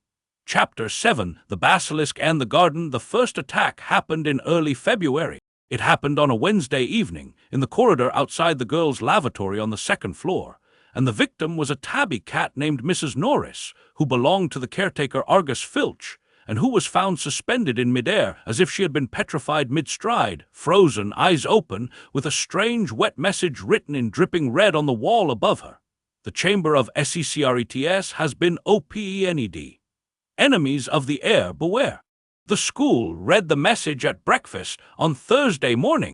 The school, on reading it, made a sound that Harry, sitting between Hermione and Ron at the Gryffindor table, identified as the sound of 437 small wizards collectively realizing that the world was not safe.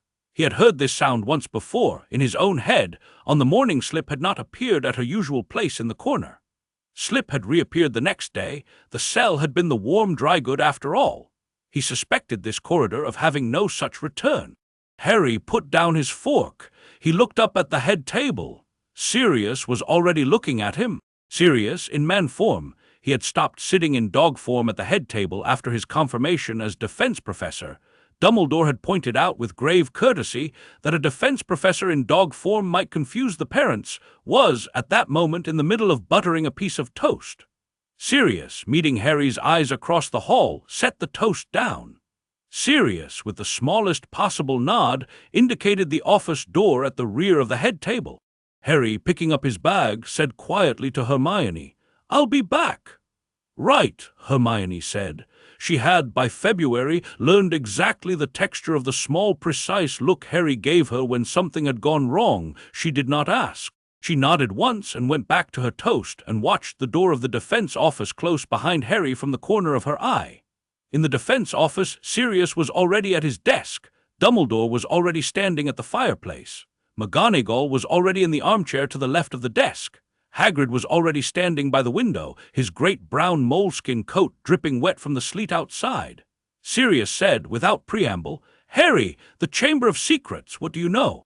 Harry, setting his bag down with the careful precision he had learned in Cell 14 for hot food.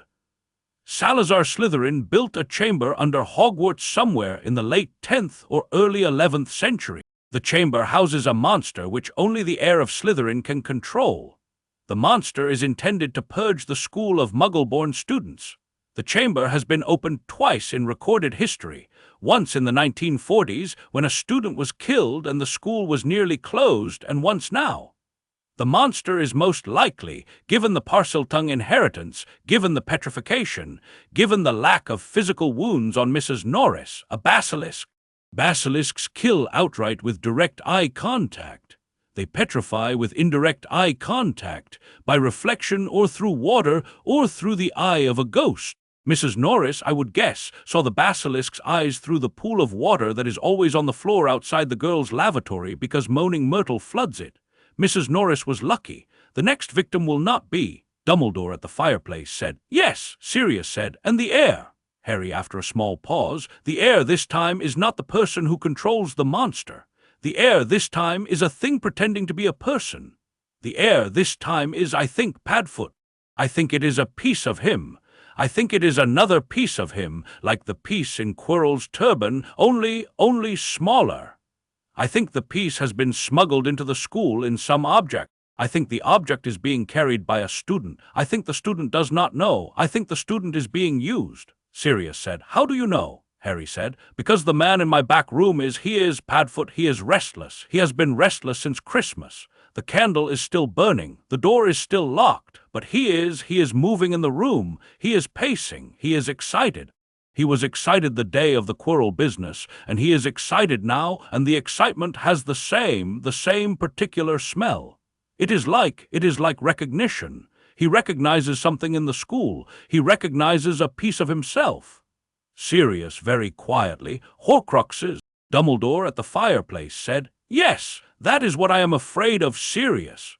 The man you knew as the Dark Lord by the time of his attempt on the Potters had, I now believe, split his soul into several pieces. The piece he placed in Harry was, perhaps, accidental. The other pieces would have been deliberate. They would be in objects of great personal significance to him. They would be hidden.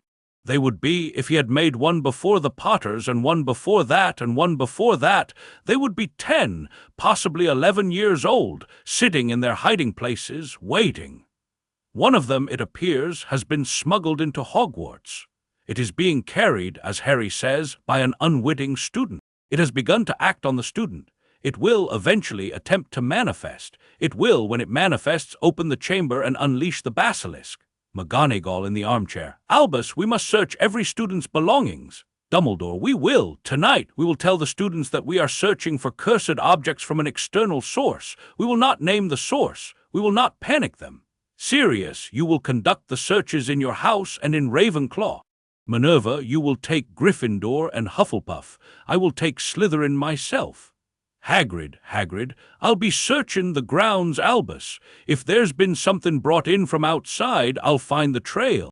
Mrs. Norris was lookin' at something when she went down, and that something came from somewhere. I'll find where. Dumbledore, good, Harry said. Sir. Yes, Harry, I would like to be with Hagrid for the ground search. I think I have the man in my back room. I think I can use him. I think I can ask him through the keyhole whether the piece he recognizes is closer or farther. I think I can play hot and cold with the back room, with the candle on. I will not open the door. I will only listen at the keyhole. The candle will stay between us. If I do it carefully, I think I can find the piece. Dumbledore looked at Harry for a long moment. Dumbledore said very softly, Harry, the thing in your back room is the thing in your back room is the most dangerous thing in the school other than the basilisk it is attempting to wake. To use it as a divining rod is, to play hot and cold at the keyhole with it is, Harry, evenly. Yes, sir, I know. It is what I have to offer. I think, sir, you will agree it is more useful than a search of every dormitory trunk. We have perhaps a week before the next attack. We do not have a week to search trunks. The trunks are not on me. The piece is on me. The piece is in my back room. I am the only person in this castle who can hot and cold the piece. Please let me try. Sirius, sitting at the desk, said without looking up. He is right, Albus. Dumbledore, after a long pause. Very well, Harry, you will not do it alone. You will do it with Sirius beside you. You will do it after the dormitories are searched, so that if the piece is in a dormitory, we will find it the easier way first. You will do it tomorrow night. You will do it for no more than 1 hour. And you will, the entire time, keep your candle burning. Do I have your word? Harry said. Yes, sir. You have my word, Dumbledore said. Then we have our plan. The dormitories were searched that night by Sirius and McGonagall and Dumbledore and found nothing of interest. The grounds were searched by Hagrid in the morning and found one set of strange tracks leading from the forbidden forest to the edge of the lake and then disappearing into the water. The tracks were old, perhaps 2 months, and Hagrid could not identify the creature that had made them but said it was something he did not like. There was no Horcrux in any trunk. Tomorrow night came. Harry in the defense office, with Sirius beside him and Dumbledore at the fireplace and McGonagall in the armchair, sat down in the center of the room on a small cushion Sirius had placed for him. He closed his eyes. He did the slow internal walk through the front parlor, past the kitchen, past the formal sitting room, down the long corridor to the back of the house in his head, past the rooms labeled Mama and Dad and STARS and Hogwarts and Slip, and the new ones he had built in October labeled Hermione and Ron and Neville, to the locked door at the back. He sat down in front of the door. He looked at the candle on the chair. The candle was burning. The candle was green. The candle was Mama's. The candle was steady. He bent his head to the keyhole. He listened.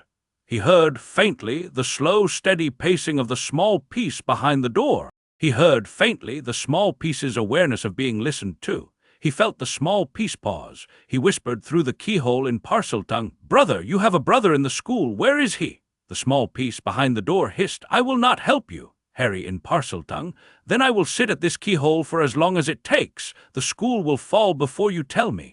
The basilisk will eat children of Salazar's own house alongside the others. You will lose. Or you may tell me where your brother is, and I will destroy him, and the school will be saved, and you will continue to live on your chair with the candle. You may choose." The small piece behind the door was silent for a long time. The small piece behind the door hissed, "The girl child with the red hair, the youngest of the red-haired family, she has it. It is a book. It is my brother's first hiding place. He hid himself in the book at 16. She has been writing in the book since September. She is in the book now. The book is in her dormitory trunk. The trunk is in the first-year girls' dormitory of the Tower of the Gold and Crimson Lions. Go, take it, burn it. I do not care. I am only the small piece. He has used many vessels. Burning one will not end him." Harry in Parseltongue, "Thank you, brother, be quiet."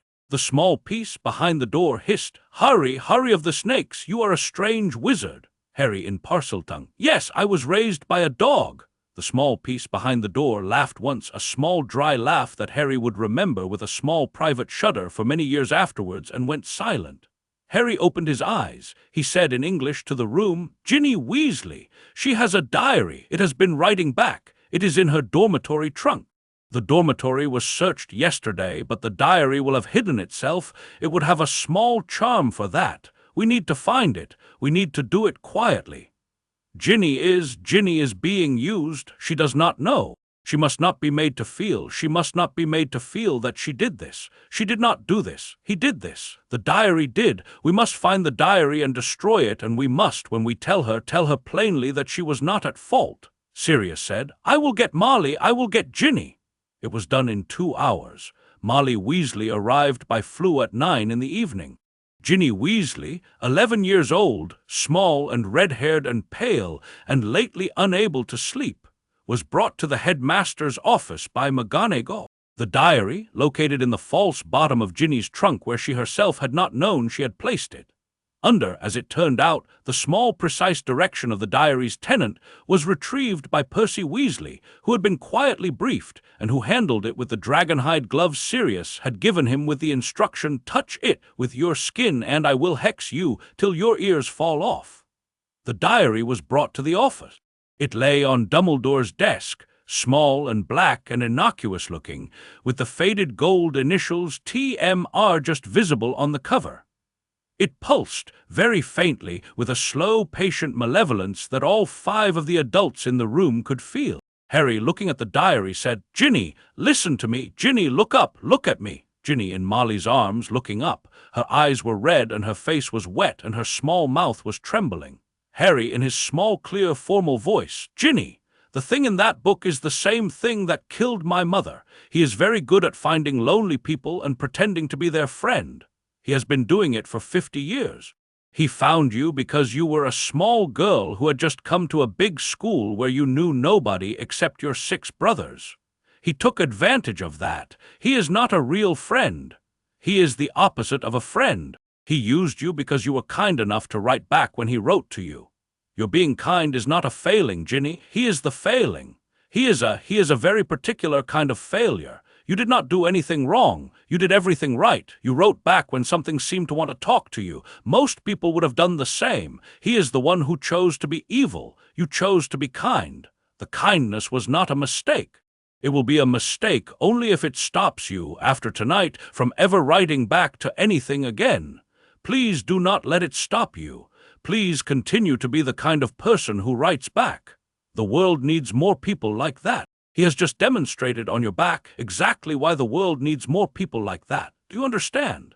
Ginny, in Molly's arms, after a small pause in which she breathed in 3 times. "Yes, Harry, I understand." Harry said, "Good, now I am going to destroy the book. You may stay or you may leave. I would not blame you for leaving, but I would if you can bear it, like for you to watch. It is your book in some way. It would be right for you to see it end." Ginny said, "I will watch." Harry walked to the desk. He had brought nothing with him. He had no basilisk fang. They did not that evening have a basilisk fang. The basilisk was still in the chamber, and the chamber was still unmapped. He had not been told before the meeting how he was to destroy the diary. He had been told only that he would find a way. Sirius, who had been told this by Dumbledore, had agreed. Harry, who had been told this by Sirius, had not asked. Harry had spent 12 years finding ways. He laid his hand on the cover of the diary. He thought very deliberately of his mother's last words above his cradle. He had heard them year after year from Sirius's mouth. He had absorbed them. He had filed them. They were the floor of his life. He let them rise now to the front of his mind. He thought of his mother standing in the doorway. He thought of his mother choosing. He thought of his mother's love going into his skin like a charm. He thought of the green candle in his chest. He thought of the green candle in his back room in front of the locked door. He thought of all the green candles he had imagined for 12 years. He brought them together. He brought them into his hand. The diary on the desk beneath his palm gave a small, dry, surprised sound, like a man on whom a door has unexpectedly been shut and began to burn. The burning was a clean, cold green. It was the color of his mother's eyes and his own. It was the color the killing curse had been when Voldemort had cast it at his mother and at him. It was the color now of the curse coming back, 12 years late, through her son's palm, into the small black book that held a piece of the man who had cast it. The diary burned for perhaps 11 seconds. It burned without smoke. It burned without ink.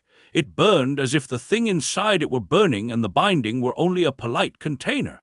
At the end of the burning, the diary was a small, soft pile of clean white ash, like the ash of a single fine paper rose. Harry, looking down at the ash, said quietly in English to the man whose piece had been inside it, "Thank you for trying to take Ginny. You will not get another chance. The candle was burning and you are now smaller and there are fewer of you in the world and we will find the others. Good night." He turned to the room. The room was looking at him with 5 different versions of horror and awe and grief. Harry said, "I think the basilisk is still down there. I think the basilisk has been down there for 1,000 years and may as well come up tonight.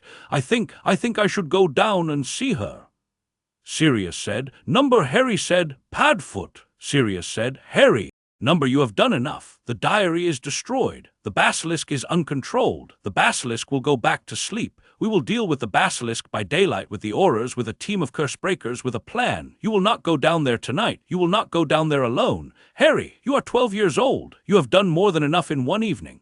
Harry said, Padfoot, the basilisk is awake. She has been awake since September. She has been forced to be awake by the diary. The diary is gone. She is awake, but she is not happy. She is, Padfoot, she is hungry, and she is angry, and she is alone in the dark. She has been alone in the dark for 1,000 years.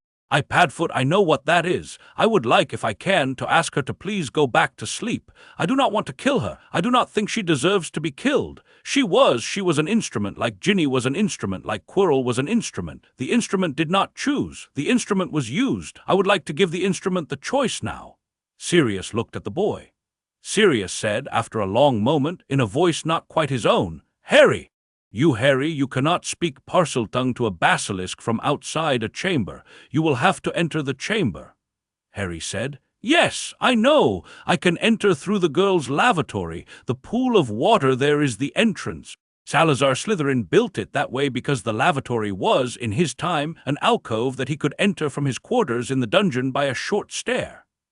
The stair was, when the lavatory was built around it in the 17th century, sealed off.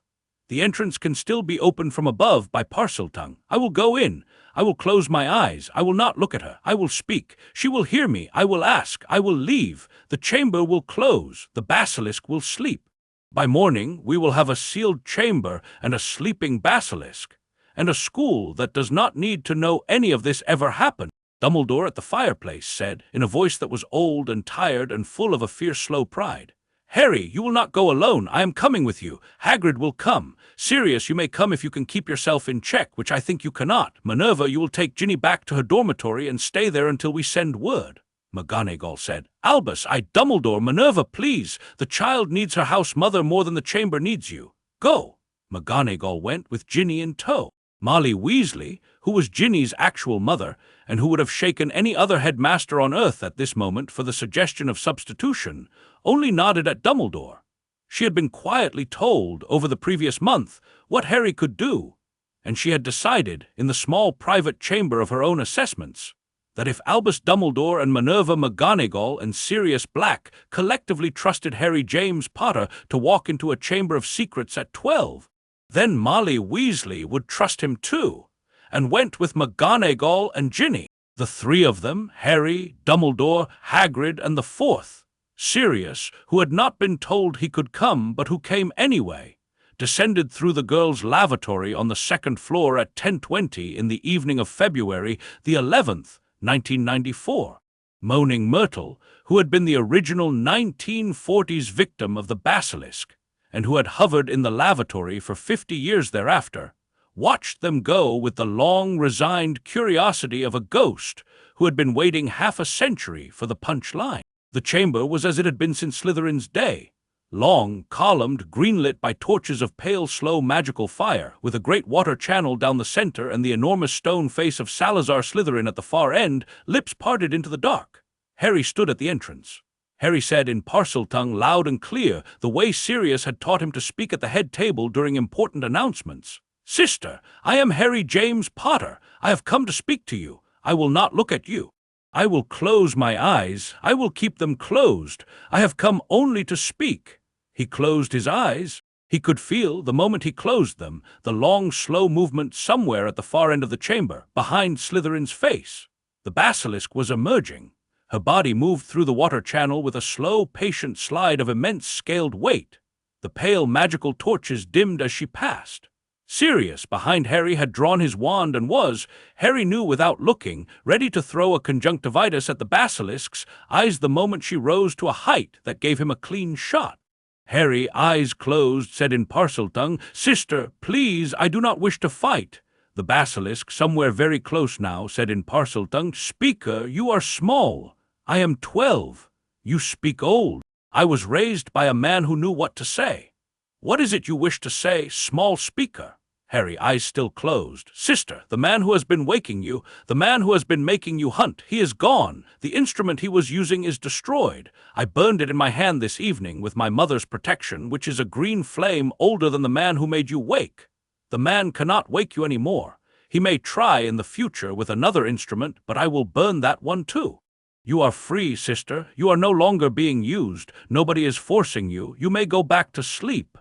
The basilisk, very close, said, Speaker, I have been awake for many seasons. I know, I am sorry. He used you. He should not have used you. You did not choose this. I have eaten of the school's pets. I would have eaten of the school's children if he had pushed me far enough. I know, the fault was his. I do not blame you. You did what an instrument does when an instrument is pushed. You will not kill me, Speaker. Number, I will not kill you. I do not believe in killing things that did not choose. I would like, however, to ask you to sleep deeply, to sleep, perhaps, for another 1,000 years, to sleep, perhaps, until somebody comes who is wiser than I am and who can tell you, in a better way, what to do with the long old life of a basilisk.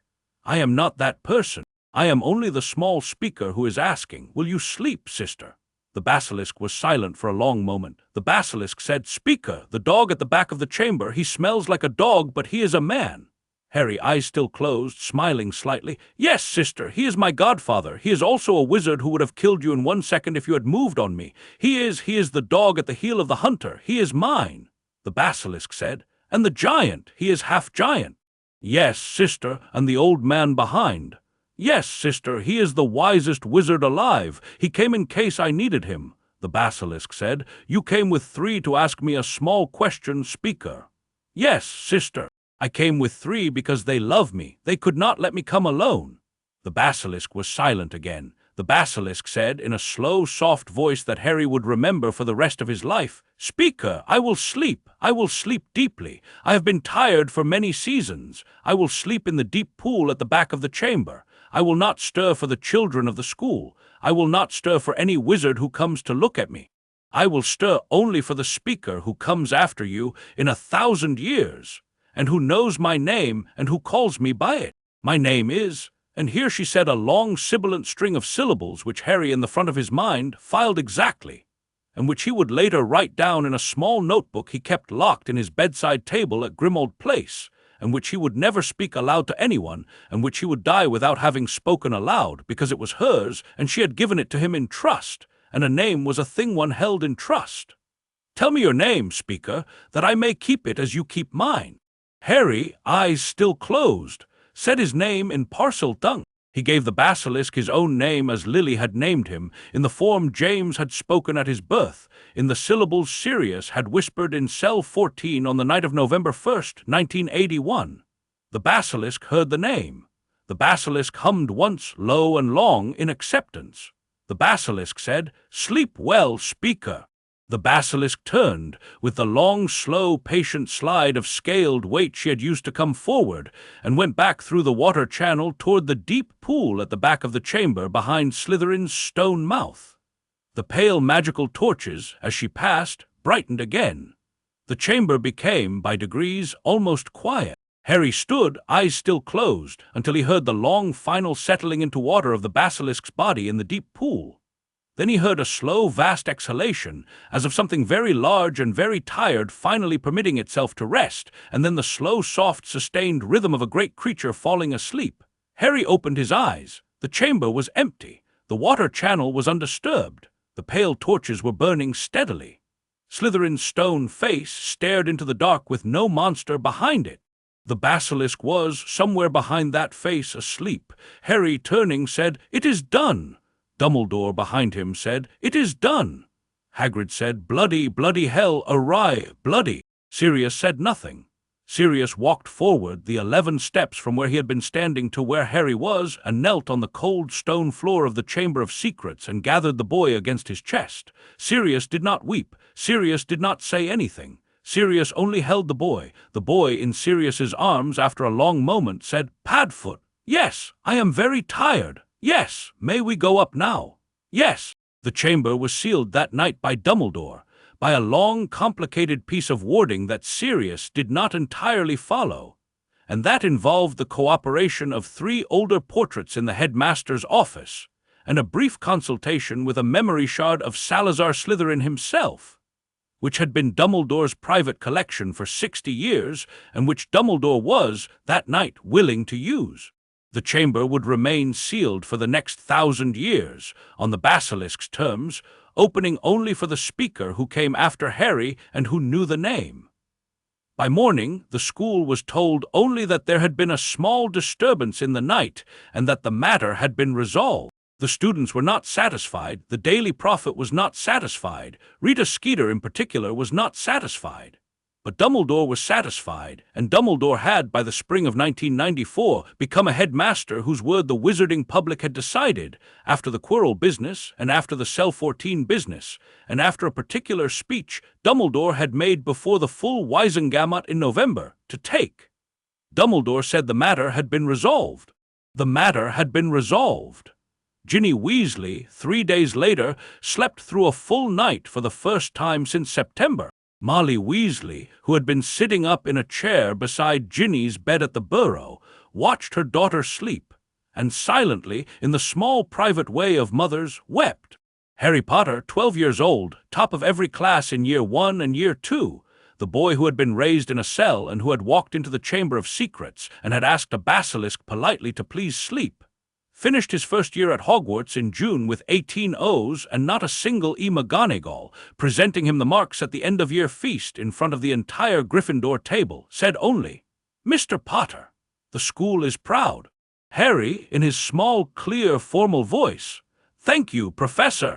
It was the only school I have ever attended. I have liked it very much." The hall laughed. It was, by spring, the kind of dry, small remark Harry had become known for. He had developed over the year a public voice. The public voice was small and clear and formal and dry. The private voice was different. The private voice was for Hermione and Ron and Neville and Padfoot, and occasionally, in the quiet of an evening on the Hogwarts lawn, for Hagrid.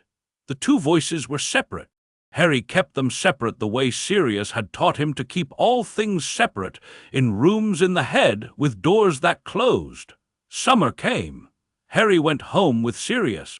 Home was Grimmauld Place, which Sirius had spent the previous summer restoring, and which by the summer of 1994 had become an actual house.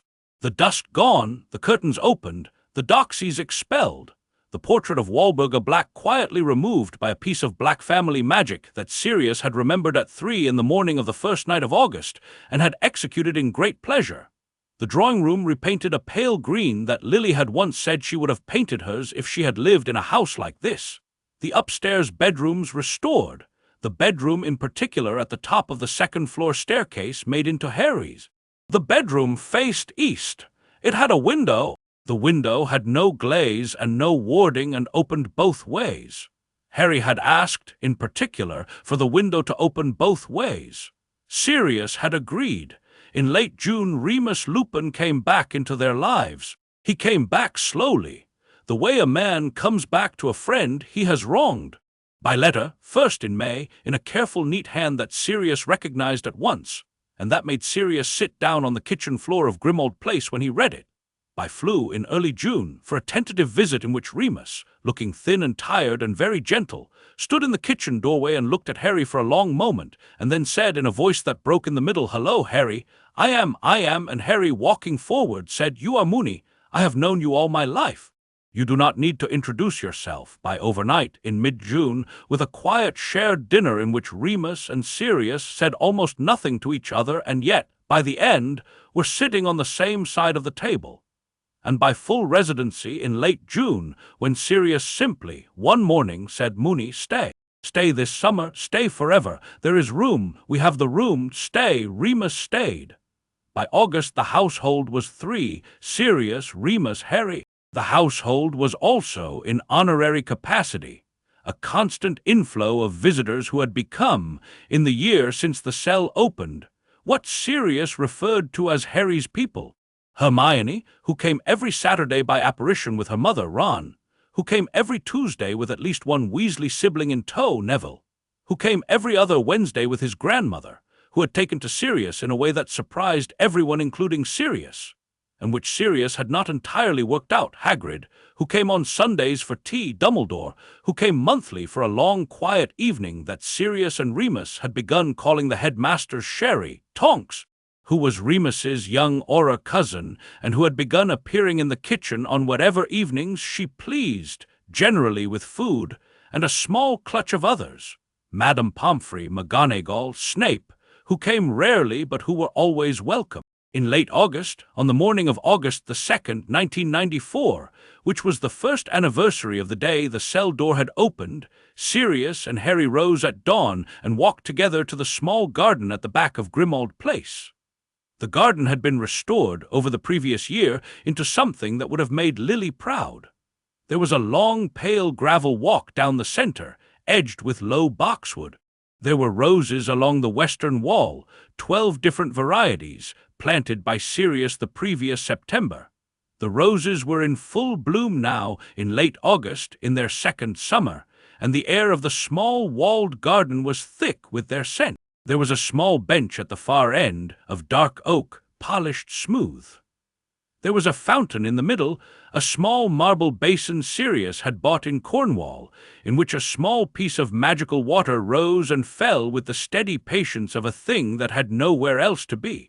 There was an apple tree by the south wall, small, only 10 feet, planted the previous autumn, which had not yet borne fruit, but which had, that spring, given the small white blossoms Sirius had spent 12 years promising Harry would exist. Harry, in his pajamas, with his bare feet on the cool flagstones of the path, walked to the apple tree. He stood under it. He looked up at the leaves. He closed his eyes. He listened to the wind in the leaves. He had been told 12 years ago in a cell that the wind in the leaves of a tree made a noise like the sea, but quieter, like a hush, like when Padfoot breathes. He listened now. The wind in the apple tree leaves made exactly the sound Sirius had described. It made the small, soft, hushing sound of a great, patient, living thing breathing in its own slow time. Harry, eyes closed, said in his small, clear voice, "Thank you, Mamma, there is a tree. I have given you the tree. The wind is in the leaves. It sounds like Padfoot breathing. It is good. It is very good. I told you I would give you a tree. I have given you a tree. You may have many more. There is, Mamma, there is a whole country full of them. I have walked among them. I will walk among them many more times. I will give you each one. I love you. Good night." He opened his eyes. The sun was just over the eastern wall, and the light came down through the leaves of the apple tree in a pattern of green and gold movement that he had been told about for 12 years and had never seen. Sirius was at the other end of the garden by the bench, in dog form, sitting on his haunches, watching. When Harry looked, Sirius shifted up to man form and walked the gravel path the long way down to where Harry was standing under the apple tree. Sirius said, "Padfoot, do you think Lily and James know?" Harry, who had been the one originally addressed and who had become, over the year, accustomed to the small, quiet moments in which Sirius asked Harry the questions Sirius could not bear to ask anyone else, said, "Yes, Padfoot, they have known every day." Sirius said, "Good." They sat together on the bench. The sun rose another inch, and the green and gold pattern on the gravel shifted slightly. Down in the kitchen of Grimmauld Place, somewhere behind the back door, Remus was making tea. The smell of it came faintly out through the open kitchen window. Tonks's voice, who had spent the night, said something faint and bright that made Remus laugh. A small wood thrush sang from the apple tree. The fountain made its small, steady, patient sound. Harry, after a while, said, "Padfoot, yes, I have been thinking about what happens next, about the man, about the pieces, about the rest of the war. Yes, he will come back. He came once before. He will try again. He may try in a year. He may try in 5. He may try in 10. We do not know. Number we do not. But we have time. We have Hogwarts. We have the Order. We have you. We have Moony. We have Hermione and Ron and Neville. We have Hagrid. We have McGonagall and Dumbledore. We have many. We are not in a cell, Padfoot. We are in a garden. We have an army. We will find the pieces. We will burn them one by one. We will be ready when he comes." Sirius said, "Yes," Harry said, "and when he comes, Padfoot, I will be older. I will have trained. I will have read. I will have practiced. I will be 16 perhaps by then, or 18 or more. I will have grown up properly. I will have grown up under a sky and in a garden and with friends. I will not be a small thing in a cell. I will be ready." Sirius said, "I have no doubt of it," Harry said, "and Padfoot, the cell, the years." "Yes, They were not wasted, Pafu. They were the foundation, they were the floor, they were what you built into me, the walking, the reading, the stars, the wandless magic, the occlumency, the candle, the keyhole at the back room, the slip, the you, the them, the all of it. I would not give back a day of it. I want you to know that. I would not give back one single day. Sirius did not this time weep. Sirius had not wept in many months. Sirius had a small, precise smile on his face, and his eyes were dry, and he was holding Harry's small hand in his own, on the bench, in the morning sun, in a restored garden in London on the anniversary of a day the world had begun to give him back what it owed him. Sirius said, "Harry, the years were the years. We made them what they were. You were what made them bearable. You have always been what made them bearable. The list of 8 was your list. The candle was your candle. The padfoot at your back was your padfoot. You were the reason. You have always been the reason. I have never been more proud of any human being than I have been of you. There is not in the world a man prouder of a son than I am of you, Harry James Potter." Harry said after a moment in a voice that was small and clear and not yet quite a man's, "Padfoot. Yes, you are my father in every way that matters. You are my father. You raised me. You taught me. You loved me. You kept me alive. You put me in your dog body and you froze for me. You ate the Dementors for me. You are my father. I will say it once and not again because we are men and we do not need to say it twice, but I will say it once. You are my father." Sirius said very quietly, "Yes." They sat. The wind moved in the apple tree. The fountain made its small patient sound. Down in the kitchen, Remus poured the tea. Above the eastern wall of the garden, in the pale August blue of the morning sky, the first faint outline of a small gray and white owl began to appear. Harry's owl, his own, the one he had named Hedwig the summer he had been freed and who had that morning evidently been out hunting late and was coming home with her catch. And Harry, looking up, said, "Pafu, Hedwig is back." Sirius said, "So she is." Hedwig wheeled once over the garden, identified them by sight, gave one small businesslike hoot, and landed neatly on the back of the bench beside Harry. She had a small field mouse in her talons. She set the field mouse down with the polite formality of a guest depositing a hostess gift. Harry, watching her, laughed quietly, the laugh he had developed at school in the company of Ron, a small, dry, warm laugh that was not the laugh of a boy who had been in a cell for 12 years, and was, in fact, exactly that, and Hedwig, satisfied, hopped up onto Harry's shoulder and began to preen his hair with her beak. Sirius said, "I should go and rescue Remus. Tonks is no doubt by now telling him every story about my 4th year that she has ever heard." Harry said, "Go, I will be in. In a minute, I want to sit here for a moment longer." Sirius said, "Sit as long as you like, Prongslet." He stood. He walked down the gravel path the long way back to the kitchen door. He stopped just before the door and turned, and looked once back down the garden at his godson sitting on the bench under the apple tree with the owl on his shoulder and the morning sun on his face and the green stone chip. Sirius could see from where he was the faint outline of the chip in the pocket of Harry's pajama shirt, and the small gray and white owl's feather, still kept all these years later, tucked behind the chip, and at the apple tree above him, blossoming finished, leaves stirring in the small wind, casting their green and gold patterns on the gravel, and at the small marble fountain, and at the boxwood hedges, and at the long pale gravel walk, and at the entire small restored garden of number 12 Grimmauld Place, in the long, bright morning sun of August the 2nd, 1994, at the end of the first year out. Sirius watched for perhaps 3 seconds. Then he went inside to Remus and to Tonks and to the kettle. Harry, on the bench with Hedwig on his shoulder, watched the leaves of the apple tree move in the wind for some minutes longer. Then he stood. He walked on legs that had once been able to run only 6 feet at a time, the length of the garden path back to the kitchen door, with Hedwig riding his shoulder. At the kitchen door he paused. He looked up once at the sky. The sky that morning was a long, pale, enormous August blue with 3 small white clouds in it. One of the clouds, if Harry tilted his head and squinted, looked very faintly like a great dog. The dog was at the heel of a hunter. The hunter was, of course, only the shape of the sky.